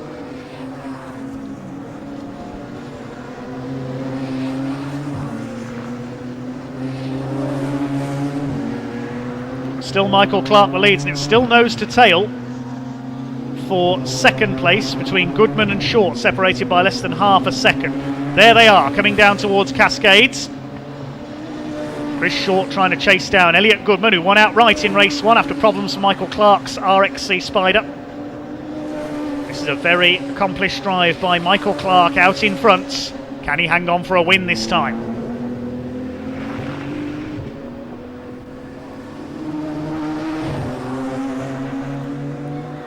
Going towards the closing stages now, only a few laps to go. There's number 6, Stephen Lake. Now, where is he after his issues earlier on? He's in 7th place, so he's recovered well in the number 6. Run by AIM Technologies. James Sweetenham in 6th position, 1 place ahead. In his Works run car, run by the Radical factory at Peterborough. McFadden leads the class, the SR1 Cup class, run by Track Focused. Track Focused and Raw Motorsports, the most numerous teams out there. Raw Motorsports with 5 cars in this race. They are Gavin McAlpine, Mark Williams, Chris Short, Elliot Goodman and Peter Brooks, although Peter Brooks and Mark Williams now out of the race.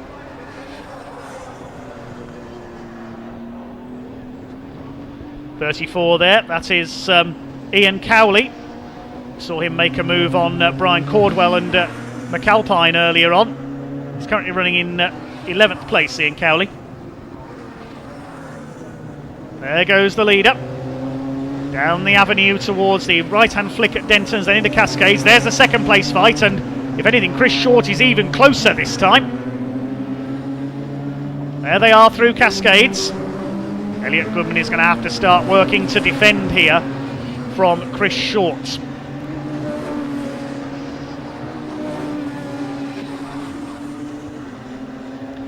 Just over 6 minutes to go in this Radical Summer Cup Race 2. Our honour is going to be shared between Michael Clark and Elliot Goodman. Mark will win the Masters division if he keeps going. Of course, he's the only runner in that division. Radical Masters coming down into Knickerbrook. Just hoping the car holds out this time. We don't know what his problem was, unfortunately, in race 1. There goes the battle for second. Here's our leader in the SR1 Cup class. Looks like he's going to win the SR1 Summer Cup with a second win here. Fraser McFadden, the Yorkshireman.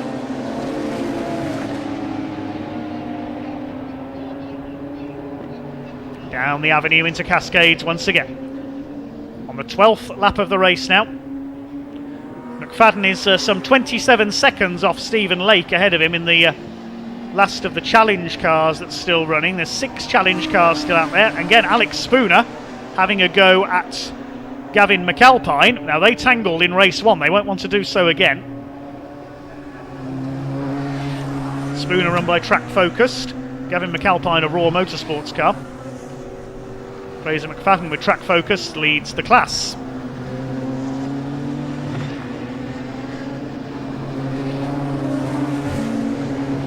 Sweetenham has got ahead of Matt Jones there. That's up into 5th position. Here's McAlpine and Spooner renewing their rivalry from race 1.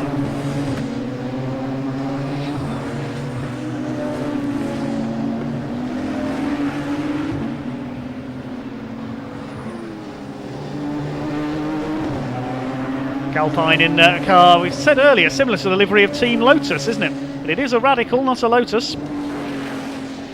And and behind him, Alex Spooner in black and gold, so that might be a John Player special. Other famous race liveries are available, of course.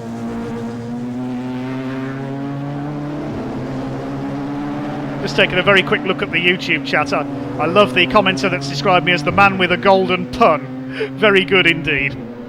Thank you, YouTubers. Just under 4 minutes of this race to go.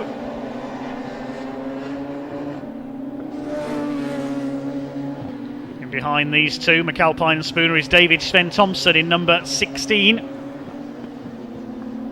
There's 15 cars left running. We've lost Chris Preen, Mark Williams, Jason Rishover and Peter Brooks. Clark still leads. He's already gone through to complete his 13th lap. There's the second place fight. Leader's lap, David Sven Thompson. And the leader had to slow there because a car has spun in front of him. Who's that? Alex Spooner, 93, has spun. And another car had to go off in avoidance there. David Sven Thompson went onto the grass in avoidance, and the leader had to slow up. Michael Clark there to avoid that melee. Luckily he didn't hit anything, and they've got through. So Alex Spooner gets going again. I hope he hasn't made contact with Gavin McAlpine for the second race in a row. There's Fraser McFadden, still leading the SR1 Cup. Michael Clark still leads overall then. Up Clay Hill goes the leaders. There's Spooner, he survived that spin, he's got going again. He'll be frustrated there. He was in 13th place. We'll see where he is this time. David Sven Thompson, I think, has got ahead of him. That's to another car in the pit lane. That's number 6, Stephen Lake. A fraught race for him. He was 7th. He's pulled in. So quite a few problems among the Radical Challenge cars here. I think that's 4 of them we've lost now. Michael Clark leads.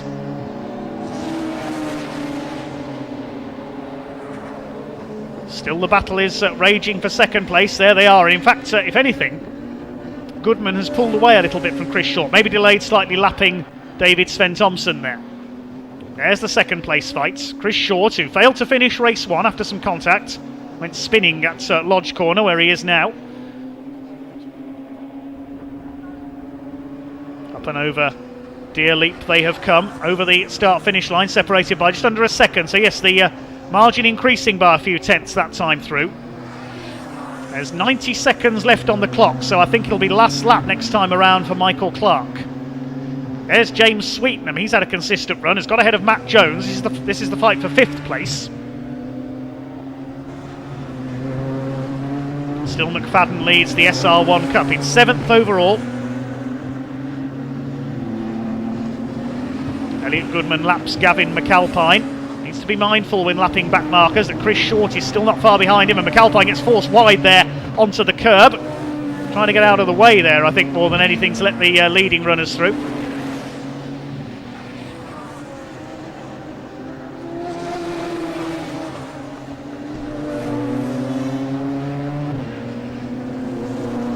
There's Michael Chen in 4th place. He's had a quiet race. Consistent day for him. There's James Sweetnam. Nicely liveried car, running there in 5th place.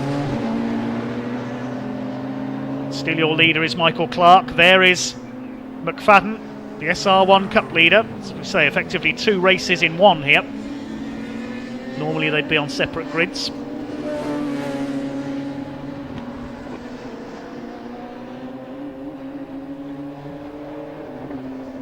Just 5 seconds left on the clock. The leader is on his last lap. There is Michael Clark, leading by over 6.5 seconds now. Blue flags waving at the back markers as he comes round to lap them. There's the second place fight, and Chris Short is back on the tail of Elliot Goodman. Only 0.2 of a second in it as they came over the line. Chris Short wants second place here.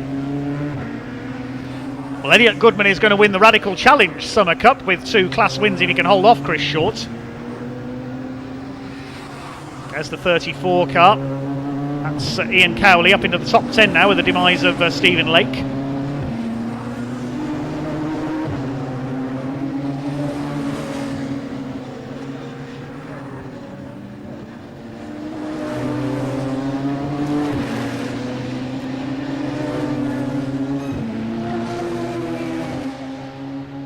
So coming down to Knickerbrook for the final time. Chris Short has a look. He wasn't close enough there to get at the inside of the 28 of Elliot Goodman. Michael Clark is heading for the race victory, but can Chris Short take the challenge class victory? He's up on the tail of the 28s. Up Clay Hill they go for the final time. There goes Michael Clark, waiting for the second place battle to come through. Here they come. 28 versus 11. Well, here comes Michael Clark. He's tried his hardest over the last couple of meetings, but he's going to take his first ever overall race victory in the Radical RXC Spider. Up out of Deer Leap for the final time towards the checkered flag. Michael Clark comes over the line to win the Radical Summer Cup Race 2. Elliot Goodman takes second. He defeats Chris Short by the margin of 0.39 of a second. Great fight between those two. That's the battle for the challenge category victory as well for Elliot Goodman. He takes 2 wins in that category, one of them overall. A couple of back markers come through. Next through in fourth, it should be Michael Chen in the number 91. There he is over the line. And James Sweetnam nearly caught him towards the end of that race. That's a good charge through the field by James Sweetnam. Matt Jones in the 77 is 6th.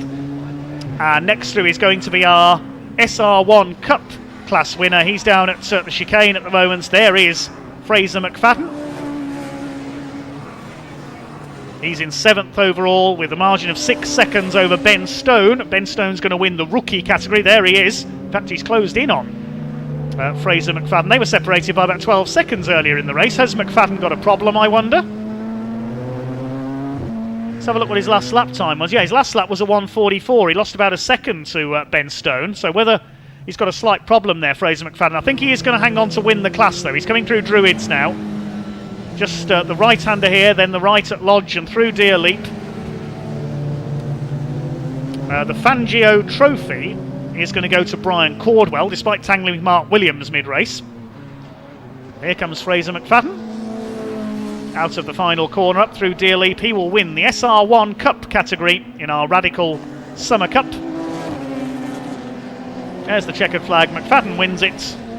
Ben Stone comes through for second. He got the gap down to 3.88 of a second on that last lap. They're closing nicely on McFadden there. Yeah, his last lap a 1:46, but well done to Michael Clark, number 31. He will be overjoyed with that. His first overall win in the Radical Championship.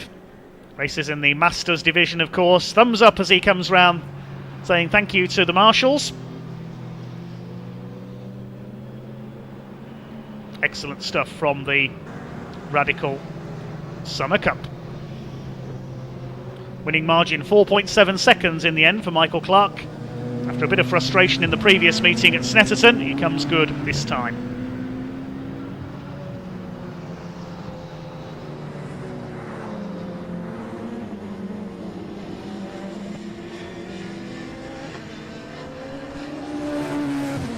Check out the results of that Radical Summer Cup race number 2 then. Michael Clark the winner by 4.735 of a second against Elliot Goodman, who just held off Chris Short for second place and the win in the Challenge division. Michael Chen took 4th ahead of James Sweetnam. 6th place going to Matt Jones. 7th place overall to Fraser McFadden. He won the Radical SR1 Cup division, the rookie category, and second in that class going to Ben Stone, and then Brian Cordwell a lap down, finishing 9th overall, winning the Fangio Trophy. Ian Cowley completed the top 10 ahead of Gavin McAlpine. David Sven Thompson was 12th. Despite a spin, Alex Spooner took 13th. Then it was James Hadley, the final finisher, in 14th, because of course we lost the number 6 of Stephen Lake into the pits. Likewise, Peter Brooks and Jason Rishover. Mark Williams went spinning out after some contact, and Chris Preen was an early retirement.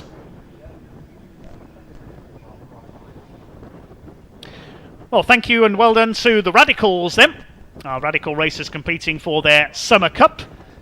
And the cups will be handed out down in Park Ferme, where Richard Barwick was waiting shortly to interview our winners.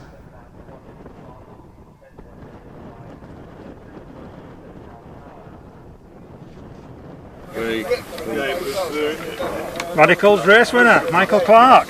Great, thank you very much. Yeah, feels good. Yeah, really enjoyed Of course, this makes up for the disappointment of the first race as well. I know, running out of fuel just a minute before the end of the last race in first was, pretty tough to swallow. But the boys put a bit more fuel in it this time, so we got it home. So really good, really pleased. And it was quite a dominating performance as well. Last time. Got a really good start. Unlike the first race, which I got swamped.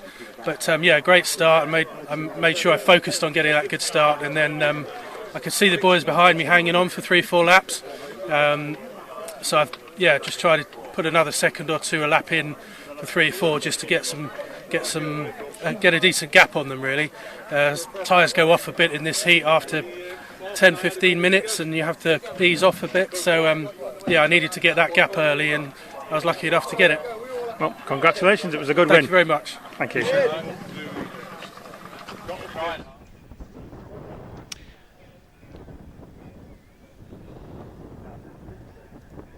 Well, congratulations there to Michael Clark. We have one race still to come here at Oulton Park on BARC TV today. That's the Britcar Endurance Championship Endurance and Praga category.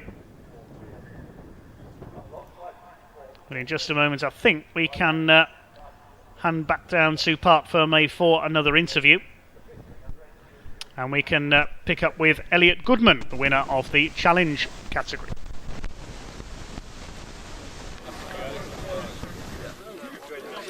Class 2 winner and second place overall, Elliot Goodman. A good end to a good day for you. Yeah, it was a good race, good battle with Chris throughout. He got up the inside of me into turn 1. I held it around the outside and had the inside down into Cascade. So from there, I was looking in my mirrors a lot, but didn't make any mistakes or not major enough to let him through and managed to keep it. Yeah, you've had a very solid day. You'd be wishing every round was here. Yeah. No, it's been a good day. Good day, so. And it's got you a decent haul of championship points as well, It's of course. not championship round, so it's just a couple of trophies, I suppose, to put in the cabinet at home. It's all good set up and it's all good knowledge for the future, isn't it? Yeah. Well, thank you very much. Thank you. Thank you. Okay, nice to hear from Elliot Goodman there, picking up a couple of trophies. A couple of summer cups, you might say. Well, in a short while, we'll be seeing the Britcar Endurance Championship coming out. That's scheduled to start at 4:40, depending on how things go over the next 20 minutes or so. We will have possibly a slightly earlier start. We'll wait and see on that. We will let you know straight away. Hope you're enjoying the coverage on BARC TV Live today. Over 1,200 of you watching on YouTube at the moment. Thank you very much indeed for viewing. Hope you've enjoyed the action so far. So maybe just during this next short break, chance to get yourself a cup of tea or a snack, and we will get underway as soon as we can with the Britcar second race of the day. Now, this race will feature some pit stop penalties. We're just working those out at the moment from the earlier race, and we'll have the starting drivers for you for race number 2 as well. Just noting down the pit stop penalties at the moment, so we'll bring you those for the next race when we get the race underway. So I've just noted those down. But if you win your class in race 1, it's a 15-second additional penalty on your pit stop for race 2. Second in class is 10 seconds, and third in class is 5 seconds. So the top 3 in each class get those pit stop penalties, or the top 2 in class 1, because they've unfortunately only got 2 entries for this round. Frank Pell's Lamborghini withdrew. But we hope you've enjoyed the coverage so far. Thanks for all your comments. Sorry I can't read them out during races. It's pretty busy on the YouTube chat today. Hopefully the number 87 of Jimmy Broadbent and Jem Hepworth will be back out after that gearbox problem. We'll try and get an update on that when we can. But we're going to take a short break from our coverage and pick up a couple of interviews before we get back underway with the Goodyear Britcar Endurance and Praga Championship a little later on. My name is Will Powell. I'm the driver of the number 11 Moorgate Finance McLaren GT3, run by us here at Motors One. Awesome. And what started racing for you? How long have you been doing it for? Most of my life. I didn't do karting. I was too big for karting, so I got put on the rugby field. But as soon as I was big enough to make my own decisions, we were out racing in anything we could afford to race. So a bit different from some in that way, but I guess as an adult, that makes it 15, 16 years of racing in one thing or another. And what sparked that passion? You mentioned like you wanted to race. So what made you want to race? That's a really good question. I don't know is the truth. I don't come from a racing family. My parents never came to watch us, even because my dad in particular was terrified of me racing. But no, it's always been something that I want to do and always been passionate about. I remember watching British touring cars in the 90s and the Super Tour era and Formula One in the era of Mansell and Hill and Senna. And yeah, I guess it's gone from there. Yeah, pretty good role models to start with, eh? Yeah. So in terms of your racing background, you mentioned you didn't start with cars. What was your first race? Can you remember it? Wow, I think the first thing I raced was a Fiesta, a Mark II Fiesta. This is if you don't count, blitzing round ring roads in provincial southern England when I'm a kid. I'm guessing you don't count that. Or a tricycle. But yeah, first proper race was Fiesta, and then pretty quickly I was really taken in the 90s with the MR2. You remember the MR2s? They still do it actually. They're still a class flat, mid-engined and rear drive, no grip whatsoever. So I think we were doing that quite quick, which taught me a bit of car control, if nothing else. Yeah, and what do you remember from that first race in the Fiesta? Because if it was your first race, bit of nerves for your butterflies, or were you just itching to get going? I remember going straight into the back of somebody in the first corner and taking them off and being terrified the rest of the race, what they'd say to me afterwards. But as I had a novice cross, and I think they let me go, but I got a bollocking from the clerk anyway. The second one I think went a bit better from memory, but it's a long time ago. And obviously you've gone from Ford Fiesta to what you're driving now.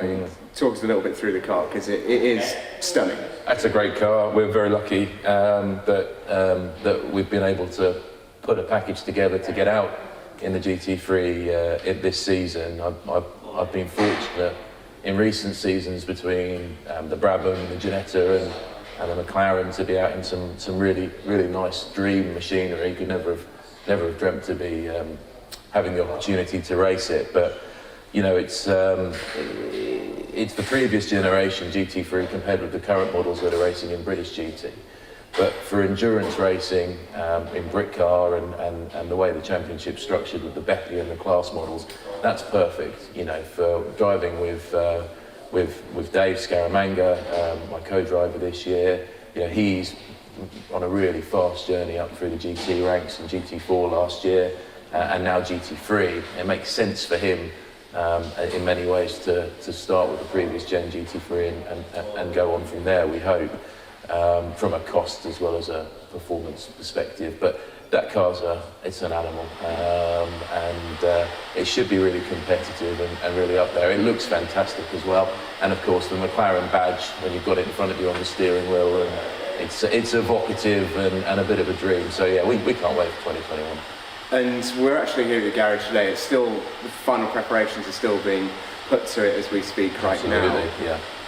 You haven't even had a chance to drive it yet. How excited are you to sit for the first time behind that iconic steering wheel? Well, super excited. Our first test date is actually on my birthday, so that's going to be a nice little birthday present. I think that's not deliberate, but it's worked out like that. So if the first test goes well, I'll have a good day, and if it doesn't, then I don't know, maybe it'll ruin it, but I can't see how it won't go well. The car's well proven in previous championships that it's raced in with other teams. We've had the opportunity to really go through it and prepare it really well. I've got some great guys on the team who know their way around that kind of machine, and yeah, I've got every confidence that we'll be able to make the most of it and have a really competitive season.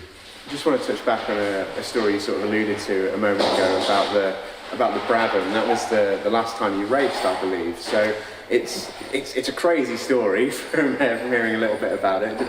Yeah. How did it first of all come about? What was the sort of intro to it, and then also what was the whole experience like? That was a fantastic experience. As a pro driver, it was an ideal experience really, because you're able to, with a brand like Brabham and a name like Brabham, and of course with David Brabham, and a bit of a motorsport legend, to come back to the championship and to motorsport in general with a name like that was a dream, and to be a little part of history was absolutely fantastic. So it was a really good experience.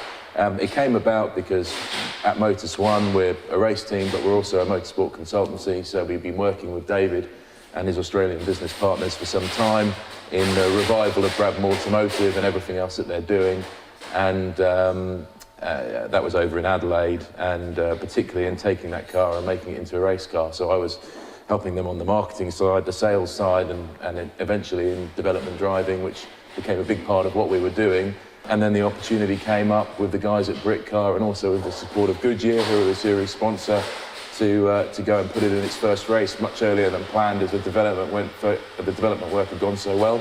So off we went, and we won, which was, above everyone's expectation.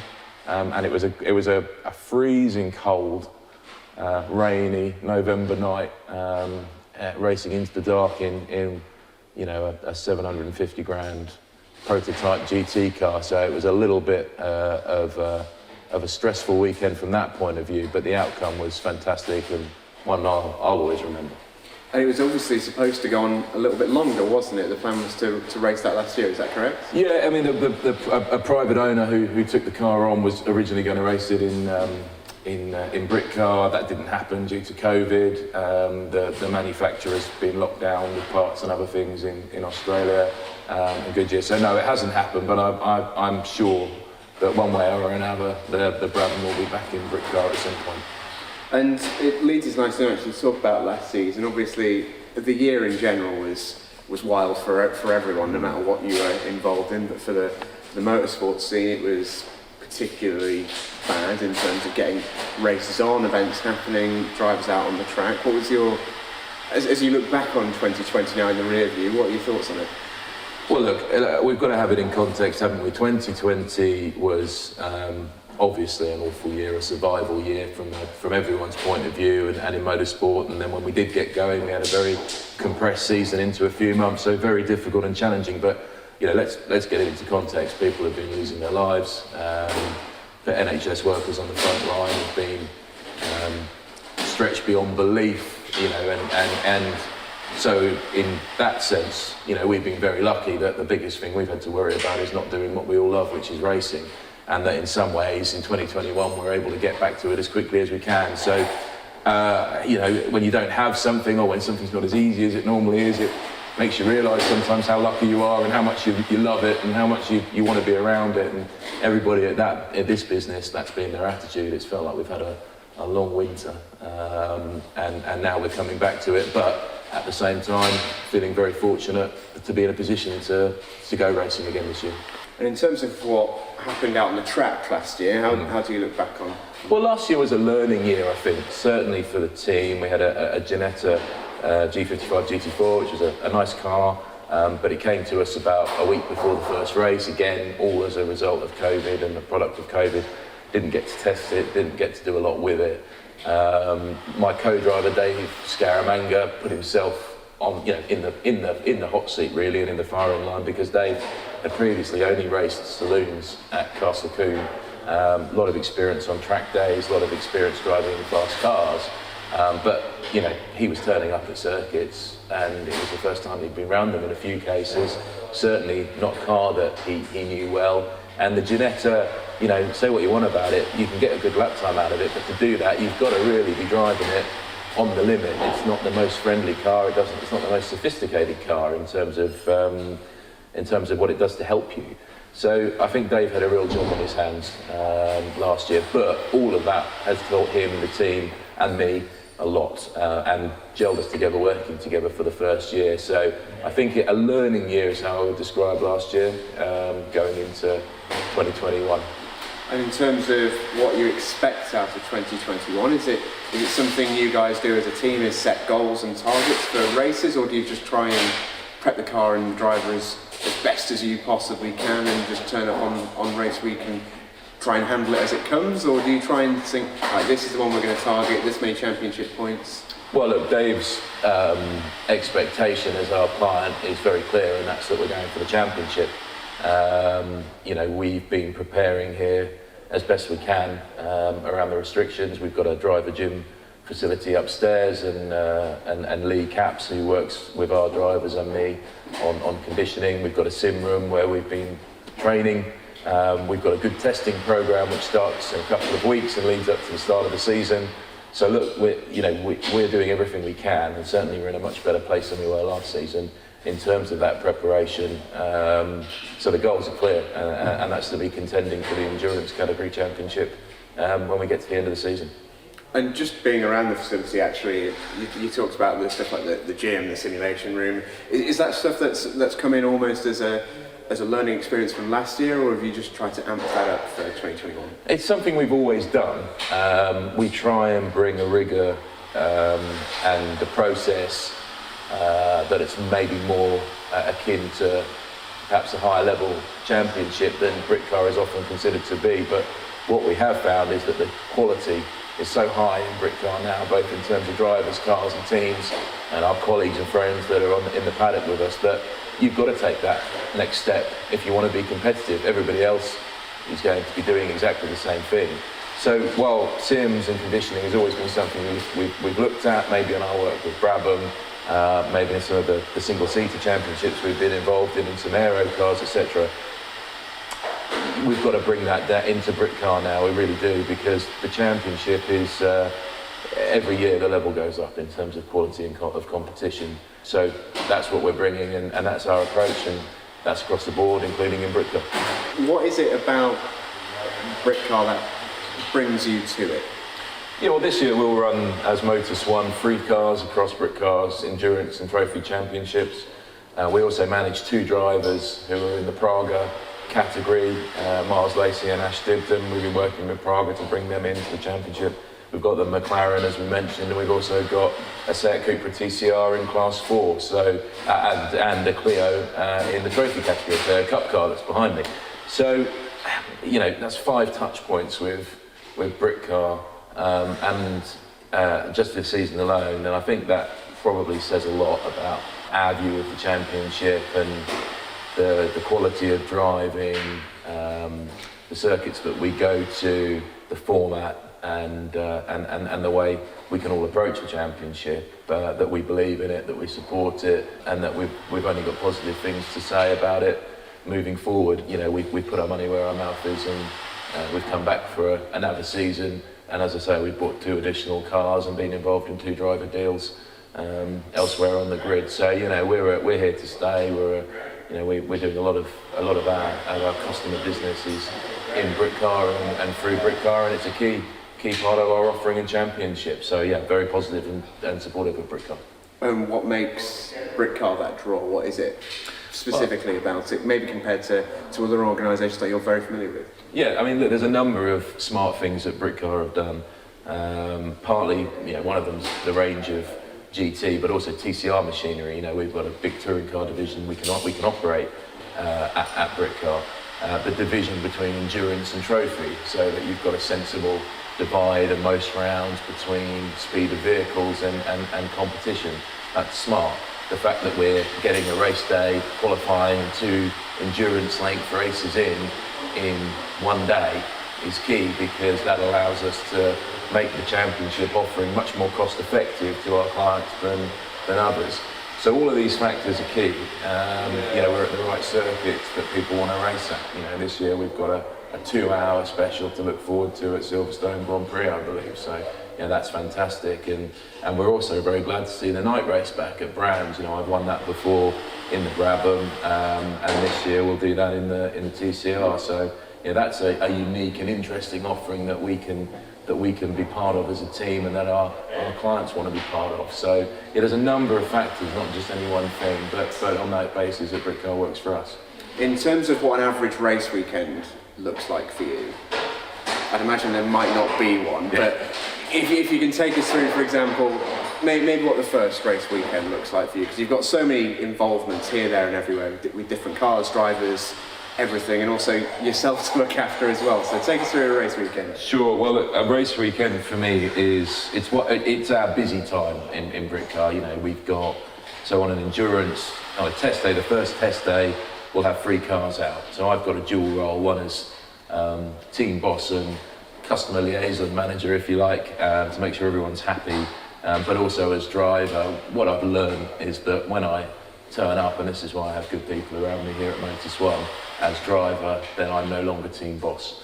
So it doesn't work to do both roles. So I hand over to the very experienced people that I've got, and I'm just another driver. They tell me and talk to me in the way that you'd expect. Obviously, if there's an issue that I need to resolve, then we do. But generally speaking, that doesn't happen.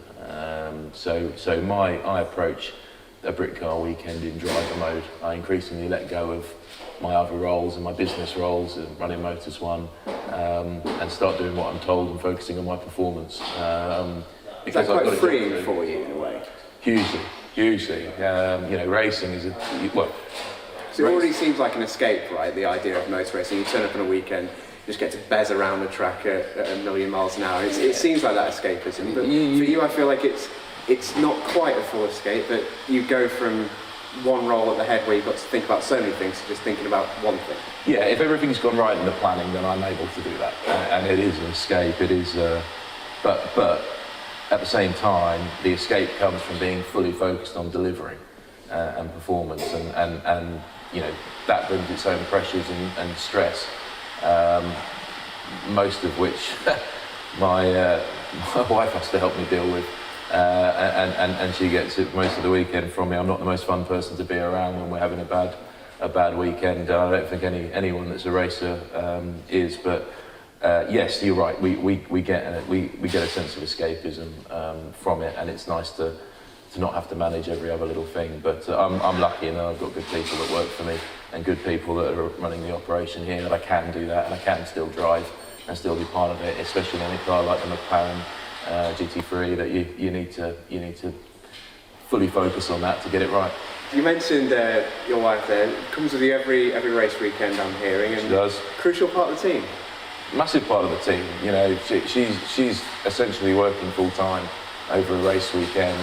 She'll be helping me organise, run everything, look after people. She gets involved with the hospitality. She even cooks for all the team and mechanics sometimes, and basically sorts stuff out so I can focus on the driving. But also, she has to look after me, making sure my head's in the right place, and that's critical. It is teamwork at the end of the day, and she takes a lead role in that. So if I need 10 minutes to myself on the motorhome, I can have it and know that she's sorting everything else out, and people are getting what they need elsewhere. So yeah, plays a massive role. It's it's a business in that respect, and it's as much work for her over the weekend as it is. And unfortunately, if it's a bad weekend, then she has to put up with me driving the motorhome all the way home as well in a terrible mood. So it's probably even worse for her than it is for everybody else. And in terms of, you mentioned that you didn't come from a racing background or a racing family, and racing for sure seems to be a familial thing. It seems to be passed down the generations. Do you feel like you've now almost found that within your present a sort of racing family? I think that's probably true, yeah. I mean, look, I never really gave it much thought. It was only once I was here that I realised that a lot of people, it gets passed down from father to son, or whatever it might be, or mother to daughter, or there's usually a family involvement. But I guess you've got to start somewhere, right? You've got to start one if you don't have one. So yeah, this is all we do. It's all we think about. It's 365 days a year. For us, even in the off season, there's a lot of work gone in, and you're right. The people that we work with here are also some of my best mates, and you're right. We do create a little family here, and as you say, there's some truth in it gets passed down, but I think the barrier to entry in motorsport is increasingly going down, and if someone like me can build something in it, then I'd say anybody can. Are you hoping to be that sort of patient zero for your generation, maybe the lineage to start? Well, I don't know. I mean, if you're a bit more hands off, you'll let them make the choice. Yeah, I don't think you can push kids. I see, I see a bit of pushy parents in all sorts of sports. Whether it's rugby, football, karting, or whatever. And I don't necessarily think that's healthy. Obviously, it would be no bad thing to have that, and something that we could support, but I think you've got to let kids follow their own path, haven't you, and let them do what they want to do. But if that's motor racing, then that's a lot easier for me to support than I don't know, ballet. I'm not particularly good on my toes, but we'll see. last couple of things I wanted to ask you, and I've not directly asked you this about the McLaren. Obviously, you've not raced it, but say for example the Brabham. What is the best thing about racing these hypercars? What do you love most about it? Well, the best thing about racing the hypercars, the fast cars, but actually the best thing about racing almost anything is going door to door with somebody. That's what I love. That's why I'm here. I love that feeling of being door handle to door handle with somebody and racing hard. That's what it's all about for me. Hard and clean, obviously. Ideally, no one likes to have contact, but that competitive edge, and that makes you feel alive. That brings out hopefully the best in everybody. Sometimes it goes right, sometimes it goes wrong, and sometimes you win the races as a result of it. But that's the thrill. That's the exciting bit. That race and that door-to-door, close quarters action, which you do get in Britcar. That's what we're here for. And in terms of what you're most looking forward to when you get back to it at the start of this next season, is that the thing that you're most looking forward to, or is it something else?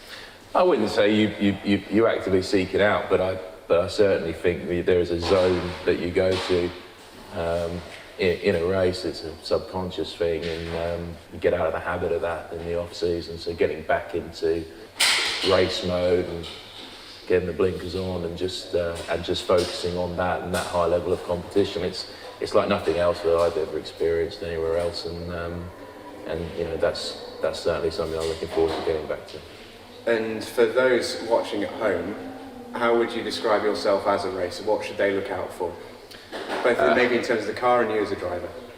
Well, the car, the McLaren it's got a lot of power compared with something like a Praga. So I reckon we'll be competing with a lot of these Pragas, which are lightweight aero cars. So I think you'll get a lot of diversity in terms of the competition. It's a big car, McLaren, even for a GT car. It's really wide. It's got a lot of power. The way you're going to be driving it is to get it stopped, get it rotated with this mid-engine configuration and really drive it out the corners, whereas something like a Prague is half the weight, a lot more aero. They're going to be carrying their speed through the corners, so you're going to see a lot of differences there. In terms of my style, it's hard to tell, but I always get told I'm aggressive. I'll make moves on people and try things and try and make that work, and that's one way to go on that. With if anything, coming from a bit of touring car racing background, we've toned that down for endurance racing, but it's still in there. So maybe watch out for a few moves if we get to make them. We spoke about what an average weekend looks like for you. Now, obviously, that encompasses 1,001 things, right? But who helps get you out there on the track?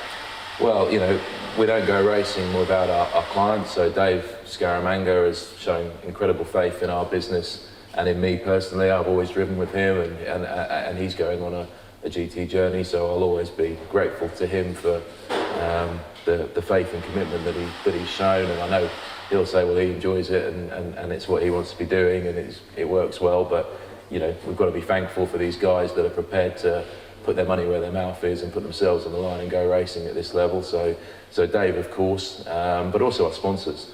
Moorgate Motorsport Finance could have picked any team in the paddock to be part of and to join up with. They're a big name in terms of finance and lending for race cars and trucks and anything else.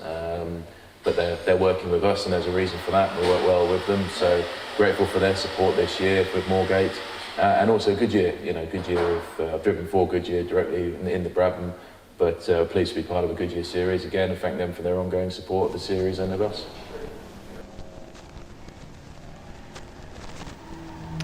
Okay, shortly getting back underway with our final race of the day here at Oulton Park. But first of all, we can head down into the paddock because we've had confirmation of the winner of the Dave Simpson Trophy in the CNC Heads Northwest Sports and Saloon Car Championship. It was awarded to the driver who was most dominant in his class. 6 classes, of course, in that race we saw earlier on. So who won their class by the biggest margin over their rivals? Well, it was the winner of Class A and the overall winner, Paul Rose. Let's go down and hear from him. Back again with Paul Rose. Now you are the Dave Simpson Trophy winner, which was done on the fastest time gap, I believe. Do you know, I'm not sure. I did win it in 2018, which was really great, but I forget how you actually win it, and I've forgotten all about it was on today. Well, I believe it is on the speeds average, and it was very, very close over here. Was it really? How close? I don't know exactly, but it was very close. But I'm pleased to win it. It's a beautiful trophy. I mean, that is a nice trophy to win. It is, and it's really, really heavy. We'll go to Margaret. Margaret, can you please explain what the trophy is and what it means? I can, but first of all, I think it was 0.2 miles per hour. Yeah, that you won it. Well, it was presented. It's presented by BARC Northwestern Centre to commemorate my late husband, David Simpson, who was a clerk of the course and one of the co-founders of the what is now the CNC Heads Championship. And it's awarded every year, as you've said, to the driver who wins by the greatest speed differential. And I'm really proud to have been able to present it to Paul today. So well done, Paul. Yeah, and thank you very much. It certainly is a beautiful trophy to race for, and every driver would want to win that. You just got to make sure you don't drop it on your feet. Well, thank you very much, both of you. Thank you very much. Thank you. Well, congratulations indeed to Paul Rose, the winner of the Dave Simpson Memorial Trophy. Good to hear from Margaret Simpson.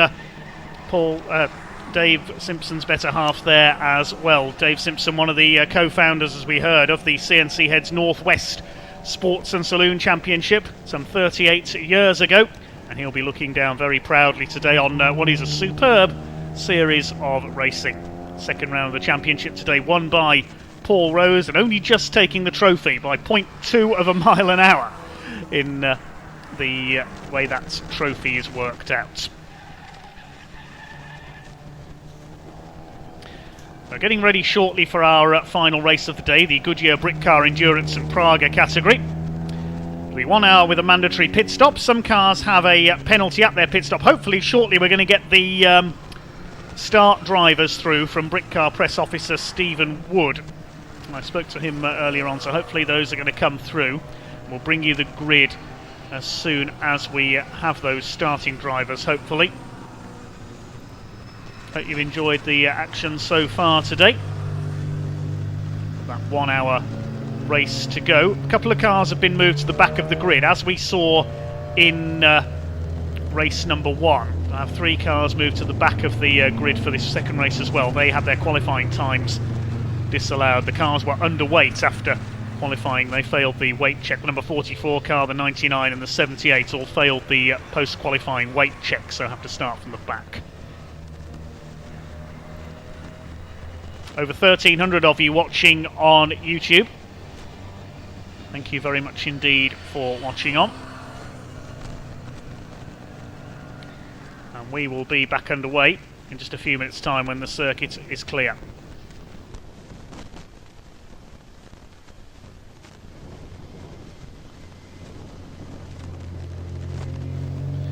Good to see spectators back at trackside, enjoying the sunshine here at Oulton Park.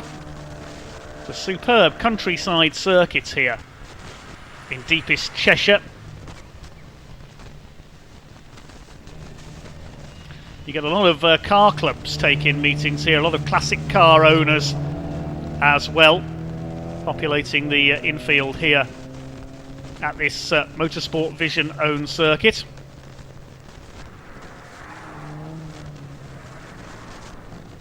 Great to see plenty of families at trackside as well.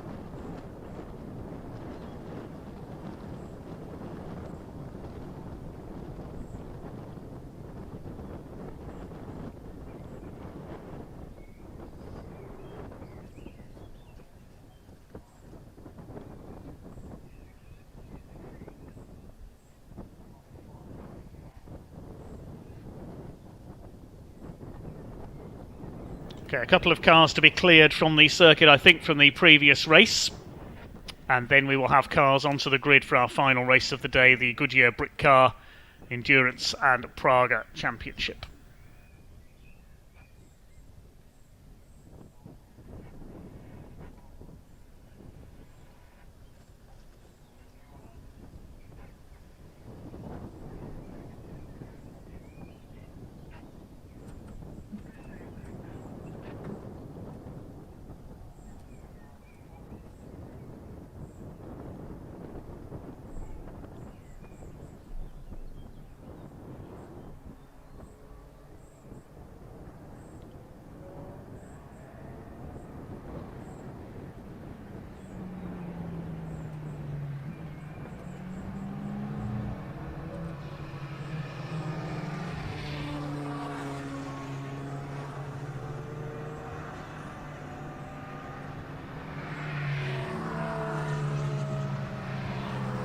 Okay, let's bring you the grid for the second race of the day for the Goodyear Britcar Endurance Championship. Praga's locking out the front of the grid once again. In pole position is the number treble 1 Tim Gray Motorsport car of Richard Wells and Alex Kapadia.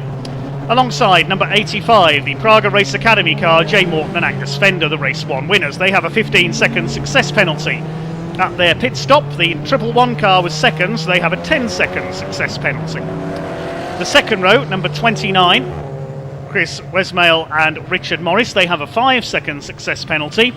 The triple 3 car, which failed to finish race 1, that's the Gaudy Much Abbey Eaton car. I'm not sure if Ash Dibden, the third driver, is here, so I think it's just the two of them. The 3 Lions car, they don't have a success penalty, they start on the second row. Third row, 91, Jack Faby and Charlie Martin start alongside the number 7 of James Walker and Miles Lacey. The fourth row, 84, the Bridles, alongside 87, Jimmy Broadbent and Jem Hepworth.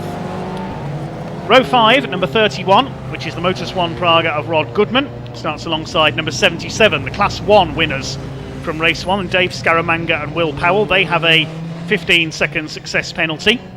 The sixth row, 144, that's the Goddard Hollings Ferrari. They have a 15-second success penalty. They won Class 3 in race 1. They start alongside number 3, Johnny McGregor in the Taranis, Mac G Racing. They have a 10-second success penalty. He has a 10-second success penalty at his stop. Row 7, a pair of Porsches. Number 32 is the Cunninghams. They have a 5-second success penalty. And 69 is the Fothergill Bennett's car. They have a 10-second success penalty, third and second in Class 3. Row 8, number 68, Team Brit with the Aston Martin, Bobby Trundley and Aaron Morgan. And they have a 15-second success penalty. They won Class 4 in race 1. They start alongside EDF Motorsport in the Cupra. They have an extra 10 seconds to serve at their pit stop. Row 9, number 6, the Digiplat BMW. And 138, the Simpsons Motorsport Audi. They have a 5-second extra penalty at their pit stop. They were third in Class 4 in race 1. Behind them, on row 10, number 9, Peter Erseg with his Porsche, alongside the 38, the Alberts in their Aston Martin. And behind them, row 11, number 88, New Barn Racing. I believe they're non-starters. The Jaguar suffered problems in race 1. I don't think that car's there. We know car 66 is not there. Nicole Drought and Danny Crivid, they had an accident in qualifying this morning, so they're non-starters. And the 3 cars that got penalised for failing the weight check after qualifying: 78 Tim Docker with his Golf, the 44 of Day and Foster, their Cupra, and the number 99 at the back of the field, the TCR Golf of Beeson and Healer. That's your grid then. Hopefully they're all there for the Goodyear Britcar Endurance Championship Race 2. A 1-hour race with a mandatory pit stop.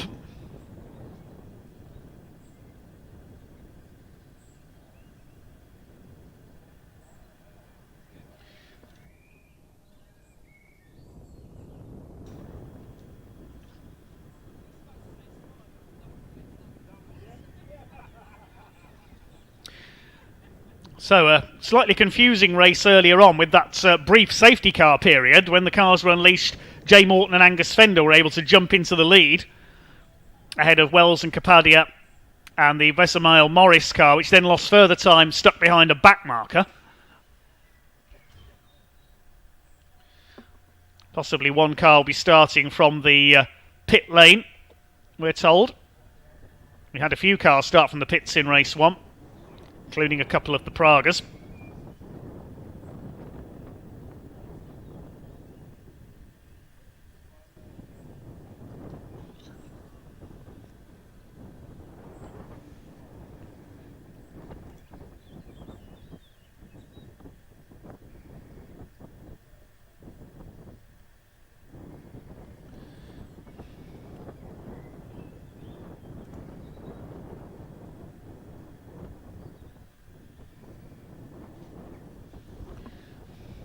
Looks like the majority of the cars are there on the grid. Possibly a space in front of Peter Erceg's Porsche there. That should be where the Wells Stewart BMW is. So that's possibly not there. It is the two Pragas on the front row of the grid. Pragas locking out the front of the grid in this one. Yes, the Broadbent Hepworth car is there. That's good news. Away they go for the rolling lap.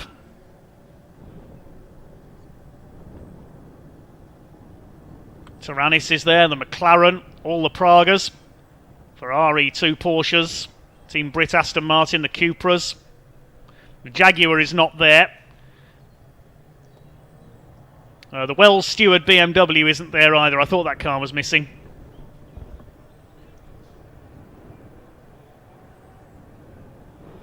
Fine field of cars in the sunshine at Oulton Park for our final race of the day.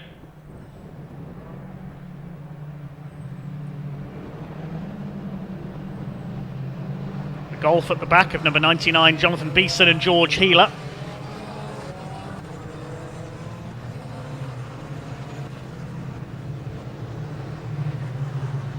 Are we going to see another Praga overall victory? Can the McLaren take them on? Or possibly even the Taranis of Johnny Mack. Don't forget we've got our in-car footage from the 2 Class 4 cars that we see there, Team Brit and EDF Motorsport. On board with Team Brit, Bobby Trundley, the autistic racer, very quick in karting, sharing with Aaron Morgan, the man who was sadly left paralysed after a motocross crash. They've overcome their problems to be able to race. It's wonderful to see Aaron and Bobby out for Team Brit. They do so much for drivers to overcome their problems and handicaps in order to race.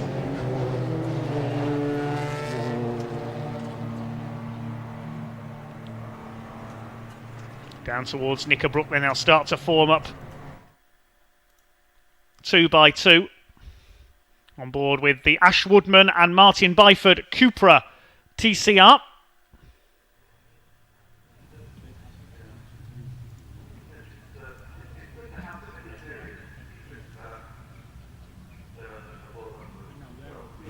Just ahead of them there is the Porsche of the Cunninghams.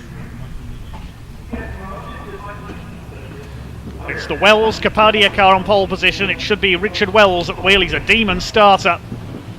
Jay Morton and Angus Fender, the winners of race 1 alongside. Remember, they both have success penalties at the pit stop. As do Chris Besmail and Richard Morris. They have 5 seconds. The BMW, I can tell you, is starting from the pit lane, the number 6 car. There's number 99 Golf at the back, the TCR car. Here they come then, the pace car holding them. Second race of the day for the Goodyear Britcar Endurance Championship and Praga Championship. 1 hour with a mandatory pit stop. The pit window opens 20 minutes in. Now the pace starts to quicken. Here they come up the hill. Pace car pulling the pit lane, the pack about to be unleashed. The power comes on and away they go. Second race of the day for Britcar gets underway, and it is the Wells Capadia car that makes a great start, leads the way into the first turn. Westmail and Morris up into second by the look of things. One car heading for the pit lane at the back. I think that was one of the Pragas that's dropped away there. I've got a bad feeling that's the Jem Hepworth car. I can't see the gold machine there in the middle, so possibly more issues for them. They head round Cascades for the first time. There's Tim Docker at the back in number 78 in his Golf, but it's the Wells Capadia car that leads from Westmail Morris. It looks like it's up into third place, the 333 car of Abby Eaton and Gordy Much. Class 1 is led by the Will Powell, Dave Scaramanga McLaren, and the Porsches have got ahead of the blue Ferrari as well as they go round Shell Oil's hairpin for the first time. It's Richard Wells who has the lead in the 111 car. Up the hill they go. Further back there's the Class 1 battle, McLaren against Taranis. Will Powell and Dave Scaramanga looking for their second class win of the day as they start to sort themselves out. Praga's all the way at the front of the field. Britcar Class 1 led by the McLaren. Britcar Class 3 led by the Cunninghams in number 32 Porsche. Chasing Rod Goodman. He made a bit of a slow start at number 31 Praga. Then Fothergill and Bennett behind him. Then Chris Goddard and Charlie Hollings in the Ferrari. There goes your leader up through the double apex right-hander at Druids, then up under the bridge and down to Lodge Corner. It's just the first lap of this 1 hour race.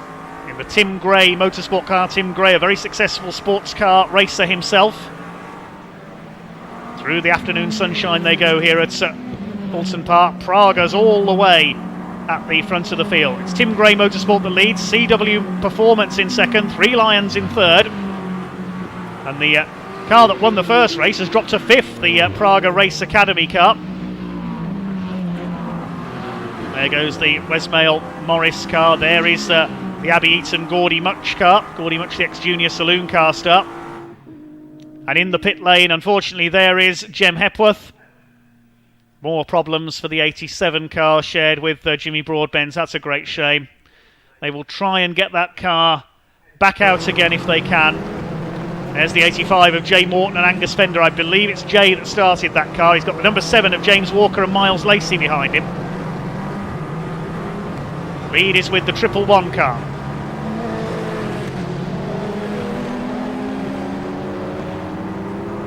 Over the top and down towards Knickerbrook. The first three have pulled away slightly. I believe that's Abby Eaton on board the 333 car for the first stint in this race.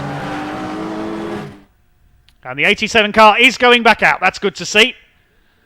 So Jem Hepworth and Jimmy Broadbent will join the race, but they'll be at least a lap down. So let's see if that Praga can catch the rest of the field up. Here come the leaders down towards Lodge for the second time. Wells and Capadia from Westmail and Morris. Eaton and Much in third place. Then we've got the 91 of Jack Fabi and Charlie Martin further back in fourth. The first three have pulled away by a clear margin.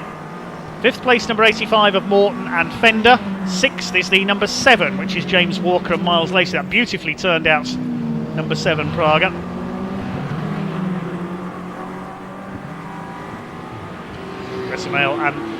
Westmail and Martin chasing hard. The lead gap was 1.6 seconds, but the 333 has done the fastest lap. I believe that's Abby Eaton on board, and she's chasing them down. The W Series racer, star of the Grand Tour as well. Through the Shell Oil's hairpin goes the treble 3 car. They're well clear of fourth place, which is Powerhouse Performance number 91, over 6 seconds ahead after only 2 laps. The 85 is fifth, then the 7.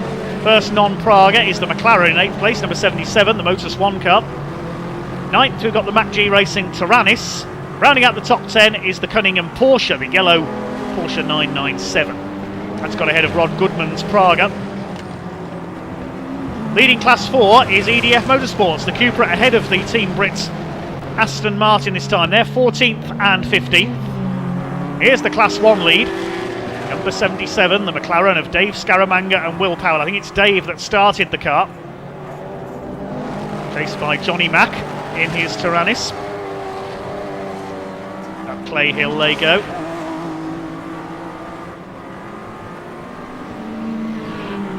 There goes the 85 of Rod Goodman, leading the number 7 of James Walker and Miles Lacey, the YouTubers. Mr. JWW, as James Walker is known on YouTube, the supercar YouTuber. Rod Goodman up the inside takes the Cunninghams. Cunningham still leading their class. A good start by the Porsche in Class 3. Staying ahead of their rivals, the Blue Ferrari and the Bespoke Defenders Porsche, run by Land Rover specialist Marcus Fothergill. There goes the class leader in Class 1. See what the gap is between those two. Just over a second as the Pragas charge through Cascades.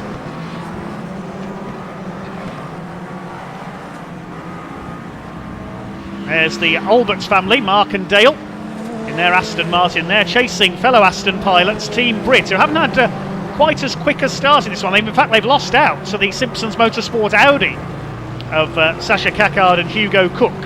There's number 91, that's in 4th place. The Praga of young Jack Fabi and Charlie Martin. And look at this, the Class 4 Seat Cupra of EDF Motorsport is up there with the RNR Performance Ferrari of Chris Goddard and Charlie Hollings, the Ferrari 458. The only Ferrari we've got here today, because Michael Jones, who was supposed to run in Class 2, was a late withdrawal. There's Marcus Fothergill's Porsche ahead of them. Shares with Dave Bennett, the professional photographer. They both raced Porsches for many years. Chris Goddard has got quite a collection of Ferraris he competes in various series, sharing with Charlie Hollings, the professional driver.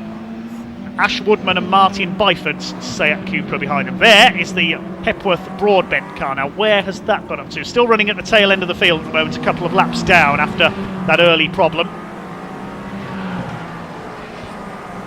Let's see if this car can make up the ground. This is the car everyone's here to see, of course, with Jimmy Broadbent taking part. One comment asking why the number 6 BMW is quite a way behind. That car started from the pit lane.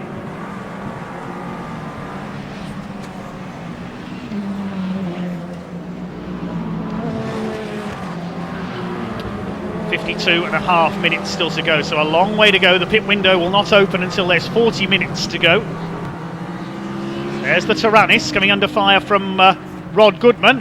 Taranis slightly the same shape as a Praga, but a bit bigger. It's got a big V8 in the back of the Taranis.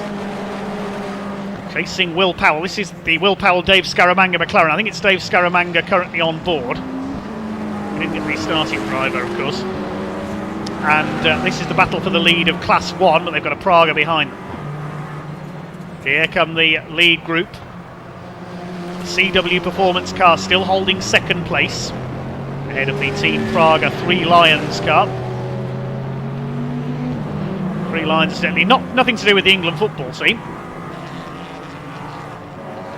This is the battle for 2nd place. They're over 3.5 seconds off the lead car of Tim Gray Motorsport. They've got to build up a bit of a lead, of course, because they know they've got that pit stop success penalty of 15 additional seconds on their mandatory 2-minute pit stop. There's the white Praga up the road ahead of them. Triple 3 is now through into 2nd. The 3 Lions car is up into 2nd place. Pulling away from the 29 here. Has that car got a problem? I think that 29 car's slowing. Yes, it looks like the Chris Wesmail and Richard Morris car may have a problem here. It's dropped right back from the triple 3. I think they're in trouble. Let's see if it makes it round. Will it come into the pits this time? Yeah, they're definitely slowing down there. How far back to the next car? Quite a distance to the Powerhouse Performance number 91. There's the Porsche number 69. Now, how far behind the 32 are they, the yellow Porsche? It was 2.6 seconds. There's the Ferrari behind them. This is the battle further back between the 91 Powerhouse Performance, the 85 Praga Race Academy car, and the number 7 Works Praga of James Walker and Miles Lacey. They're running the best we've seen them this weekend. Chased by 84 VR Motorsport, the Bridle family.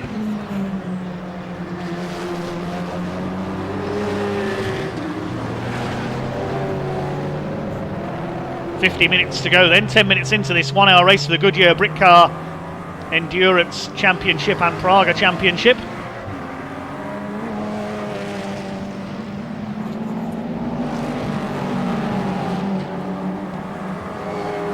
This is the battle for 12th overall we're watching at the moment. Bespoke Defenders car, 2nd in Class 3, 3rd in Class 3 is the Ferrari behind him, and then we've got the Class 4 leader coming up on them. The EDF Motorsport Seat Cupra.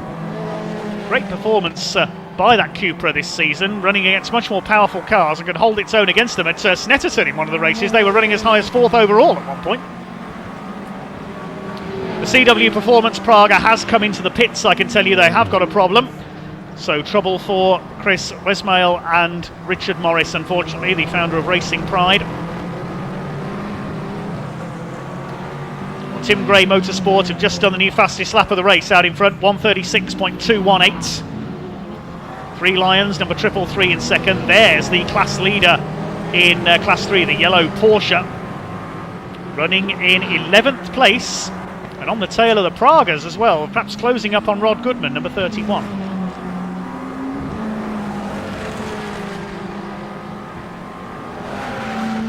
Pit lane, pit's window, I should say, not yet open. We've got the BMW in though, number 6. That car started from the pits and they've got further problems with that very smart BMW M3 GTR. The number 29 Praga that was running second has come in as well, as we mentioned. They've got the laptop plugged into the BMW trying to work out what the problem is. That suggests it's an electrical or engine management gremlin. There goes our race leader up towards Island Bend. Dominant performance from Richard Wells and Alex Capadia so far. Here's a Praga battle further back. We've got 3 of them going at it here.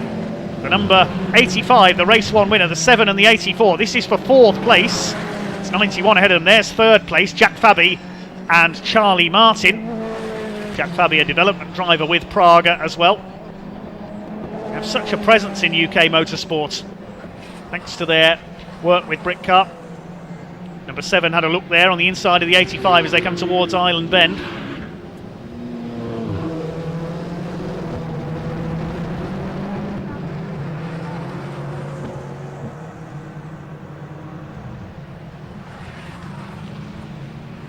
There goes the Audi, Hugo Cook and Sasha Kakard. Oh, and Team Brit in trouble. That car's a long way off circuit. Where's that gone off? That's coming up. That's coming out of Britain's up towards Hilltop. I think, has the car pulled off or has it gone off? We didn't see what's happened there. They've stopped on the exit against the barrier there. I think the car. Yes, I can see the driver in our inset camera there, the top left of your screen, playing with the dashboard there, trying to get it going again. So the Team Brit Aston Martin has pulled over with a problem by the look of things. I thought they were a bit off the pace early on. Class 4 is still being led by EDF Motorsport ahead of the Simpsons Motorsport Audi, the Triple M Automotive Aston Martin, the Albert family. There they are, running in 15th. 3rd in Class 4. Just behind them is, I think, another of the Cupras. Yeah, no, it's the Golf, sorry, the shared Autosport car. Yellow flags out there at Britain's because of that stranded Aston Martin. The green flag on the exit over Hilltop. I can see a Praga, I can see a gold Praga. There is the 87. Now, where are they up to now? Well, they've got past the 44 car, which is 17th, but I think they're a further lap down. There's the leader, coming up on the 44 of Day and Foster. Up Clay Hill, takes the back marker, no problem.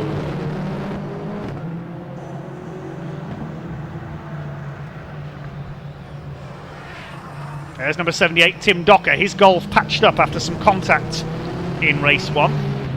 Bit of trim hanging loose in the 99 Golf there as well, as the leader comes up to lap, the 87 of Hepworth and Broadbent.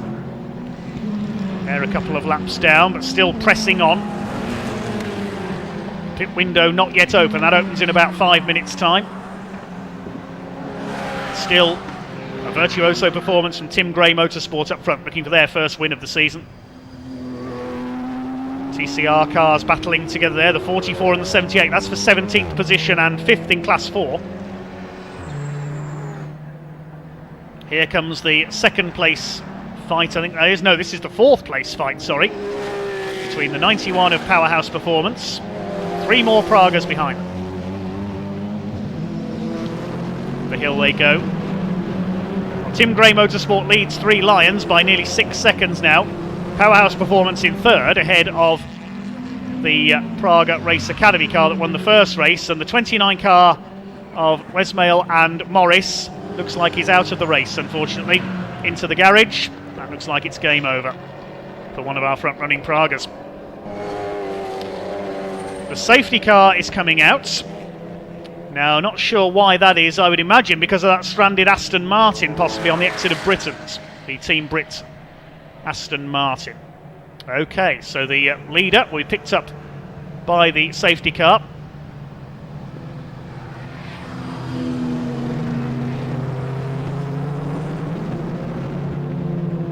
There is the leader in the background, the Wells Capadia car. He's got the Broadbent Hepworth car, he's just lapped behind him. Okay, the safety car being called then.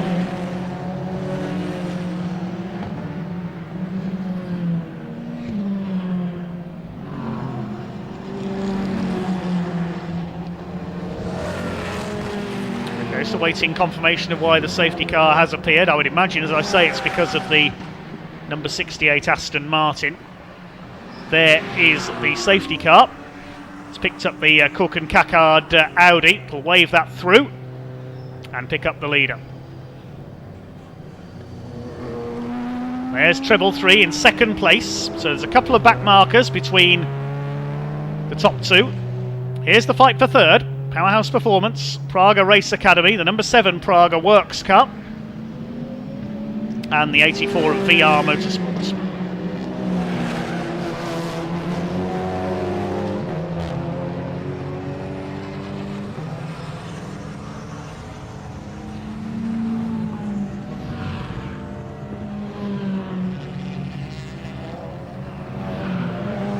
Catching up to the back of the Crocodile here, through Cascades.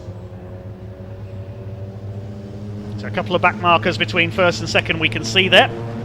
Then a couple more back markers. There's Tim Docker in the Golf, TCR spec touring car. Oh, the BMW is back out. That's good to see after that problem in the pits. Now, drivers will probably be hoping that this safety car stays out for a couple of laps longer, and then everybody's going to come in once the pit window opens so they don't lose as much time. 2 minutes till the pit window opens. If they do another lap, they're probably all going to get to come in under the safety car. There's the McLaren, still leading Class 1 ahead of the Tyrannus. They'll be right together on the restart now. They are in 7th and 8th overall, so Pragas hold the top 6 places, and 9th, the Motor Swan car, number 31. SG Racing's Porsche, number 32, the Cunningham car, rounds out the top 10.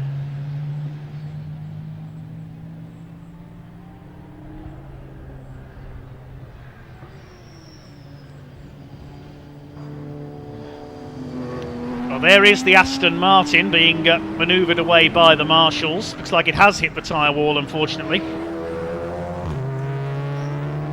Ah, number 29 is back out. I thought they'd retired. That's good to see, the CW Performance Praga.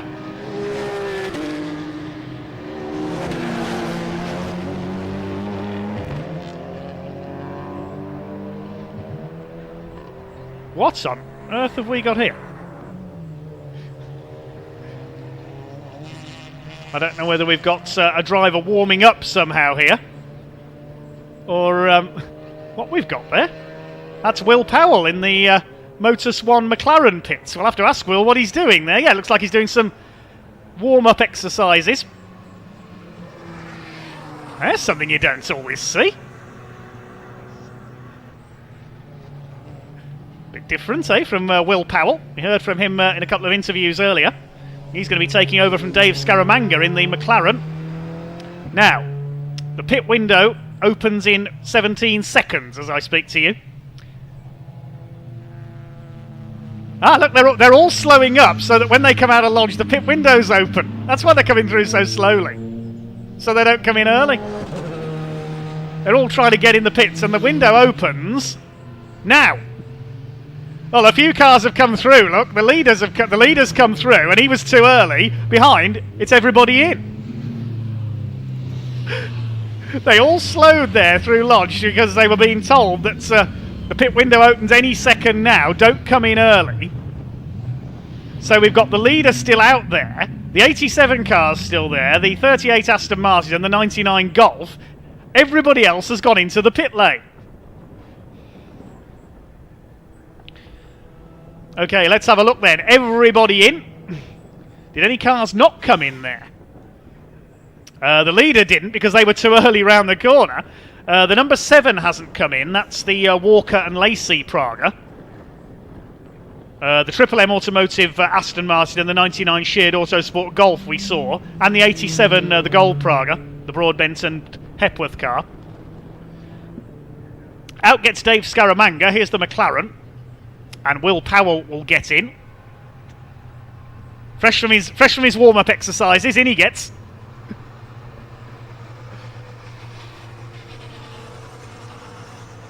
The 69 Porsche in the back. Oh, basically everybody's in the pits except those few cars I've just mentioned to you. 3 Pragas stayed out. The 87 car as well. 1 Aston Martin and 1 Golf TCR.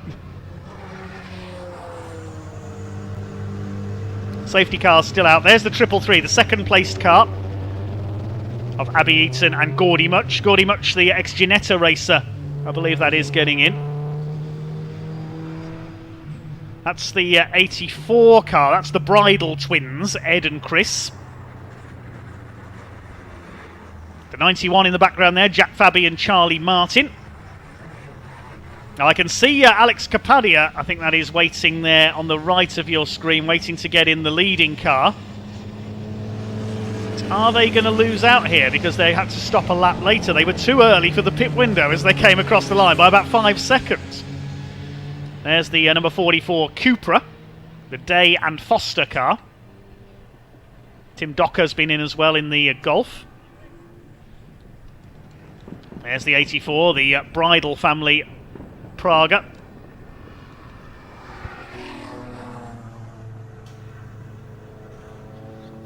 The 85 there of Morton and Fender. Of course, they had to serve that extra penalty of 15 seconds for winning the first race. How good does that number 7 car look? That beautiful blue and gold. There's the 85 back out. The number 60, that's the leading car in Class 4. We're going to have to see where everything cycles back out now. There's the Cunninghams back out. They were leading Class 3. This is the car that was leading Class 1, the McLaren.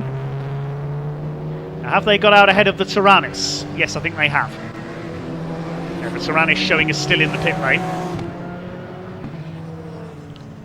There's number 31 rejoining, and I think he's found himself at the back of the queue, unfortunately, the Motorsport. And there's the Tyrannus, so that's lost out some ground to the McLaren. Now those two at the back of the Saturday traffic, unfortunately, here at Oulton Park. Of course, they had to serve success penalties. Safety car still out while the Team Brit Aston Martin is recovered.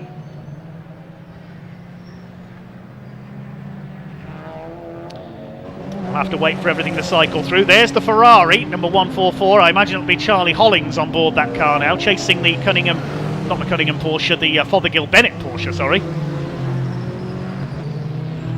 Marshall's just reminding them that the safety car is still out and to keep it slow. They want to catch up to the back of the line, but they can't go too mad. In comes our race leader. Straight in, the number 7 car is in, the 87 Praga is in. The number 7 Praga in, and the 29 is in, and the leading driver there literally pulled out of the car. That was Richard Wells. Alex Capadia will take over. Of course, he can't get in until the refuelling operation is complete. That can't be done with the driver in the car. Now, have any cars not stopped? Okay, possibly the BMW, because that stopped, of course, outside the pit window, so I don't know if that's taken its official stop yet. In gets Alex Capadia. Look how tight that cockpit is. No wonder they need help getting in and out. I doubt I could fit into the cockpit of a Praga, being 6'2" tall. Now, who's going to take the lead as a result of all this chopping and changing? We'll have to wait and work it out. Got to wait for everything to cycle through on the timing screen from TSL Timing.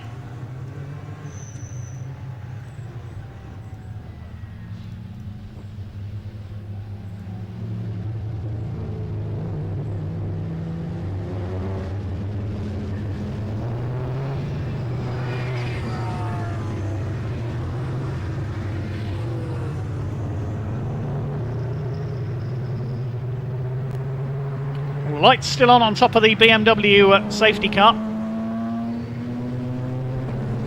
Waiting to see if we're going to get a restart this time.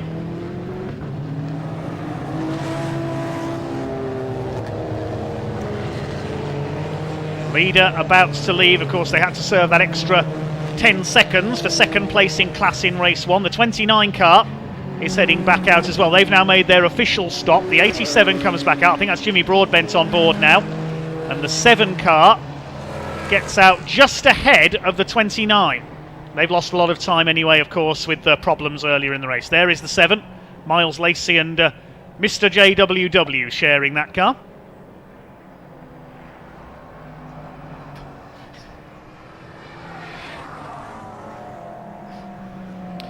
Right, wait to see who is the official race leader when everything has cycled through, with everybody having pitted under the safety car.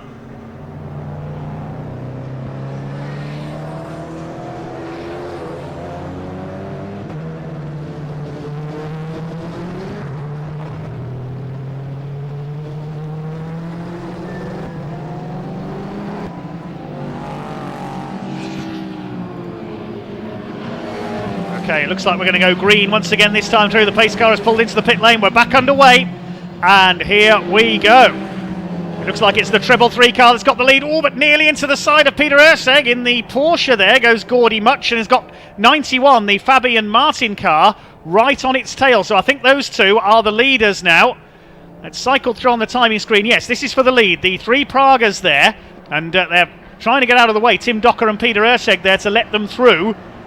Okay, so your race leader, according to the timing screen, is the 333 Praga. That was the first car that didn't have to have a success penalty.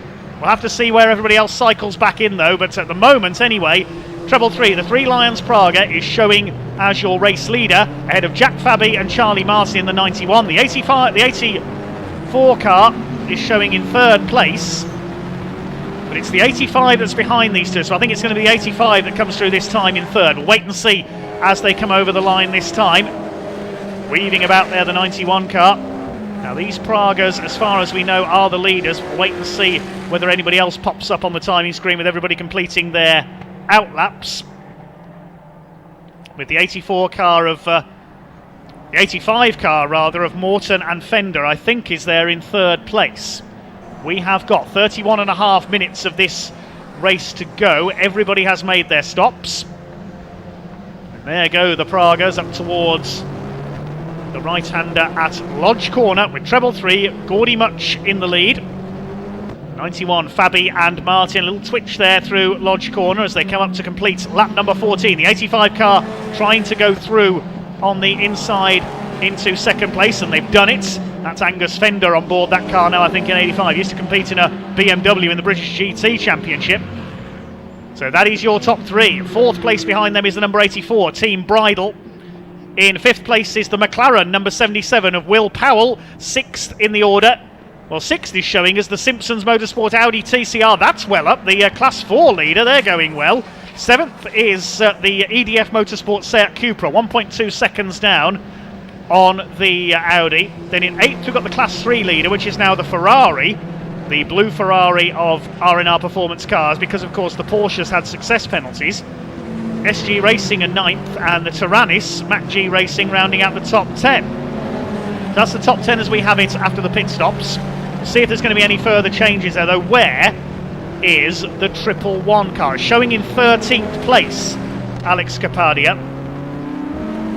Some 46 seconds off the lead, but of course they've got to slot back in from their pit stop. Wait and see where that 111 car reappears. That's the Tim Gray Motorsport car showing on our graphics on the left of your screen. There goes the 85, looking for their 2nd win of the day. They had 15-second success penalty to overcome, and they're only 1.26 seconds last time around off the race lead. So they did the hard legwork in the early part of that race to try and overcome that success penalty. They're up there behind the treble three of Abby Eaton and Gordy Much. Here they come over the line. 15 laps completed, new fastest lap of the race by 85. That's Angus Fender, I'm sure, on board that car, and he's only half a second off the lead now. Third place is the 91 of Fabi and Charlie Martin. Down the avenue towards Cascades, treble three continues to lead. This is great stuff. Fourth place is the next to the Pragas. They're 7 seconds back now. Chris and Ed Bridle. The McLaren is up into fifth place. The Tyrannis has come through into sixth. There's the 111 car. Now we're going to wait to see where that comes through this time. Has it gained any places on that last lap? The 111 with Alex Capadia on board. There is the Tyrannis. They're second in Class 1 behind the McLaren. They lost some ground in the pit stops. They're 8 seconds off the McLaren. There are the leaders.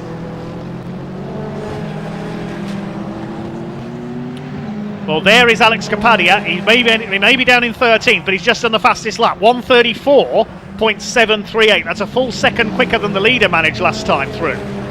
Now he's going to race his way back up the order. Keep an eye out for that white 111 Praga. There's the 87. That's Jimmy Broadbent. Of course, they lost time early on. That car running in 20th place. There is the Class 1 leading McLaren. In 5th place, Will Powell. Will the gymnastics work for him here? He's 3 seconds behind the number 84 Praga. He could get an overall podium here. He plays his cards right. There's the bridle car. There's Powell. Now next through we should have the Tyrannis. There's the Praga ahead of him. So he could get into 4th place here, Will Powell. Very quick racer, competes in TCR touring cars as well. There's the Ferrari. That's leading Class 3 after these stops. It was the Porsche of the Cunninghams that set the pace earlier on, but lost a bit of time around the stops. The Ferrari is 8th, and back in the pits, that's one of the Pragas. Looks like a problem with the left rear there. I think that's the 29 car again. Yes, it is the CW Performance car. Chris Westmail and Richard Morris. Not a happy day for them. Something sort of a problem with the left rear of the car. Well, there is the Tyrannis. 6th position. They're losing ground though to MacG Racing to the Motus 1 McLaren. There's the Fabi and Martin Powerhouse Performance Praga, 3rd overall, 3rd in the Praga category. What's happening in Class 4? Well, it's the Audi still leading. They've lost a place now to the Ferrari in the overall classification, but that Audi TCR is absolutely flying. In 8th place overall, Hugo Cook, who's only in his teens, and Sasha Kakard. There's another of the Class 4 pace setters we caught a glimpse of there, the EDF Motorsport Cupra. There's the 69 Fothergill and Bennett Porsche. They're running in 10th overall, 3rd in Class 3. So everything has wound itself out after stops. There's that Audi. That's showing very impressive overall pace. The Audi coming down hilltop there into Knickerbrook. There is the Praga now.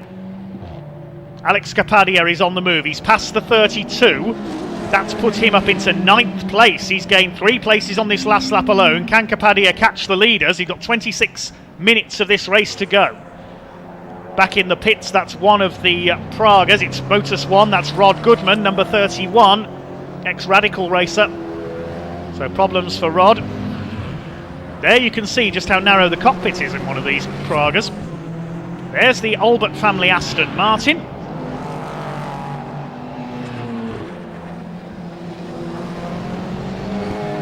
Get Rod Goodman into the garage. That could be the end of his day, sadly. There's the 84 still running in 4th place, and the 111 Praga is now up to 8th. A lap that time at 1:38.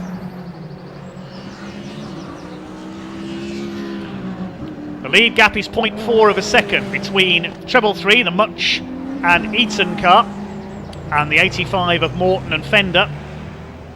Here's the McLaren, still leading Class 1. He's pulling away all the time from Johnny McGregor in the MacG Racing Tyrannis. Johnny MacG, good to see the Tyrannis back out, first time this year.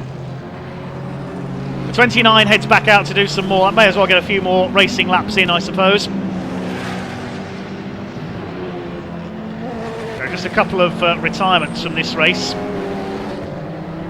Lost Team Brit, of course, after 6 laps, and Rod Goodman currently in the pits in his Praga. Hopefully he can rejoin.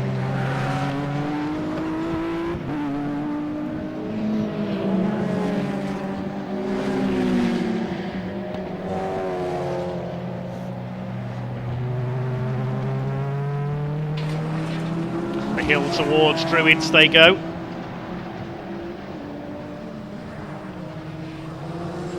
There's the Day and Foster CTR Alpha Tunes Cupra. They're in 15th place, 3rd in Class 4. So on for a class podium after the retirement of Team Brit. The 87 Prague are still going strong, but 3 laps down in 20th place. They've got it running now.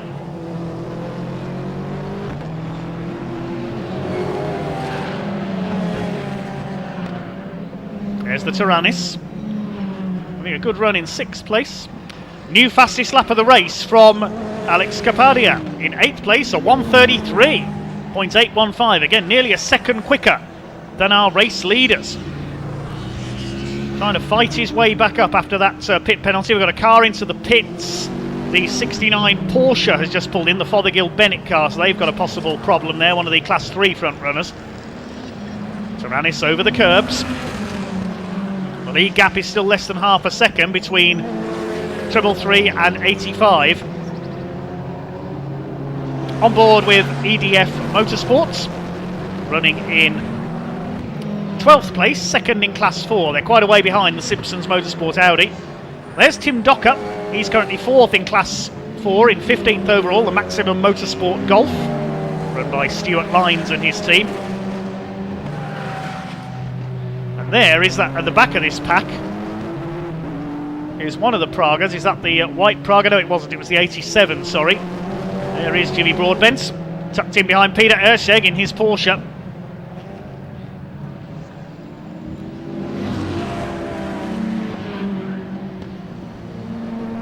Battling for some of the minor places here. Broadbent in 20th place. Docker is 15th. The Audi behind them is lapping them. That's running in the top 10. Kapadia has gained another place. He's got past the Ferrari now into 7th. I think he'll run out of time to catch the leaders, though, or will he? Because as I say that, he does a 1:33.723. Another fastest lap of the race for Alex Kapadia in the 111 Praga. He's a minute down on the race leader, 1:11. I don't think he's going to make that up, but we'll see him gain more places, certainly. There's Cunningham in the Porsche. In 11th place, still 2nd in Class 3 behind the Ferrari. There is Alex Kapadia, fastest man on track in the second half of this race. He's going like a train to try and catch up. He's got ahead of the Tyrannus now. He's up into 6th place. Carving his way through the field in this Goodyear Britcar Endurance and Praga category.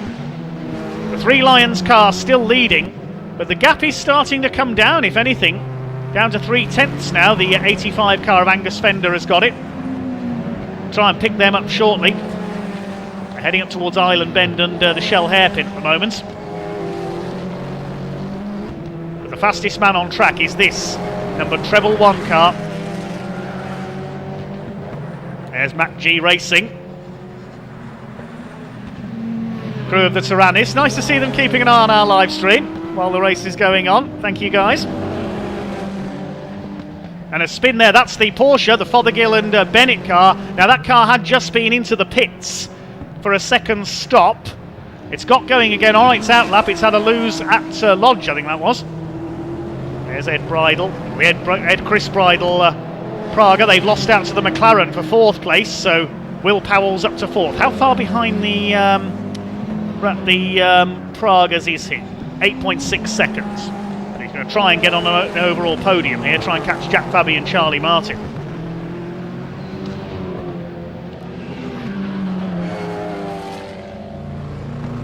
Well, here are the leaders, and look at Angus Fender now, right on the tail of the 333. Could get past here with a bit of luck down into Old Hall. Could we have a change here for the overall lead? Here they come, up the inside, the 85 car, he's got him into Old Hall.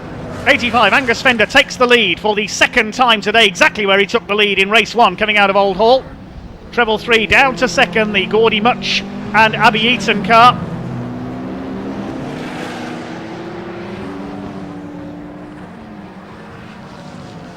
So a change for the lead there into Lodge on lap, into Old Hall, I should say, on lap 21.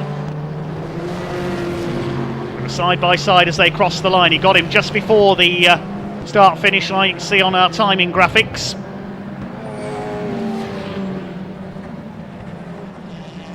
Here they come into Britain's then. They've got back markers ahead of them. The Cunningham Porsche is the first of this group to be lapped. They're frantically trying to move out of the way. Cunningham weaving about there, trying to let both the Pragas through. The Audis there as well, of Caccard and Cook.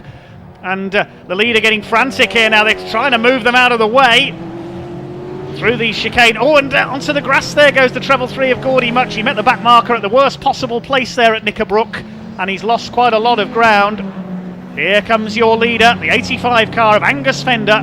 Is it going to be a double for the 85 Praga Race Academy and Motor1 car here?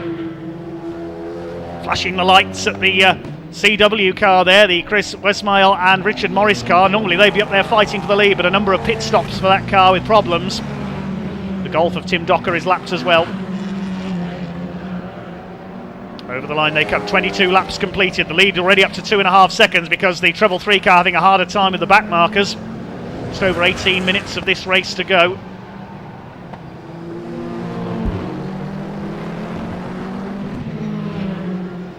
There's the 144 of Charlie Hollings, still leading Class 3. They're in 8th place overall, the Ferrari 458 Challenge. There's the number 77, McLaren, still in 4th place. Now, is he catching the Pragas? No, still 7 seconds down on the Fabi Martin number 91 car, which is on its own in 3rd place.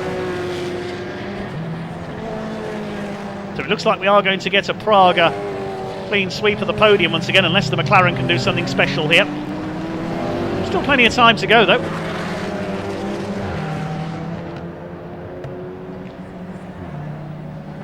Round the shell hairpin he goes. Got the 85 starting to pull away.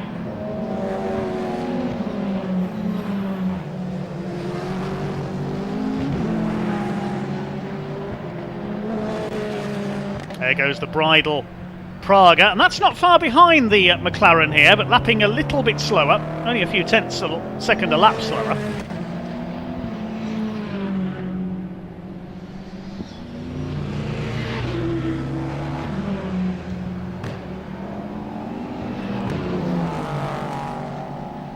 Up the hill they go. There's one of the Cupras. That's the 44 car. They're running in 14th place, 3rd in Class 4. Behind Simpson's Motorsport Audi. There it is, an EDF Motorsport in the Cupra.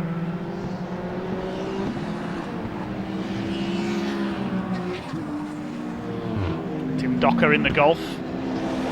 There's the Ferrari, still leading Class 3.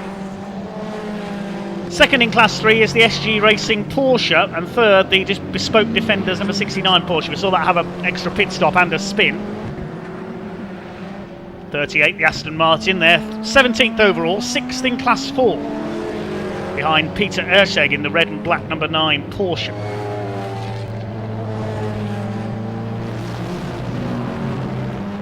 The Motor1 Praga is still in the pits, and the CW Performance car has come back in as well. More problems for them. There's a couple of Pragas. These two are battling with the Ferrari. That's the number 7 Praga, just got ahead of the Ferrari. That's for 8th position overall. They're in different classes, of course. The number 7 of James Walker and Miles Lacey. And number 87, Jimmy Broadbent, goes through as well. So we could have the YouTubers battling each other in a moment. It'll make an interesting story for their next video, wouldn't it? Still leading the way, number 85, the Praga Race Academy car. Angus Fender and Jay Morton looking for their 2nd win of the day. 15 minutes to go.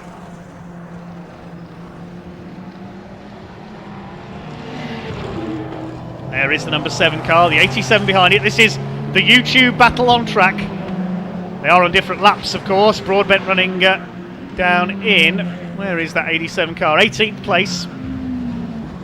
Chasing the number 7 of James Walker and Miles Lacey. They're running up in 8th place overall. A good run by them. Best they've had in the championship so far this season.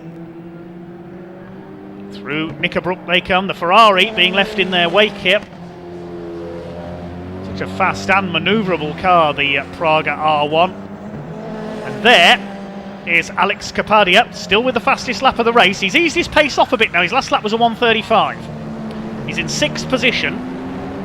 Now, can he catch the number 84 of Team Bridle ahead of him? There's the BMW still going, and there's behind them the EDF Motorsport Cupra. Alex Kapadia.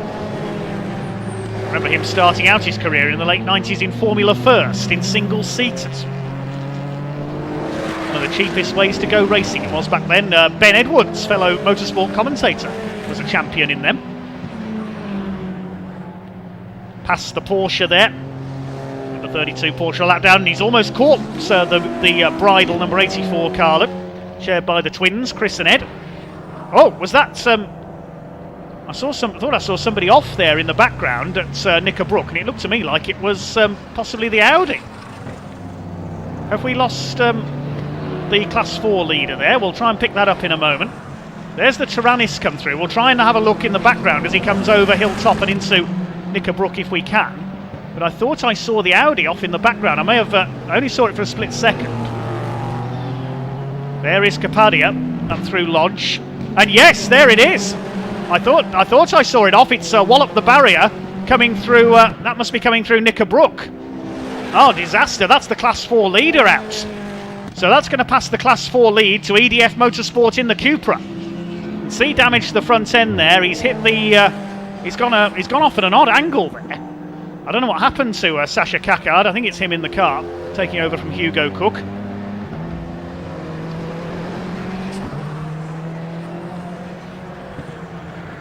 Well, there is the YouTube battle, the two Pragas.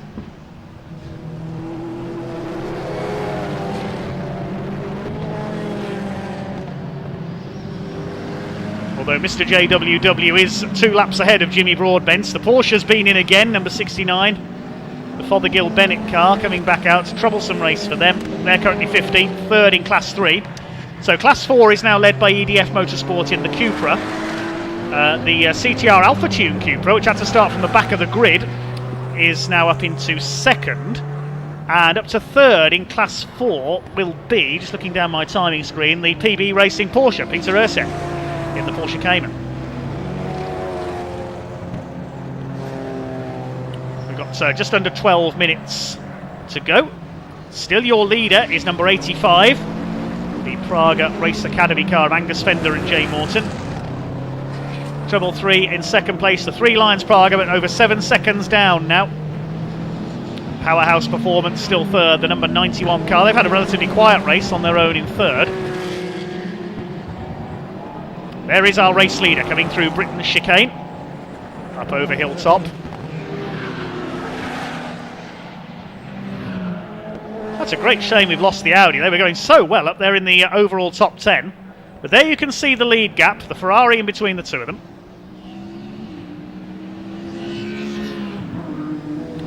I'm not sure how that Audi's ended up off at that angle, unless the marshals have wheeled it into that position.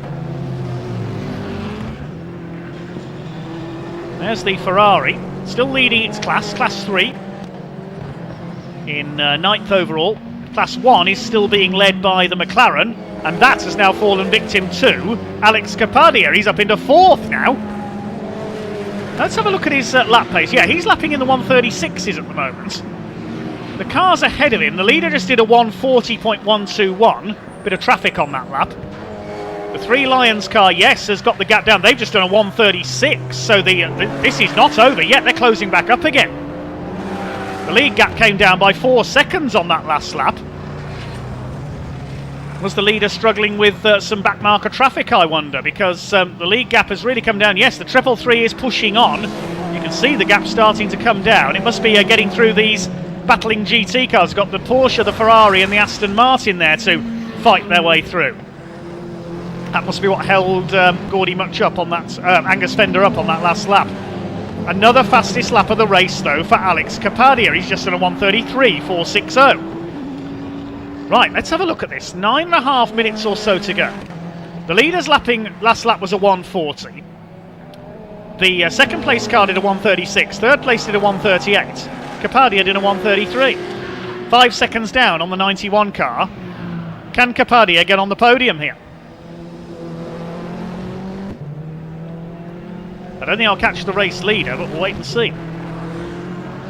Here comes your leader, Fender and Morton.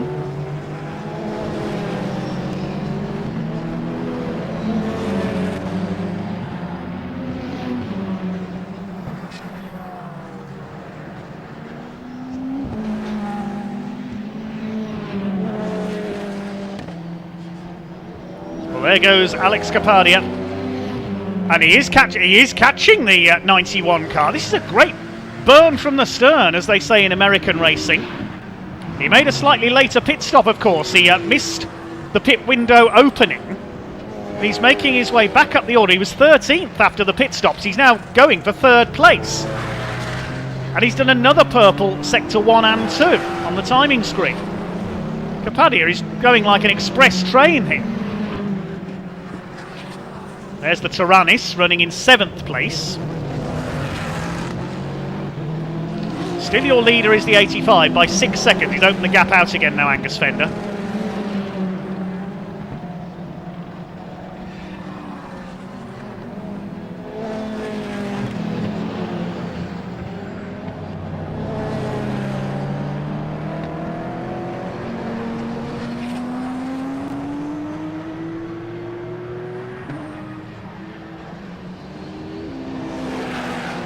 There is the 1-1-1, I should say, and they have caught Fabi and Martin. We're going to have a change for 3rd place here.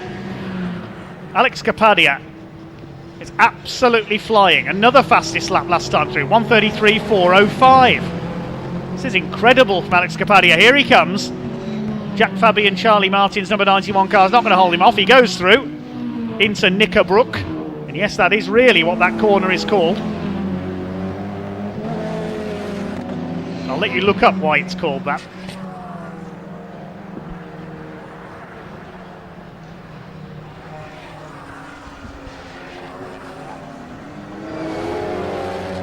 .8 seconds between the leaders. It's come down again on that lap. The lead gap is yo-yoing here. Leader lapping EDF Motorsport. They're still leading Class 4, I think. Yes, in 11th overall. There is the 333 car. 6.5 minutes just over to go. Angus Fender and Jay Morton continuing to lead through the Shell Oils hairpin towards the BMW to put a lap on the number 6. Yeah, their last lap, the leader was a 1:36.9. Second place a 1:34.8.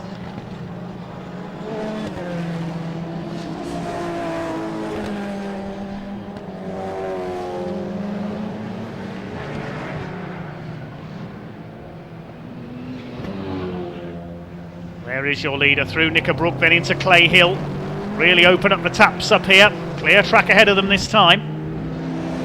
Trying to pull out that lead once again. What's the lap this time through for the 3rd place car? 1:34.092. Well, that might be the limit of Alex Capadia's progress, because he's 26 seconds behind the 2 leaders. I don't think he's going to make that up in just under 6 minutes. Leader coming through Lodge and up towards Deer Leap.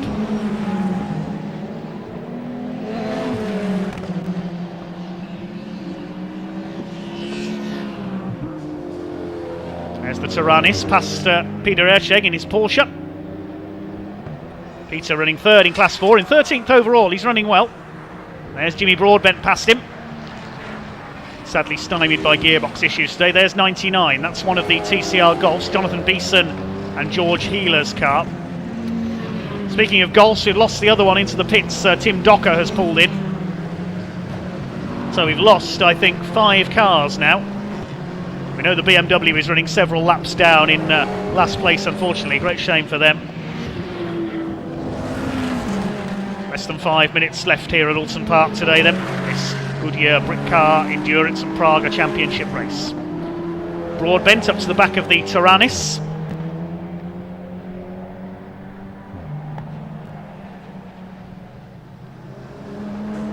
to the inside. There's the 77 of Will Powell. He's heading for Class 1 victory.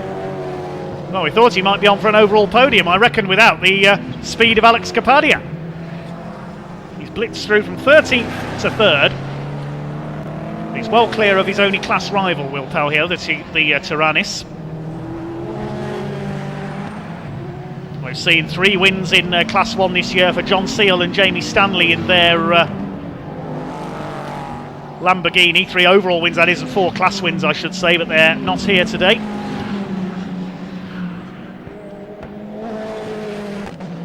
There goes the McLaren down to Knickerbrook. Can afford to take it steady now, heading for another class win.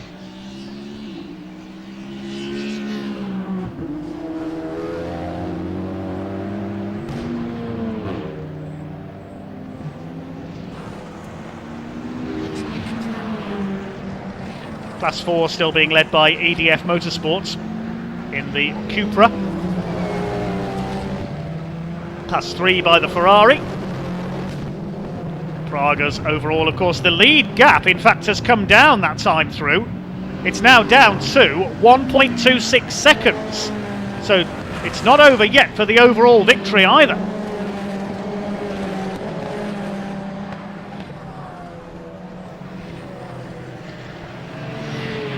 They're 25 seconds clear of Alex Capadia, so I don't think they're going to be in any immediate danger there. There goes the Class 4 leader, that's the EDF Motorsport car.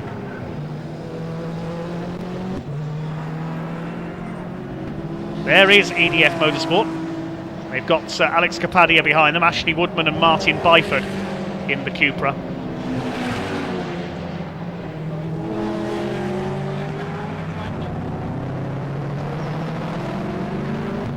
There is the race leader, 85 Angus Fender, just lapping the number 7 car there of Walker and Miles Lacey. Now, where is the second place car? There it is.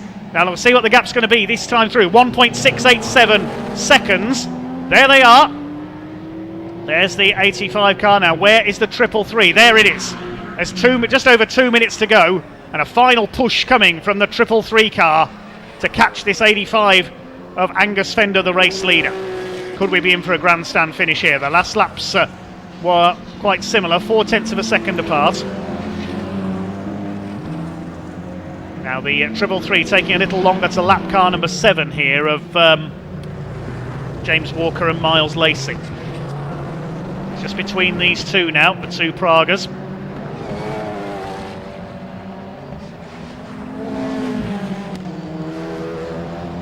Here they come out of Britain's. There is the leader.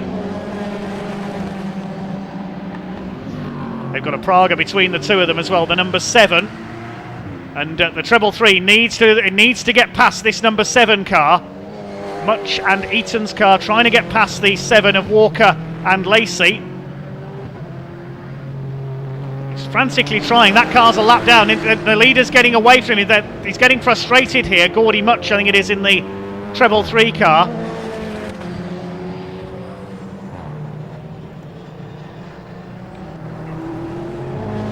Side by side, is he going to let him through there? I think he's got through now. And there's less than a minute to go. This is going to be the final lap. They're coming up on the Tyrannus. This is going to be the last lap of this Goodyear Britcar Endurance and Praga Championship race. The lead gap is up to 2.2 seconds. That back-marking number 7 car could have just decided it. Now the 333 needs to go like a dingbat around this final lap. Down the avenue they come, up towards the left-hander at Cascades.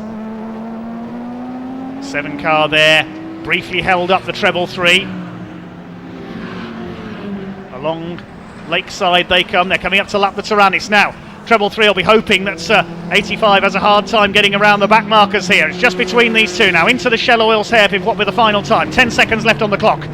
Up the inside, past the Golf, trying to pass the Tyrannus. He hasn't got him on the exit there into Britain's. This is the worst place to meet a back marker. Has that just saved it for the 85 car? I think it has. Into Hilltop they go. Over the top comes Angus Fender. And frantic, and the driver of the 333 is frantic there. Get out of the way, he says to Johnny McGregor. He wants to attack for the lead of the race.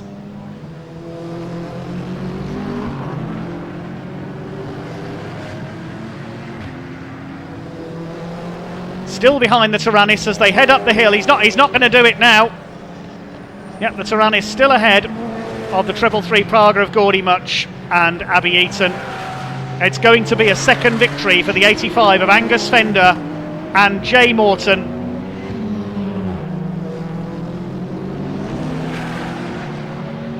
Up towards the checkered flag, and the win goes to 85.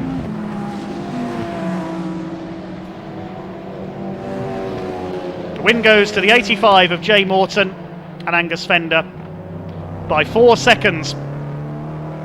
The treble 3 car couldn't get past the Tyrannus and has to settle for second place.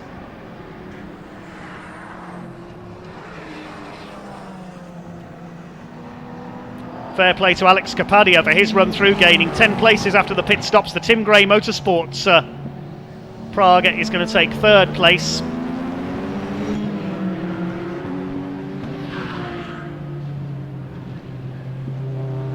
There's the McLaren heading in to win Class 1. We've just seen the Ferrari go through. They're going to win Class 3. Well, the treble one, the white Praga of Wells and Kapadia finishes third overall. The Fabian Martin Praga fourth. The McLaren is fifth. VR Motorsport, the number 84 Praga, there it is, the Bridle family, they'll take sixth. EDF Motorsport win Class 4 in 11th overall, a lap down. And we'll confirm the full overall results in a few moments' time.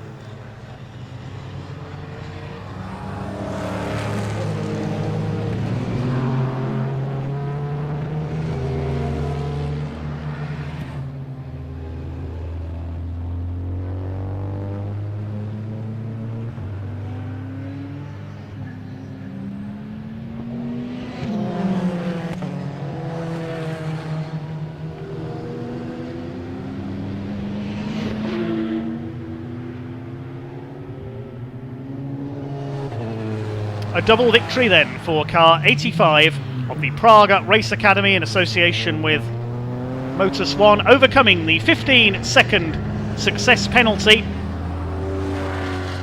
dealing better with the back markers than the treble 3 car of the Three Lions team, taking second place. And we will confirm the results of that one then. Win going to the 85 Praga Race Academy car ahead of the Three Lions Praga by 4.1 seconds. Tim Gray Motorsport third, great charge by Alex Kapadia, fastest lap of the race as well. Fourth for the number 91 Praga ahead of the McLaren, which wins Class 1. Sixth for the VR Motorsport number 84 Praga, the Tyrannus a lap down in seventh and second in Class 1. Eighth for the number 7 Praga, that's the James Walker Miles Lacey car. Ninth went to the Ferrari, that wins Class 3. And 10th for the SG Racing Porsche, the Cunninghams.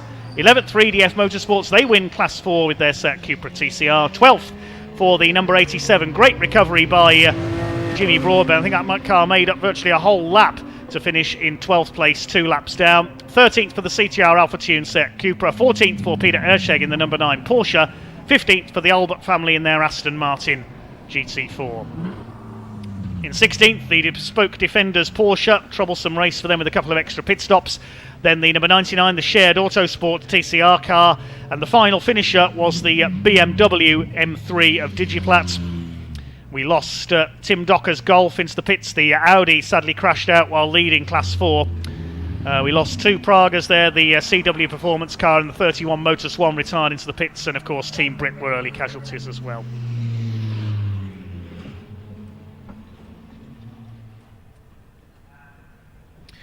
Well, shortly we will head down to Parc Fermé then and hear from some of our drivers.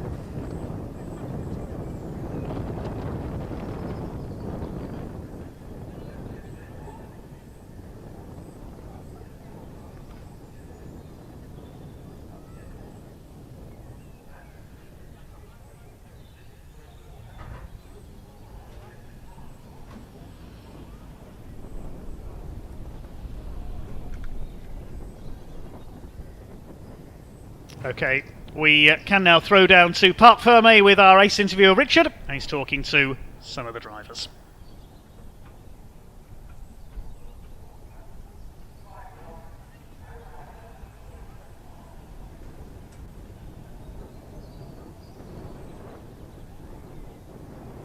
Britcar Prague Endurance winner again, Angus. That one was a bit more stressful. I mean, it might have looked plain sailing from the outside, but inside the car, I was trying to just finish. I thought I was running out of fuel, and then it kept going, and then I thought I was misfiring, and I think Gordy had the same problem, which made my pass on him a little bit easier. I mean, me and him go way back to the British Karting Championship in 2016, and we were both rivals then, and we both had some great racing today. For my second ever Britcar meeting, I'll definitely take 2 wins, so I'm on top of the world. Yeah, you were having a good battle, and you couldn't relax, you couldn't get away. No, it was really hard, and these tyres are getting on now. It's so hot that the track's really wearing the tyres down quite quickly, so it's a case of management more than anything. Obviously, Gordy's a class driver, so he pushed me really hard all the way, but obviously Jay and I will happily take another win, and Jay's done fantastically, so I feel like probably more than 50% of the credit has to go to him because he's come on so strongly this weekend. And we've just noticed you have been working hard. We've just seen you've got an impressive blister there on your hand. How's that? PG. Hide your kids, everyone, because this is really, really painful. I put 2 blister plasters on after race 1, and it's nice to know they didn't work at all. So there you go. Is what it is. I'll happily go through the pain barrier for another first place trophy. Well, congratulations again. A brilliant drive today, and well done. Cheers, guys. Thanks so much. We'll see if we can get anybody else. See if we can get Will Powell. I think we'll try.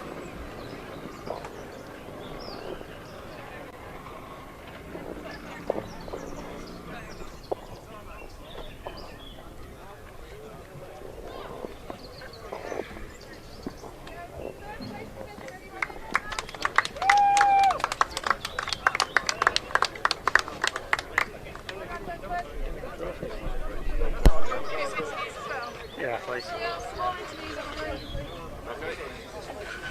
So here we are, Class 1 winners. Will and Dave again. Fantastic driving today. You know what, I am super proud of my co-driver today because that was not an easy track to do. He hasn't raced a GT car here before, and that first stint he just put in there kept us in the race to the extent that my job was easy. We were just trying to keep up with the Pragas who were not even racing by the end. So mega job Dave, mega job to the team. Thank you to Moorgate Finance who sponsor us and help make this possible, and to all the Britcar guys because that's as many points as we could score this weekend. Fastest lap, 2 wins, qualifying. We're happy. Can't say easier than that. That's it. When you get days like this in motorsport, they really are enjoyable, aren't They're they? very rare, and we've had plenty of bad ones too. So we will take this and enjoy it. Well, congratulations once again. Fantastic driving this weekend. Well done. Thank you.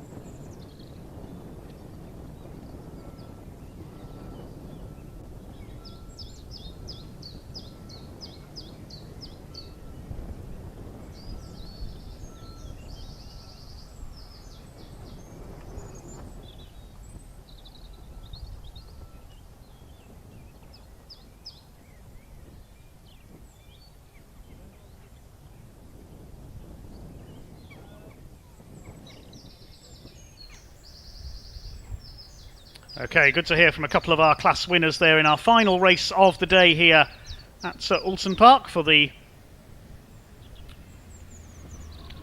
Goodyear Britcar Endurance and Praga Championships.